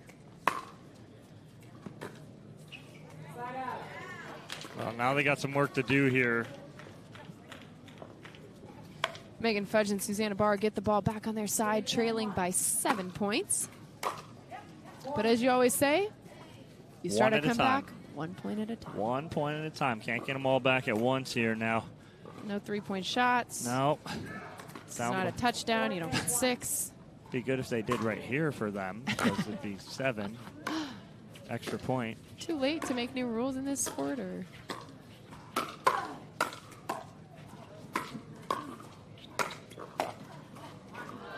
Good spot right there from Jarging in the middle. And again, just too much pressure right now from Jarging and Todd.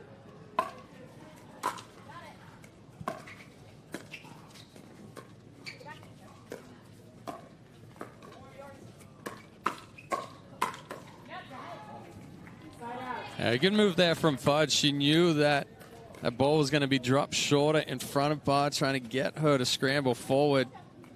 So a third game point opportunity here. Paris Todd with what could be the game-winning point on her paddle.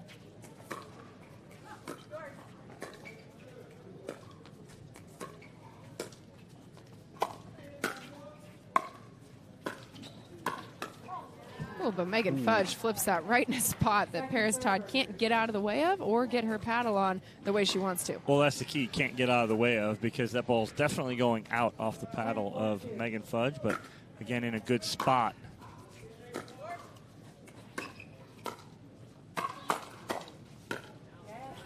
So another game point defended. Fudge and Barr have held off Jarging and Todd for 4 of them here in this game 2, but got to put some points of their own on the board now with the ball back on their side.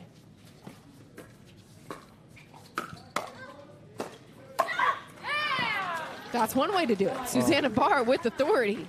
Well, and yeah, getting that ball down, Todd trying to take that from below the net and keep Barr back. Not going to happen when you feed a high ball there to the forehand of Barr. And they cut the lead in half here, but still some work to do. Like the timeout here from Todd and Jarging, as sensing a little bit of momentum here from Barr and Fudge, calling that timeout, wanting to make sure they can regroup here, get that side out, and get another opportunity at game number 2. They have put together 2 straight points, have Susanna Barr and Megan Fudge, and it may not seem like a lot when you look at the score as a whole. They're still, Jarging and Todd still up by 5 here in game 2, but they know how dangerous Megan Fudge and Susanna Barr are when they get on a roll and want to stop it before they can get any kind of momentum here in game 2. Well, still some work to do, though. Again, down by 5. Like you said, AJ, it's still one at a time. Can't get them all back at once. But Jarging and Todd have other ideas here, looking at getting a side out 1 point and forcing a third game here.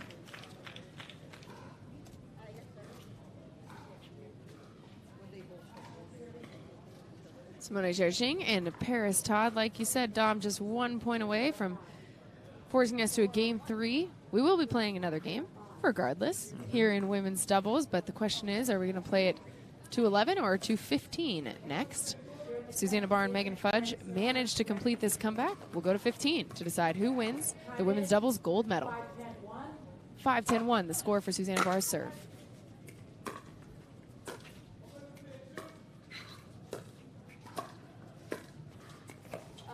A nice ball there from Todd, taking it out of the air, cutting down the reaction time there for Barr and rolling it quickly back behind that right foot. So pushed onto their second serve, straight out of the timeout. Our Fudge and Barr.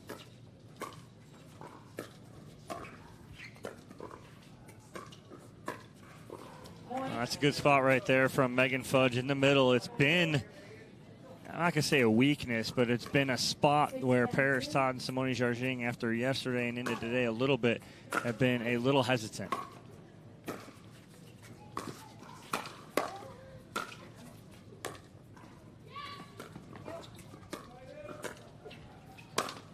Simone Jarging with the lob, but Megan Fudge is ready for it. Well, Megan Fudge is helping out Susanna Barr as this ball goes up and over her left shoulder. It's a tough ball if Barr's going to take that out of the air. It's a better ball for Fudge to react to. I feel like we've seen that a few times in this game where Fudge comes over and fills in behind Barr on some of those offensive lobs that Simone Jarging likes to throw. A little speed up there from Susanna Barr right at the left shoulder of Jarging. Just like that, Megan Fudge, Susanna Barr within 2 here in game number 2.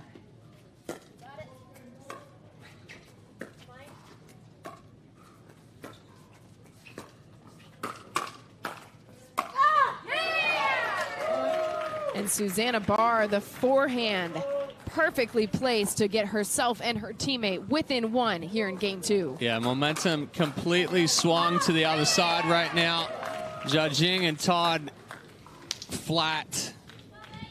So another timeout called on the court because Simone Jarging and Paris Todd at one point led 10-3.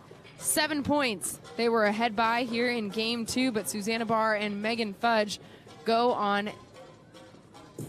a 6-point run. That's right. Here 6 to make it within 1 of game number 2.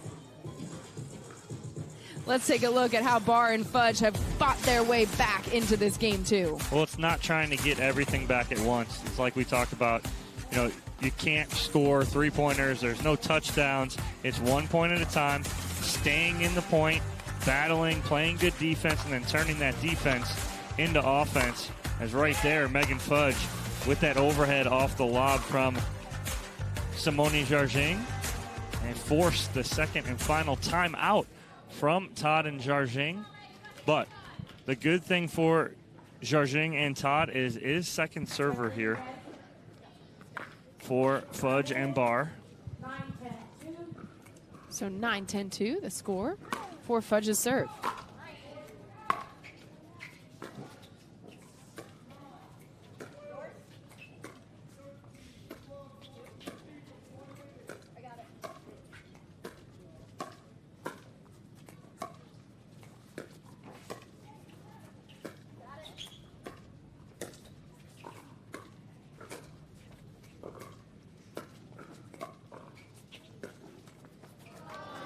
Unfriendly roll there from the net for Simone Jarging, and then now look at what we have. A tie game here in game 2. Susanna Barr and Megan Fudge coming all the way back, trailing by 7, and now can take the lead.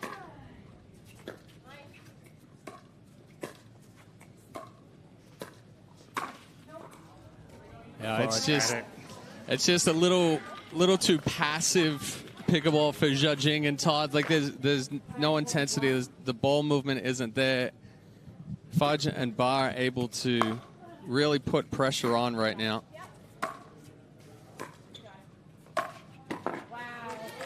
Such a good spot right there from Susanna Barr. Again, using her length to reach in, take that ball out of the air, eliminate the timing. 10-10-2 for Jarging's serve. And now another side out here. So Megan Fudge and Susanna Barr with an opportunity to take the lead. It is win by 2. So they have 2 points that they got to get on this service side if they want to finish it here. That ball sailing long, and so now Susanna Barr and Megan Fudge can take game 2 right now.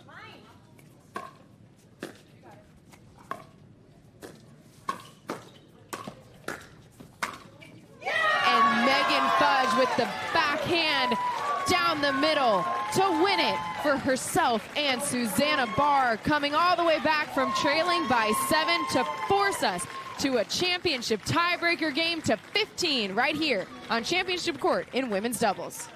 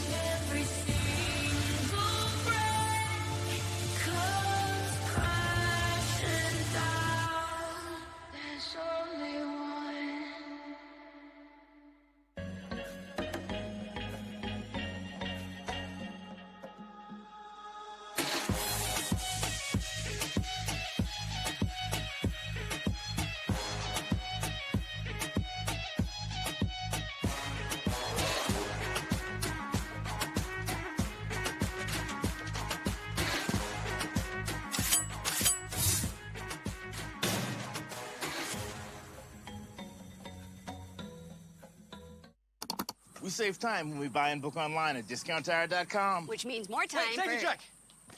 Kyle, it's pickleball. Every time. 002.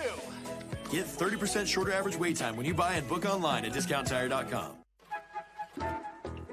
Ah, retirement.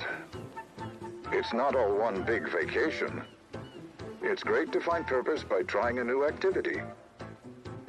Keep an active social life, but don't forget to make new friends too. As always, hydrate, hydrate, hydrate. Ah, isn't it wonderful to be retired? We started this mission in tennis about 5 years ago. We've been perfecting our craft and our tools. We now see a phenomenal opportunity to take all that and bring it into pickleball to support an emerging ecosystem that's booming. And it's a super complementary partnership for us with the experience and the existing events that are up and running, the recreational element of APP. It's a fantastic 1 + 1 is going to equal 4. So we're thrilled to be partnering with APP.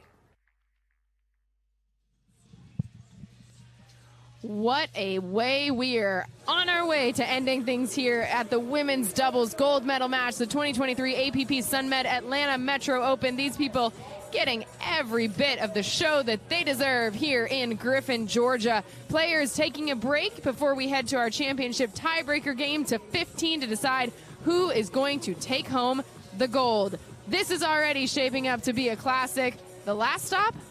More of the same. Here's our Vlasic Instant Classic from New Jersey.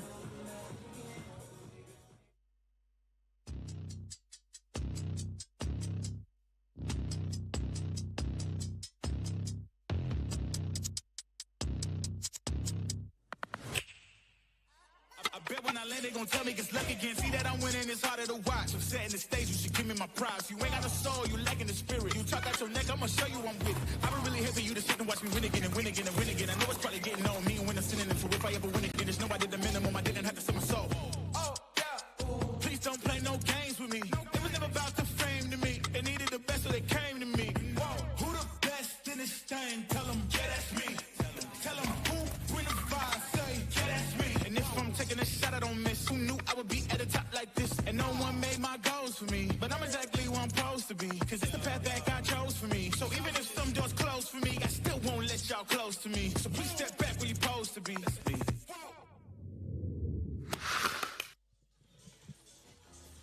So much fun had at every single stop here on the 2023 APP Tour. And we're not done yet. Middle of September, end of September. My goodness, the summer has gone fast. But we still have 3 tournaments left to play on our 2023 calendar. Head to the Dallas Open next week and then Houston for the end of October. That one is going to be a blast and you don't have to miss it. If you're in the H-Town area or want a chance to take on the APP Tour, registration now open for the Houston Open. And you can sign up on the APP website. Head there now for more details. And then we wrap up the season in Chicago. U.S. Indoor Championships being held in Rosemont, Illinois, November 29th to December 3rd. So we hope to see you at the rest of the 2023 season or join us here live for the broadcast. Coming up next, right here from Atlanta, we have the 15-point championship tiebreaker to decide who is going to take home the gold medal in women's doubles. Will it be Simone Jarging and Paris Todd or Susanna Barr and Megan Fudge? Stick around to find out.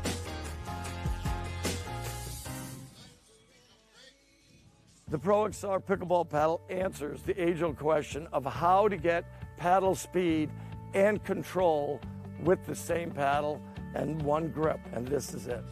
Pro XR gives you more spin, greater control, and quicker reloads on every shot in the game because you always have that constant feel for that leverage and control and paddle speed that we're all looking for. Pro XR is the most revolutionary technology in pickleball. Hey, Jake from State Farm. I want that personal price plan. So how's this for personal? I draw mustaches on players' faces when they're asleep. Coach Reed, you don't need to get that personal to get the State Farm personal price plan. It helps you create an affordable price just for you. Oh. Coach, it happened again. I'm gonna get to the bottom of this. Call or click to get a quote today. Like a good neighbor, State Farm is there. Having a tough time getting better? Our 3-day Level Up Pickleball camps feature a low student pro ratio and offer personalised training from the best pros in the game. Level Up will take you full circle through the point building process by teaching proper stroke mechanics, positioning and winning game strategies. Each camper also receives a personalised before and after video, an instructional manual, product discounts and more. Discover how good you can be with Level Up Pickleball camps. Visit us today at leveluppickleballcamps.com. Introducing Skechers Pickleball, the official footwear of the APP Tour. They're ultra lightweight and responsive for incredible speed. They have Goodyear rubber outsoles with a specialized pickleball design for increased side-to-side stability and agility. Plus, they feature shock-absorbing foam and Skechers' famous relaxed fit design for incredible comfort game after game. Conquer the court in comfort. Skechers Pickleball, the official footwear of the APP Tour. The APP is presented by AG1, Sunmed, Tervis, and Humana. This is AG1. Foundational nutrition to support whole body, brain, and gut health. Just one of these, or one of these. Shaken up in this. Vitamins, minerals, pre- and probiotics, adaptogens, functional mushrooms, uncompromising quality, simplest possible routine. Since 2010. Start at drinkag1.com.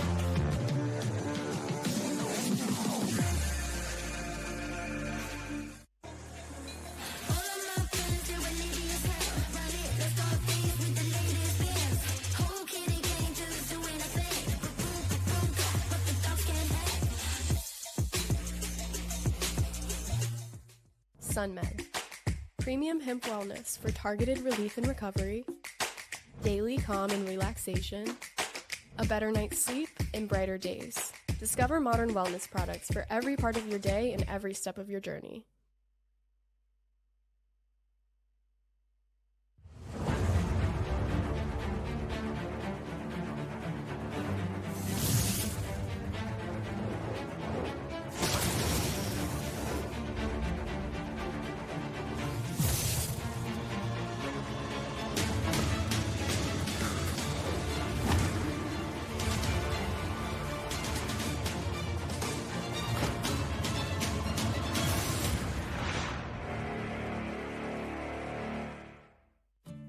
Years from tonight, Grant Gill will become a legend when he totally kills it at his improv class's graduation performance.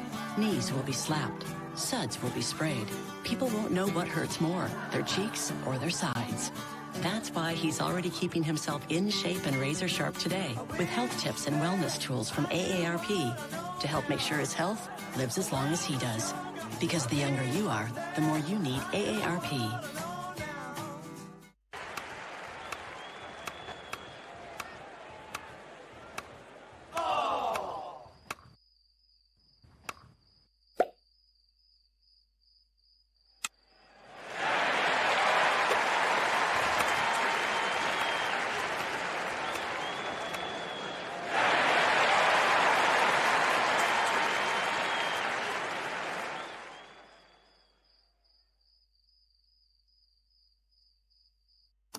We save time when we buy and book online at discounttire.com. Which means more time Wait, take a check.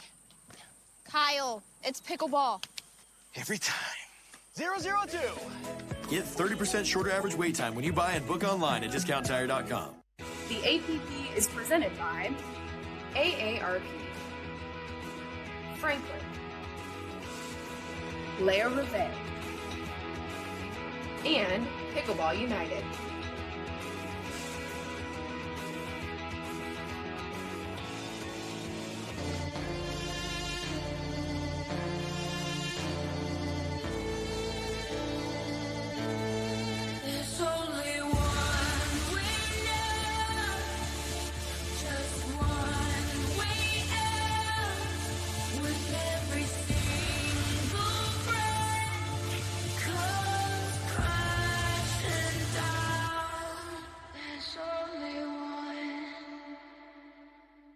Sunmed.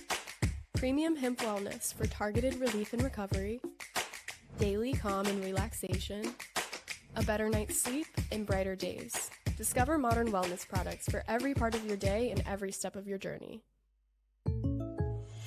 Thanks. Jake from State Farm, I really need to know. Go spicy or go home, right? What? No. What if I'm not sure I have the right coverage for my car? Oh, your agent can help me make sure it's just what you need. What if I accidentally hit a food truck and it gets covered in empanadas? You can file a claim on the app. At State Farm, we're there for your what-ifs. Thanks. Oh. That is too spicy. That's for you. Like a good neighbor, State Farm is there. Call or click to get a quote today. The Pro XR pickleball paddle answers the age-old question of how to get paddle speed and control with the same paddle and one grip, and this is it. Pro XR gives you more spin, greater control, and quicker reloads on every shot in the game because you always have that constant feel for that leverage and control and paddle speed that we're all looking for. Pro XR is the most revolutionary technology in pickleball. We started this mission in tennis about 5 years ago. We've been perfecting our craft and our tools. We now see a phenomenal opportunity to take all that and bring it into pickleball to support an emerging ecosystem that's booming. And it's a super complementary partnership for us with the experience and the existing events that are up and running, the recreational element of APP. It's a fantastic 1 + 1 is going to equal 4. So we're thrilled to be partnering with APP.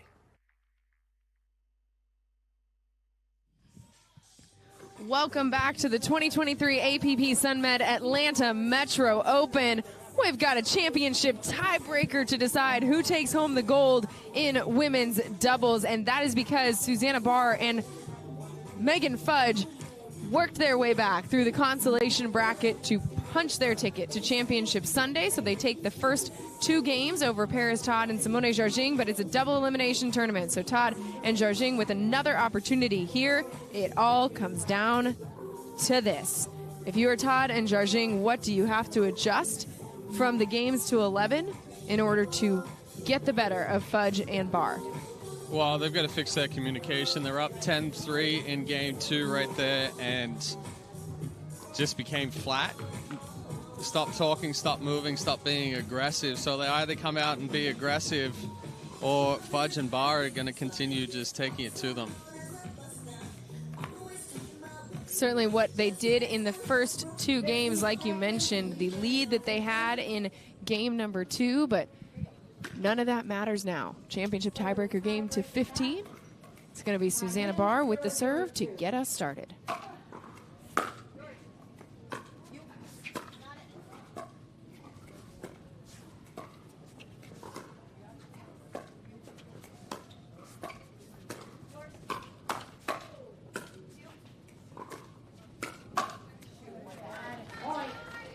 You hear Simone Jarging look at Paris Todd and go, my bad. Again, you had Susanna Barr sliding to the middle and sitting on that forehand on the backhand speed up from Jarging.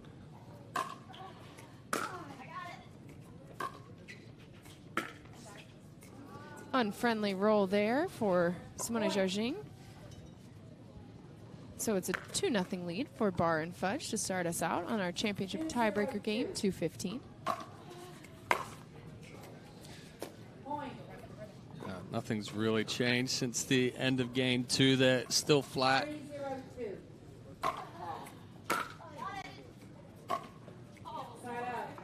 Susanna Barr leaving that one short, so now it's an opportunity, their first, for Jarging and Todd to get on the board here in our championship tiebreaker game to 15.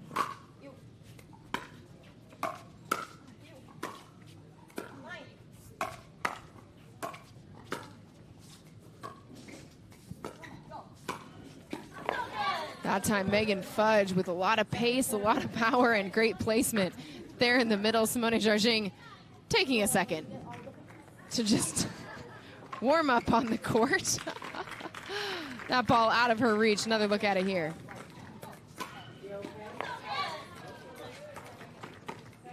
Just a quick breather. 0-3-2 for Jarging's serve. Todd leaving that one short, so Megan Fudge and Susanna Barr with a chance to extend their lead here. Well, I like the decision from Todd to drive that third, but now you just got to make the fifth.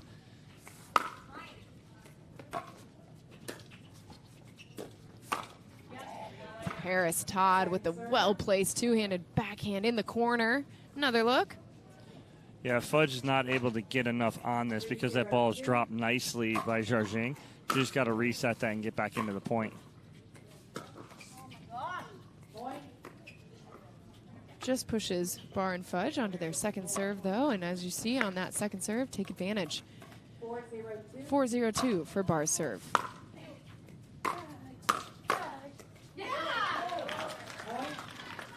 And Paris Todd right there in the middle takes that off the paddle of Jarjing, who was sitting there set up.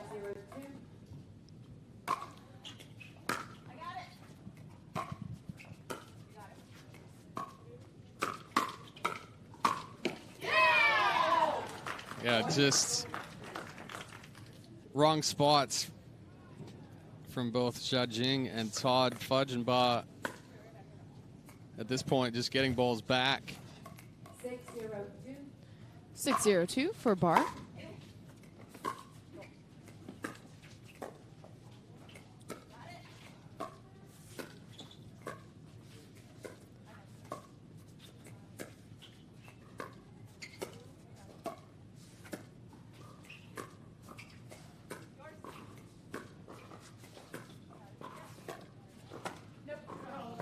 Offensive lob from Susanna Barr right there, and again, that's when she has to do it. She tried to do it over Simone Jarjing a couple times, and Jarjing read it so well. She does it over Paris Todd. Todd just gets a little flat-footed.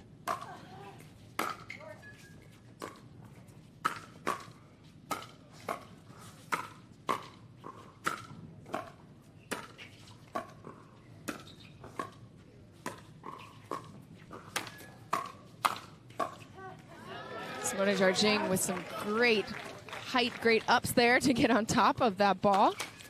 Strong overhead angle. Good resets from Fudge and Barr, but couldn't get to the kitchen. So it was just a constant attack from Todd and Jarjing. So Todd and Jarjing with an opportunity here to dig into this lead that Barr and Fudge have strung together here to start our championship tiebreaker game to 15.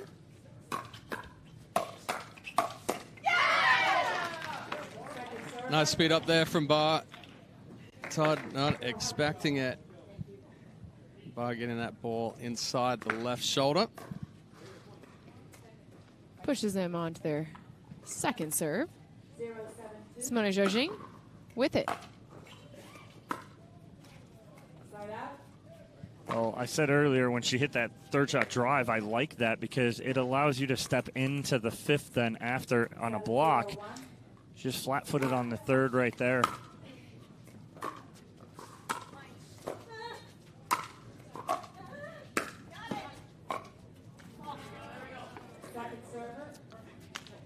Fudge trying to come over and be aggressive there in the middle. A little bit too much spin on that one for Barr to pick up and put over the net.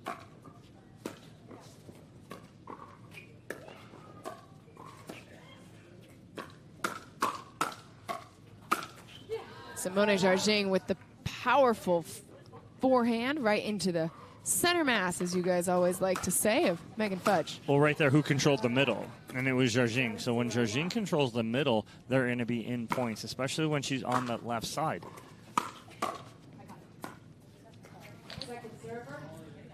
Even that miscommunication in the middle. So second serve here, Simone Jarjing with it. Susanna Barr called for the foot fault, pushing off the kitchen line, and that is how Jarjing and Todd get on the board here in our championship tiebreaker game to 15. 1-7-2 for Jarjing's serve.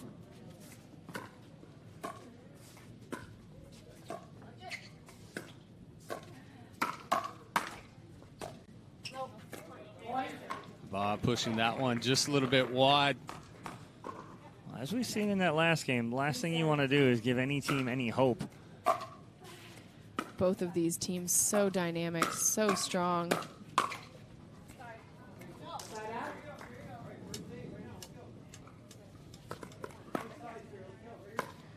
So 1 point away from an end change here. On their terms would be Fudge and Bar.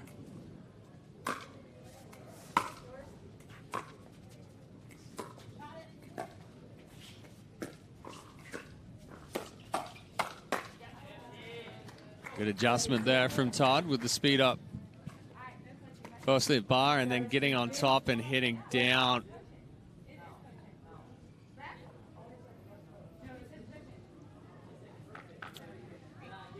So getting some little argument there on the sidelines. Megan Fudge thinking Hunter Johnson is coaching over there.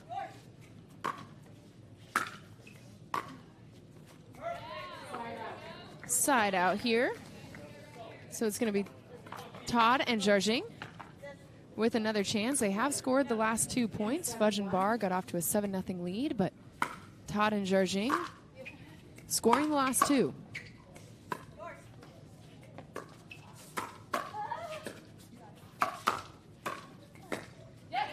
Susanna Barr reaching in that time to take over the middle and puts it behind. Simone Jarjing can't get it back over the net. Well, that's been something she's been doing since the 2 out of 3 as well, is reaching in and taking a lot of those balls out of the air.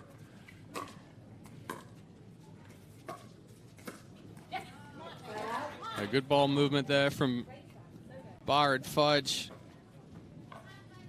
Going to the backhand side and then forehand side there of Todd.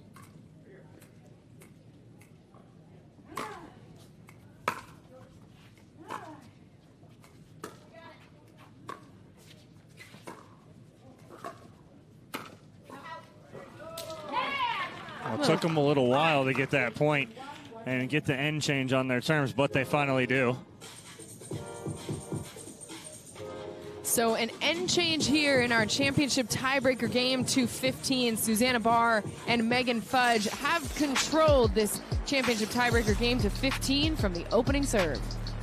Yeah, they've played pretty clean here, and again, putting that pressure on, and you see some balls in the middle that were confusing for Simone Jarjing and Paris Todd, just not communicating as well and as normal as we see them, as you see right there. But again, if anybody can make a run here, it is Jarjing and Todd, as we saw Fudge and Barr make a run of their own in game 2 of the 2 out of 3. So we'll see what answers Jarjing and Todd have here in this game to 15. It is never over until it's over, especially with these two women's doubles teams. Simone Jarjing and Paris Todd have won 8 gold medals together on the APP Tour this season. Last time they got a chance to play together was Philadelphia. They won the gold there.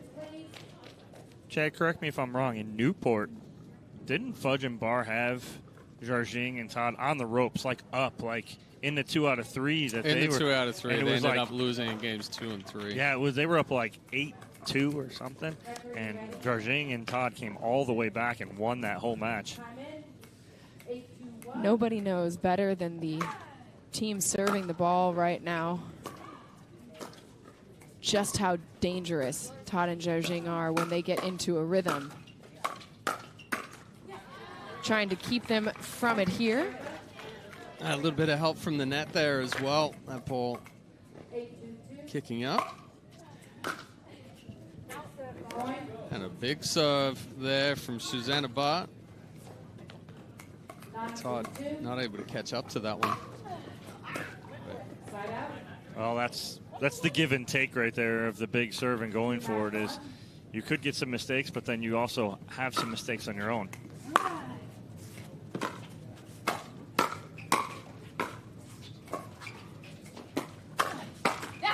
Speed up there from Paris Todd, but Fudge and Barr are ready for it. Wow, what a cover from Megan Fudge in the middle, because Barr was covering sideline.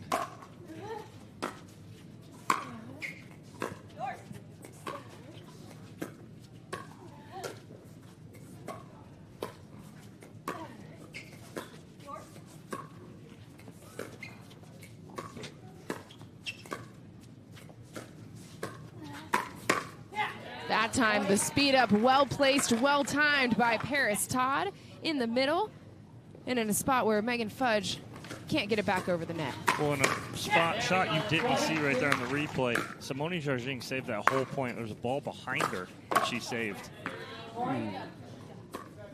rare miscommunication there for Bar and Fudge in the middle. 4-9-2 for Jarjing's serve.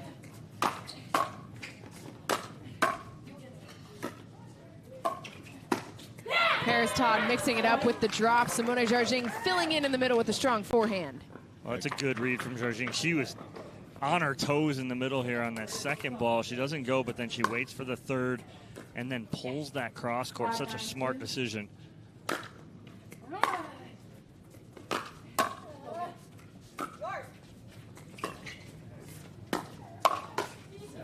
That time, Susanna Barr finding the perfect spot on Paris Todd. Can't get out of the way of it, can't get a paddle on it, so it's a side out.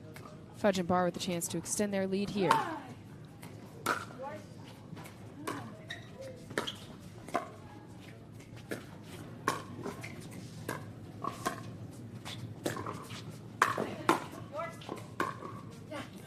The offensive lob from Simone Jarjing, putting Megan Fudge on her heels.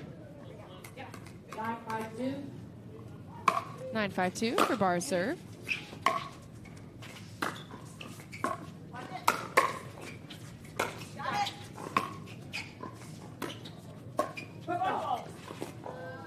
Barr called for another foot fault.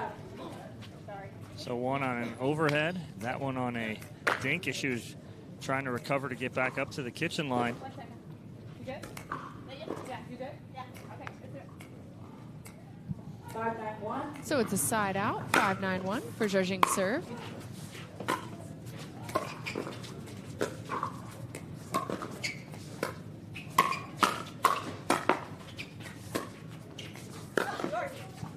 Pretty sure that ball's wide. That time, Simone Jarjing cross court, such a steep angle. Barr goes for the around the post, but can't shape it back in. 6-9-1. Sheesh, such a good angle by Jarjing.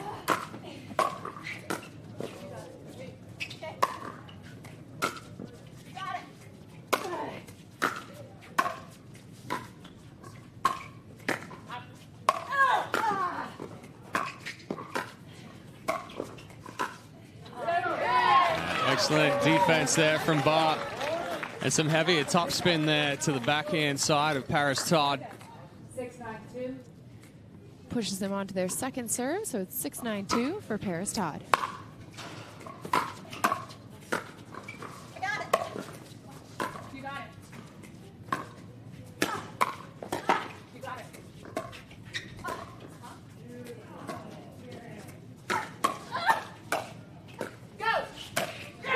You hear Megan Fudge telling Susanna Barr to go on that last point, and go she does. Well, again, communication in the middle right here from Barr and Fudge. She puts that ball away right there, but again, they have to answer. They have not scored here in a little bit, and Jarjing and Todd are back within 3.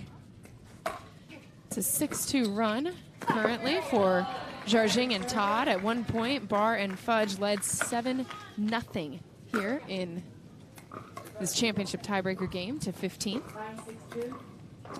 9-6-2 for Barr's serve.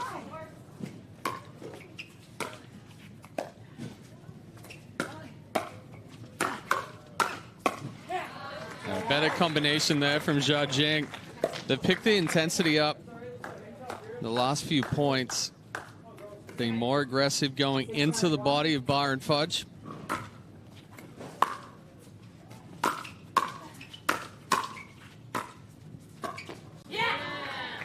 Just a little hesitant right there with the one-handed backhand from Susanna Barr, and all of a sudden Jarjing and Todd now back within 2. 7-9-1 the score for Todd's serve. Still on their first serve too, sitting just 2 points back.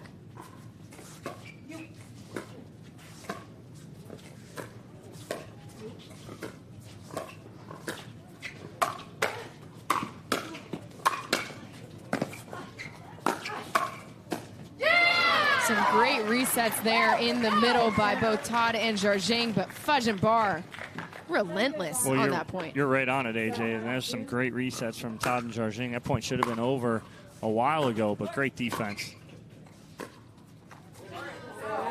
The hesitation there by Todd and backing up on that drop once the weight goes back, very difficult to get the extension to get that out and over the net.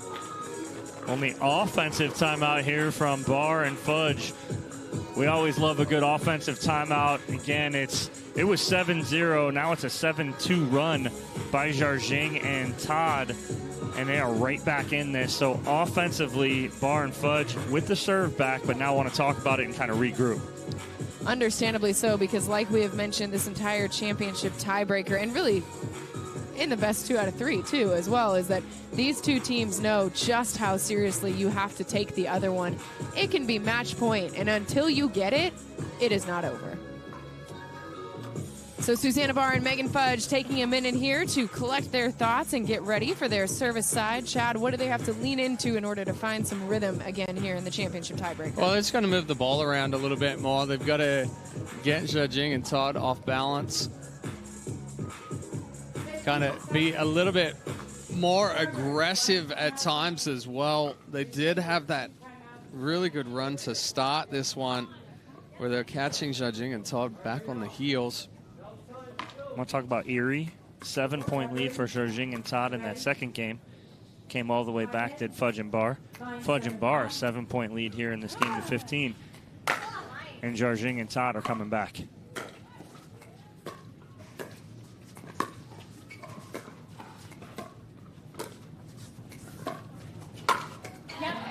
Just not deep enough there for Barr. Todd making the adjustment here as well. Quick step back. She missed one off the top of the paddle earlier.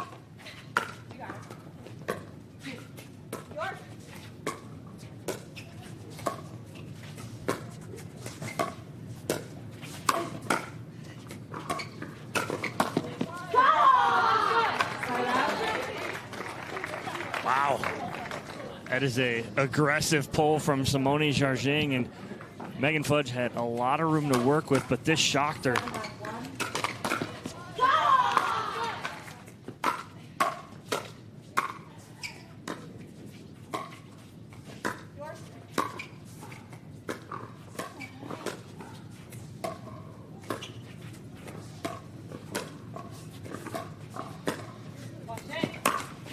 Again, cross court. This time it was Paris Todd with the strong angle. And look at that. Within one are Todd and Jarjing. 8-9-1. 8-9-1 for Simone Jarjing.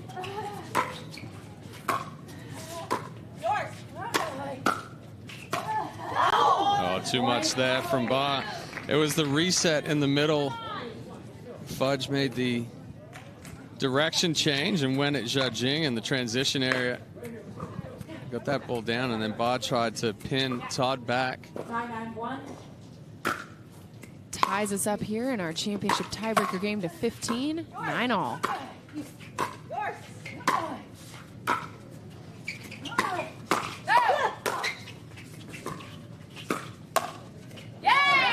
Susanna Barr finding the feet of Simone Jarjing. Yeah, tough ball to speed up cross court there. Right here, elevated cross court. Too much reaction time there for Barr.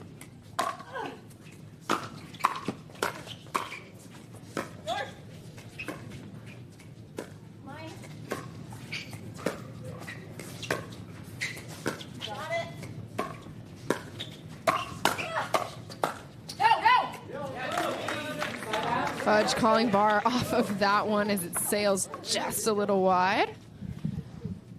So after tying things up, it's now an opportunity for Fudge and Barr to regain the lead.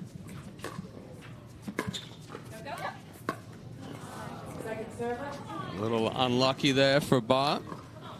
The crowd you can hear getting into every single point. It does feel pretty 50-50 on who they're rooting for. They just want to see some good pickleball. Exactly. They're vocal every point. Oh, that was slippery down the line for Megan Fudge, and they finally get off 9. We'll see if that helps them here as they were stuck on 9. It was 9-2 at one point. Yes, AJ? Yes. You're doing math over there. I'm writing numbers.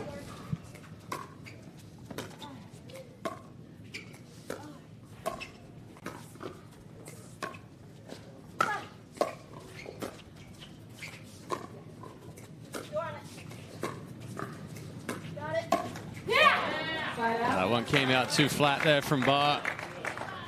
And a better job there from Todd. Moving the feet. That left foot and that backhand side has been the target for Bar and Fudge. This time taking forehand and rolling it.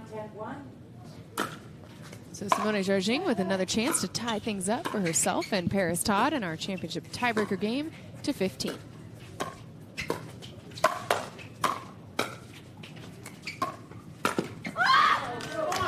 Simone wants that one back.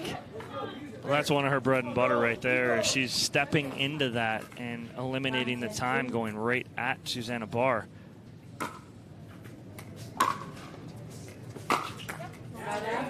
Speaking of bread and butter, two-handed backhand for Paris Todd. Certainly something that is one of her strongest aspects of her game, but that one sailing into the net, so it's a side out. Barr and Fudge, chance to extend their lead.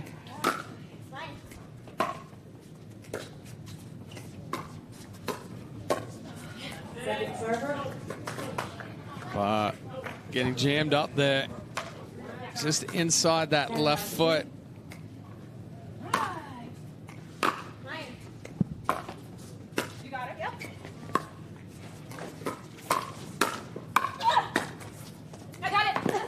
Oh. Megan Fudge coming all the way over to try and get that back, but Susanna Barr couldn't clear herself. So ball back on the side of Jargin and Todd. Chance to tie things up.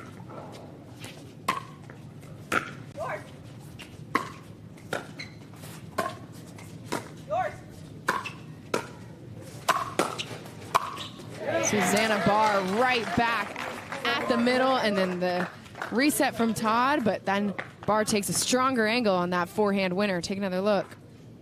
Again, reaching in, taking that ball out of the air, eliminating the time.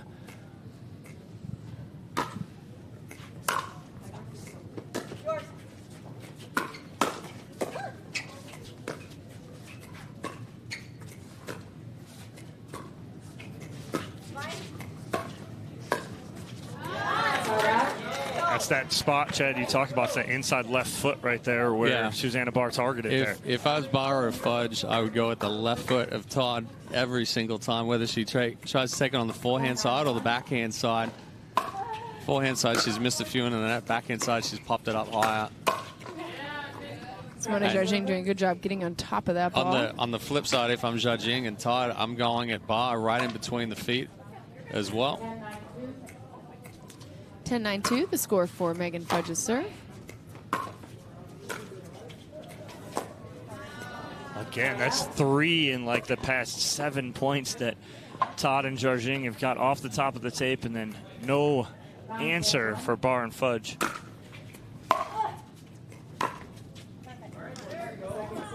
When we talk about that, right, if I'm Barr and Fudge too, I'm not letting Simone Jargin come near a third right now either.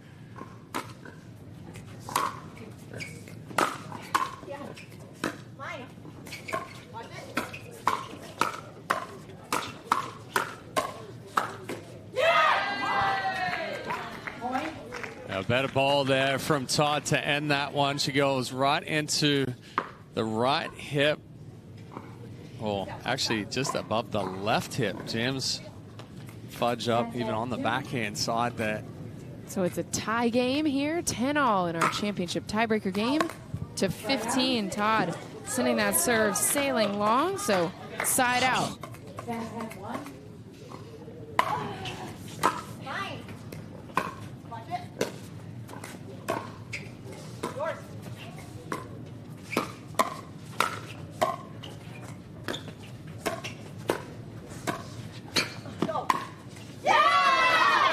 Jargin may have played an out ball right there to the sideline.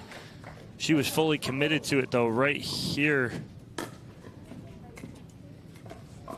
So yeah, again, it was that middle ball, though, where Jargin came over to take it, and then Todd took that backhand.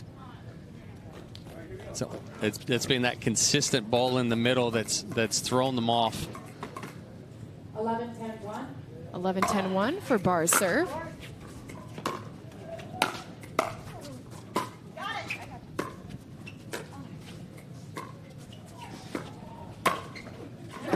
Susanna Barr aiming right at the left shoulder of Simone Jargin. Can't get out of the way. Let's watch the movement of Jargin, where she's trying to get out of the way of that.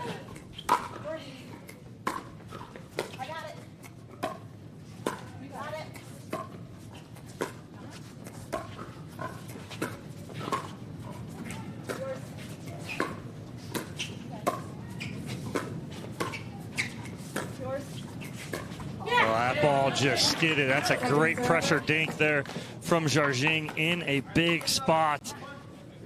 Just carves out that backhand.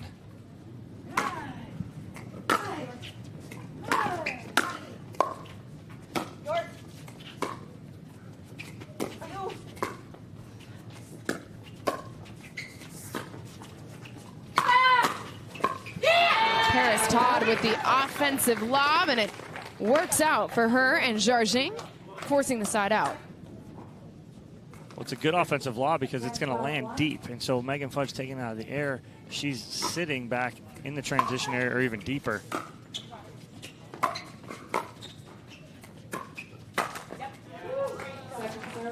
Again, too big there on the backhand side. Comes out flat.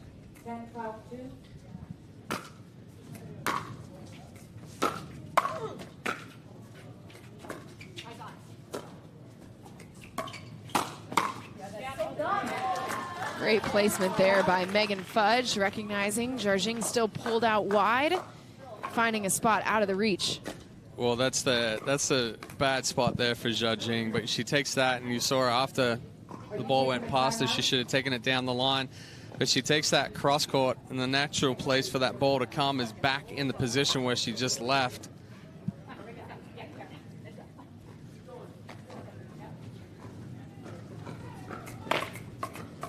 So it's going to be Susanna Barr out of Boise, Idaho with the serve here.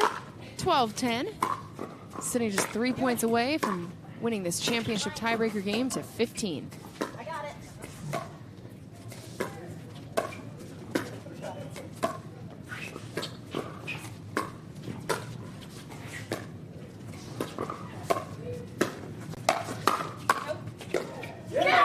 Susanna Barr, two-handed backhand down the sideline. But again, it's the speed up cross court. There's just too much reaction time. So a timeout called here on the court by Simone Jargin and Paris Todd. Megan Fudge and Susanna Barr at one point led 7-0, and then they led again at 9-2 before Jargin and Todd clawed their way all the way back to tie things up at 9-all. But Fudge and Barr, what have they done to regain the lead? Well, we're at 9-9, 10-10. It's very easy to say, wow, they come back and you know, what do we do? But again, what happens in pickleball too, just like any other sport, it's a game of runs. So Barr and Fudge went on their run early. Now Jargin and Todd go on their run late. They tied it up at 10, but now Fudge and Barr with a little bit of momentum here. But all Jargin and Todd need to do here, get a side out and get back in it. It's not that they're playing bad. They made a nice run to get back in it, and what it was a very engaged Jargin. And so if I am Barr and Fudge, I really have to keep the ball away from her as much as possible. But then on the flip side, if I'm Jargin and Todd, I need to find a way to keep Simone Jargin engaged here.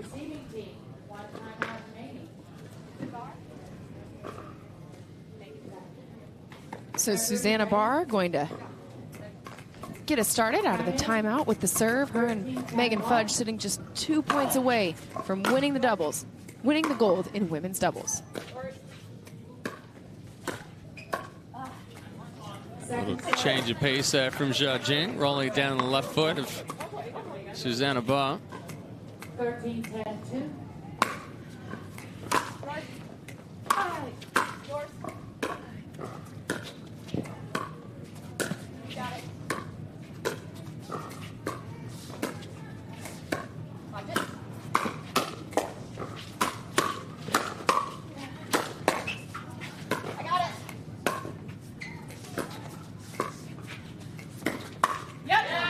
Megan Fudge with some great digs on that point before finally Paris Todd found a way to put it away.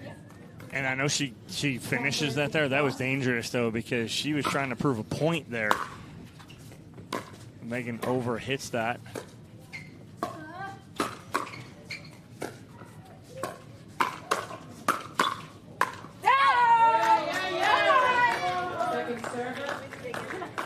And that's that dangerous part right there where Todd tries to overhit to get it past Megan Fudge after she defends and just gets one more ball back each time.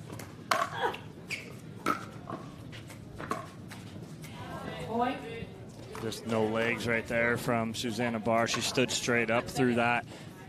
It gets late. It gets late in the day. It's only one match, but still, with all that is on the line right here, got to use those legs. And 3 of these 4 women have already played a match here on Championship Sunday. Paris Todd taking home the gold with her mixed doubles partner Hunter Johnson over Susanna Barr and her partner Andre Diescu. And then Megan Fudge starting off our action here in Atlanta on this Championship Sunday with her first gold in women's singles on the 2023 APP Tour.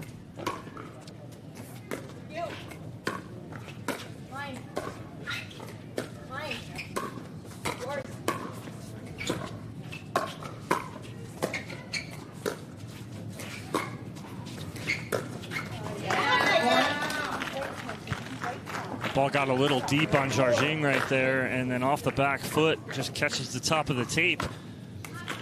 So Megan Fudge with championship point on her paddle. Her and Susanna Barr can take home the gold in women's doubles right here.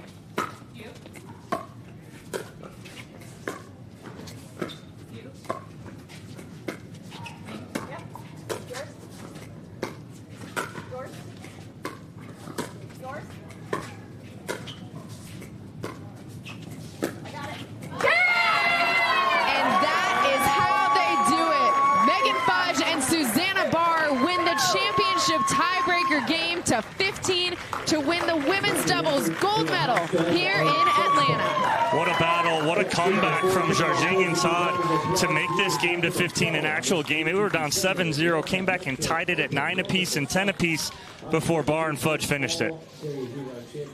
Congratulations to Susanna Barr and Megan Fudge on their gold medal, their second on the APP Tour this season. We will hear from them and Jarjing and Todd when we come back.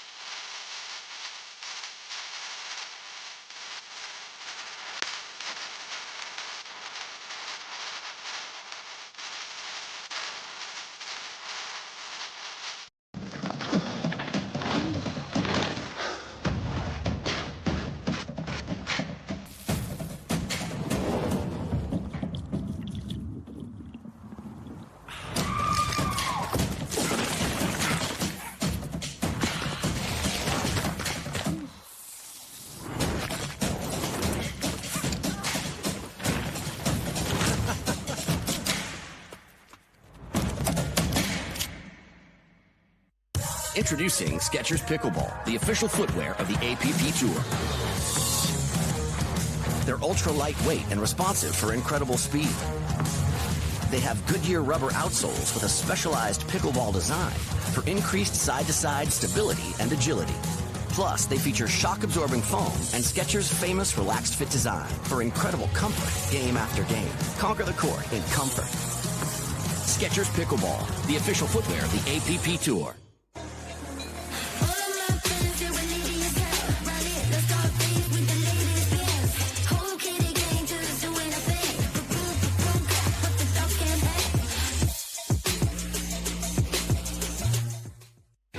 The APP is presented by Skechers, Powerplate,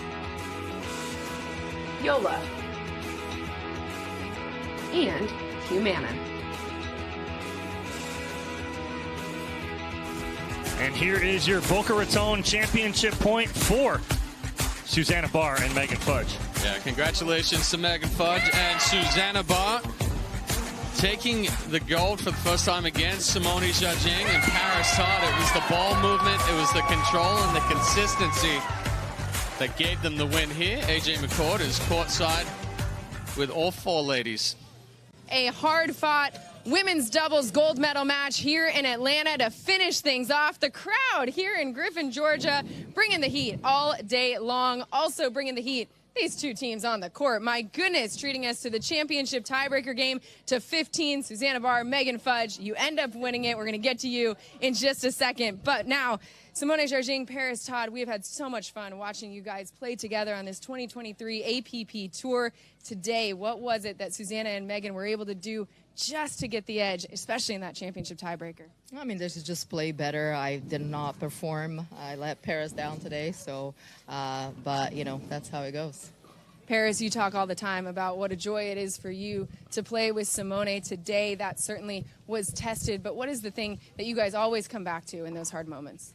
No, I mean, they played a great match. Kudos to them, and congratulations on a gold, and we'll just come back stronger next time. Looking forward to seeing that. Congratulations walking away from Atlanta with a silver medal. Let's go ahead and get these ladies their hardware. Give it up for our women's doubles silver medalists at the APP Sunmed Atlanta Metro Open. Congratulations to Simone and Paris, and now we turn our attention, Susanna Barr and Megan Fudge coming out, 2 women on a mission here. You win those best 2 out of 3 to 11, and then the championship tiebreaker game. Start off so strong, but these 2 cannot be counted out until the match is completely over. How did you keep your composure as they just continued to fight back? Yeah, I mean, that was one of the things we talked about from the beginning, was just that we knew they were going to make great points, and we knew they were going to have runs, and we just knew we couldn't let it get to us, and we just had to keep playing and fighting through those moments. Megan, you guys did an amazing job of that today. 2nd gold medal for you 2 as a team on the APP Tour this season. What is it about this duo that works so well? Yeah, I mean, it's obviously a lot of fun to play with your friend. We've worked through a lot this year on and off the court, and it's just been an awesome year, awesome season. It's not done yet, but also shout out to my mom. She brought me my lucky socks today, so my lucky socks went all the way. I mean, now mom has to come to every tournament. I think those are the rules, right? I agree. We got to talk to her about that. Okay, we'll bring that up with mom in just a second, but congratulations, ladies. Our women's doubles gold medalists here in Atlanta, Susanna Barr and Megan Fudge. Let's get these ladies their gold medals. Well, Chad, we talked about getting over that hill, and it was the hill of Simone Jargin and Paris Todd. They finally get over that hill. What was the difference maker for you there? Well, I think the 10-3 comeback in Game 2 just gave them the confidence that, you know, if they made a lot of balls, if they picked their spots right, they were going to come away with the win. Well, a nice win for them, and congratulations to Barr and Fudge. They are gold here in Atlanta. What a way to wrap things up here at the 2023 APP Sunmed Atlanta Metro Open. Here is a recap of our 5 matches that we brought to you live today from Championship Court. Megan Fudge, golden not once but twice when she started the day as the women's singles champion. And then Jonathan Medina Alvarez, the gold medalist in men's singles. Paris Todd and Hunter Johnson, your mixed doubles gold medalists. Andre Daescu, Rob Nunnery taking it home in men's doubles. And then you just saw Susanna Barr and Megan Fudge take home the gold in women's doubles. So a fantastic way to wrap up our time here in Griffin, Georgia. It has been such a joy to be here. This tournament really seemed to showcase a little bit of everything. You had the veterans showing off what they can do and why they are the top pickleball pros, but then some new faces as well, making their debuts on Championship Sunday, and some brand new gold medalists. Yeah, Jonathan Medina Alvarez had been in quite a few Championship Sundays and coming away with that first gold in singles. The same for Megan Fudge, finally getting that singles gold. So, you know, but ultimately I think the biggest adjustment was Nunnery and Daescu coming back and really just putting it to the competition this weekend. And we saw it in the championship going 0-0. Yes, that was quite the match. And you mentioned Megan Fudge finally getting that gold medal in the 2023 year in singles, and then pairing up with Susanna Barr and then finally getting over that hump and getting a gold medal. That's their second, but this time getting through Simone Jarging and Paris Todd this weekend. So kudos to them, and kudos to all of our winners here this weekend here in Atlanta. Thank you so much for joining us for a fantastic weekend of pickleball here in Griffin, Georgia. For Dominic Catalano, Chad Edwards, I'm AJ McCord. We appreciate you joining us. Next week, we're going to be in Dallas. We'll see you then.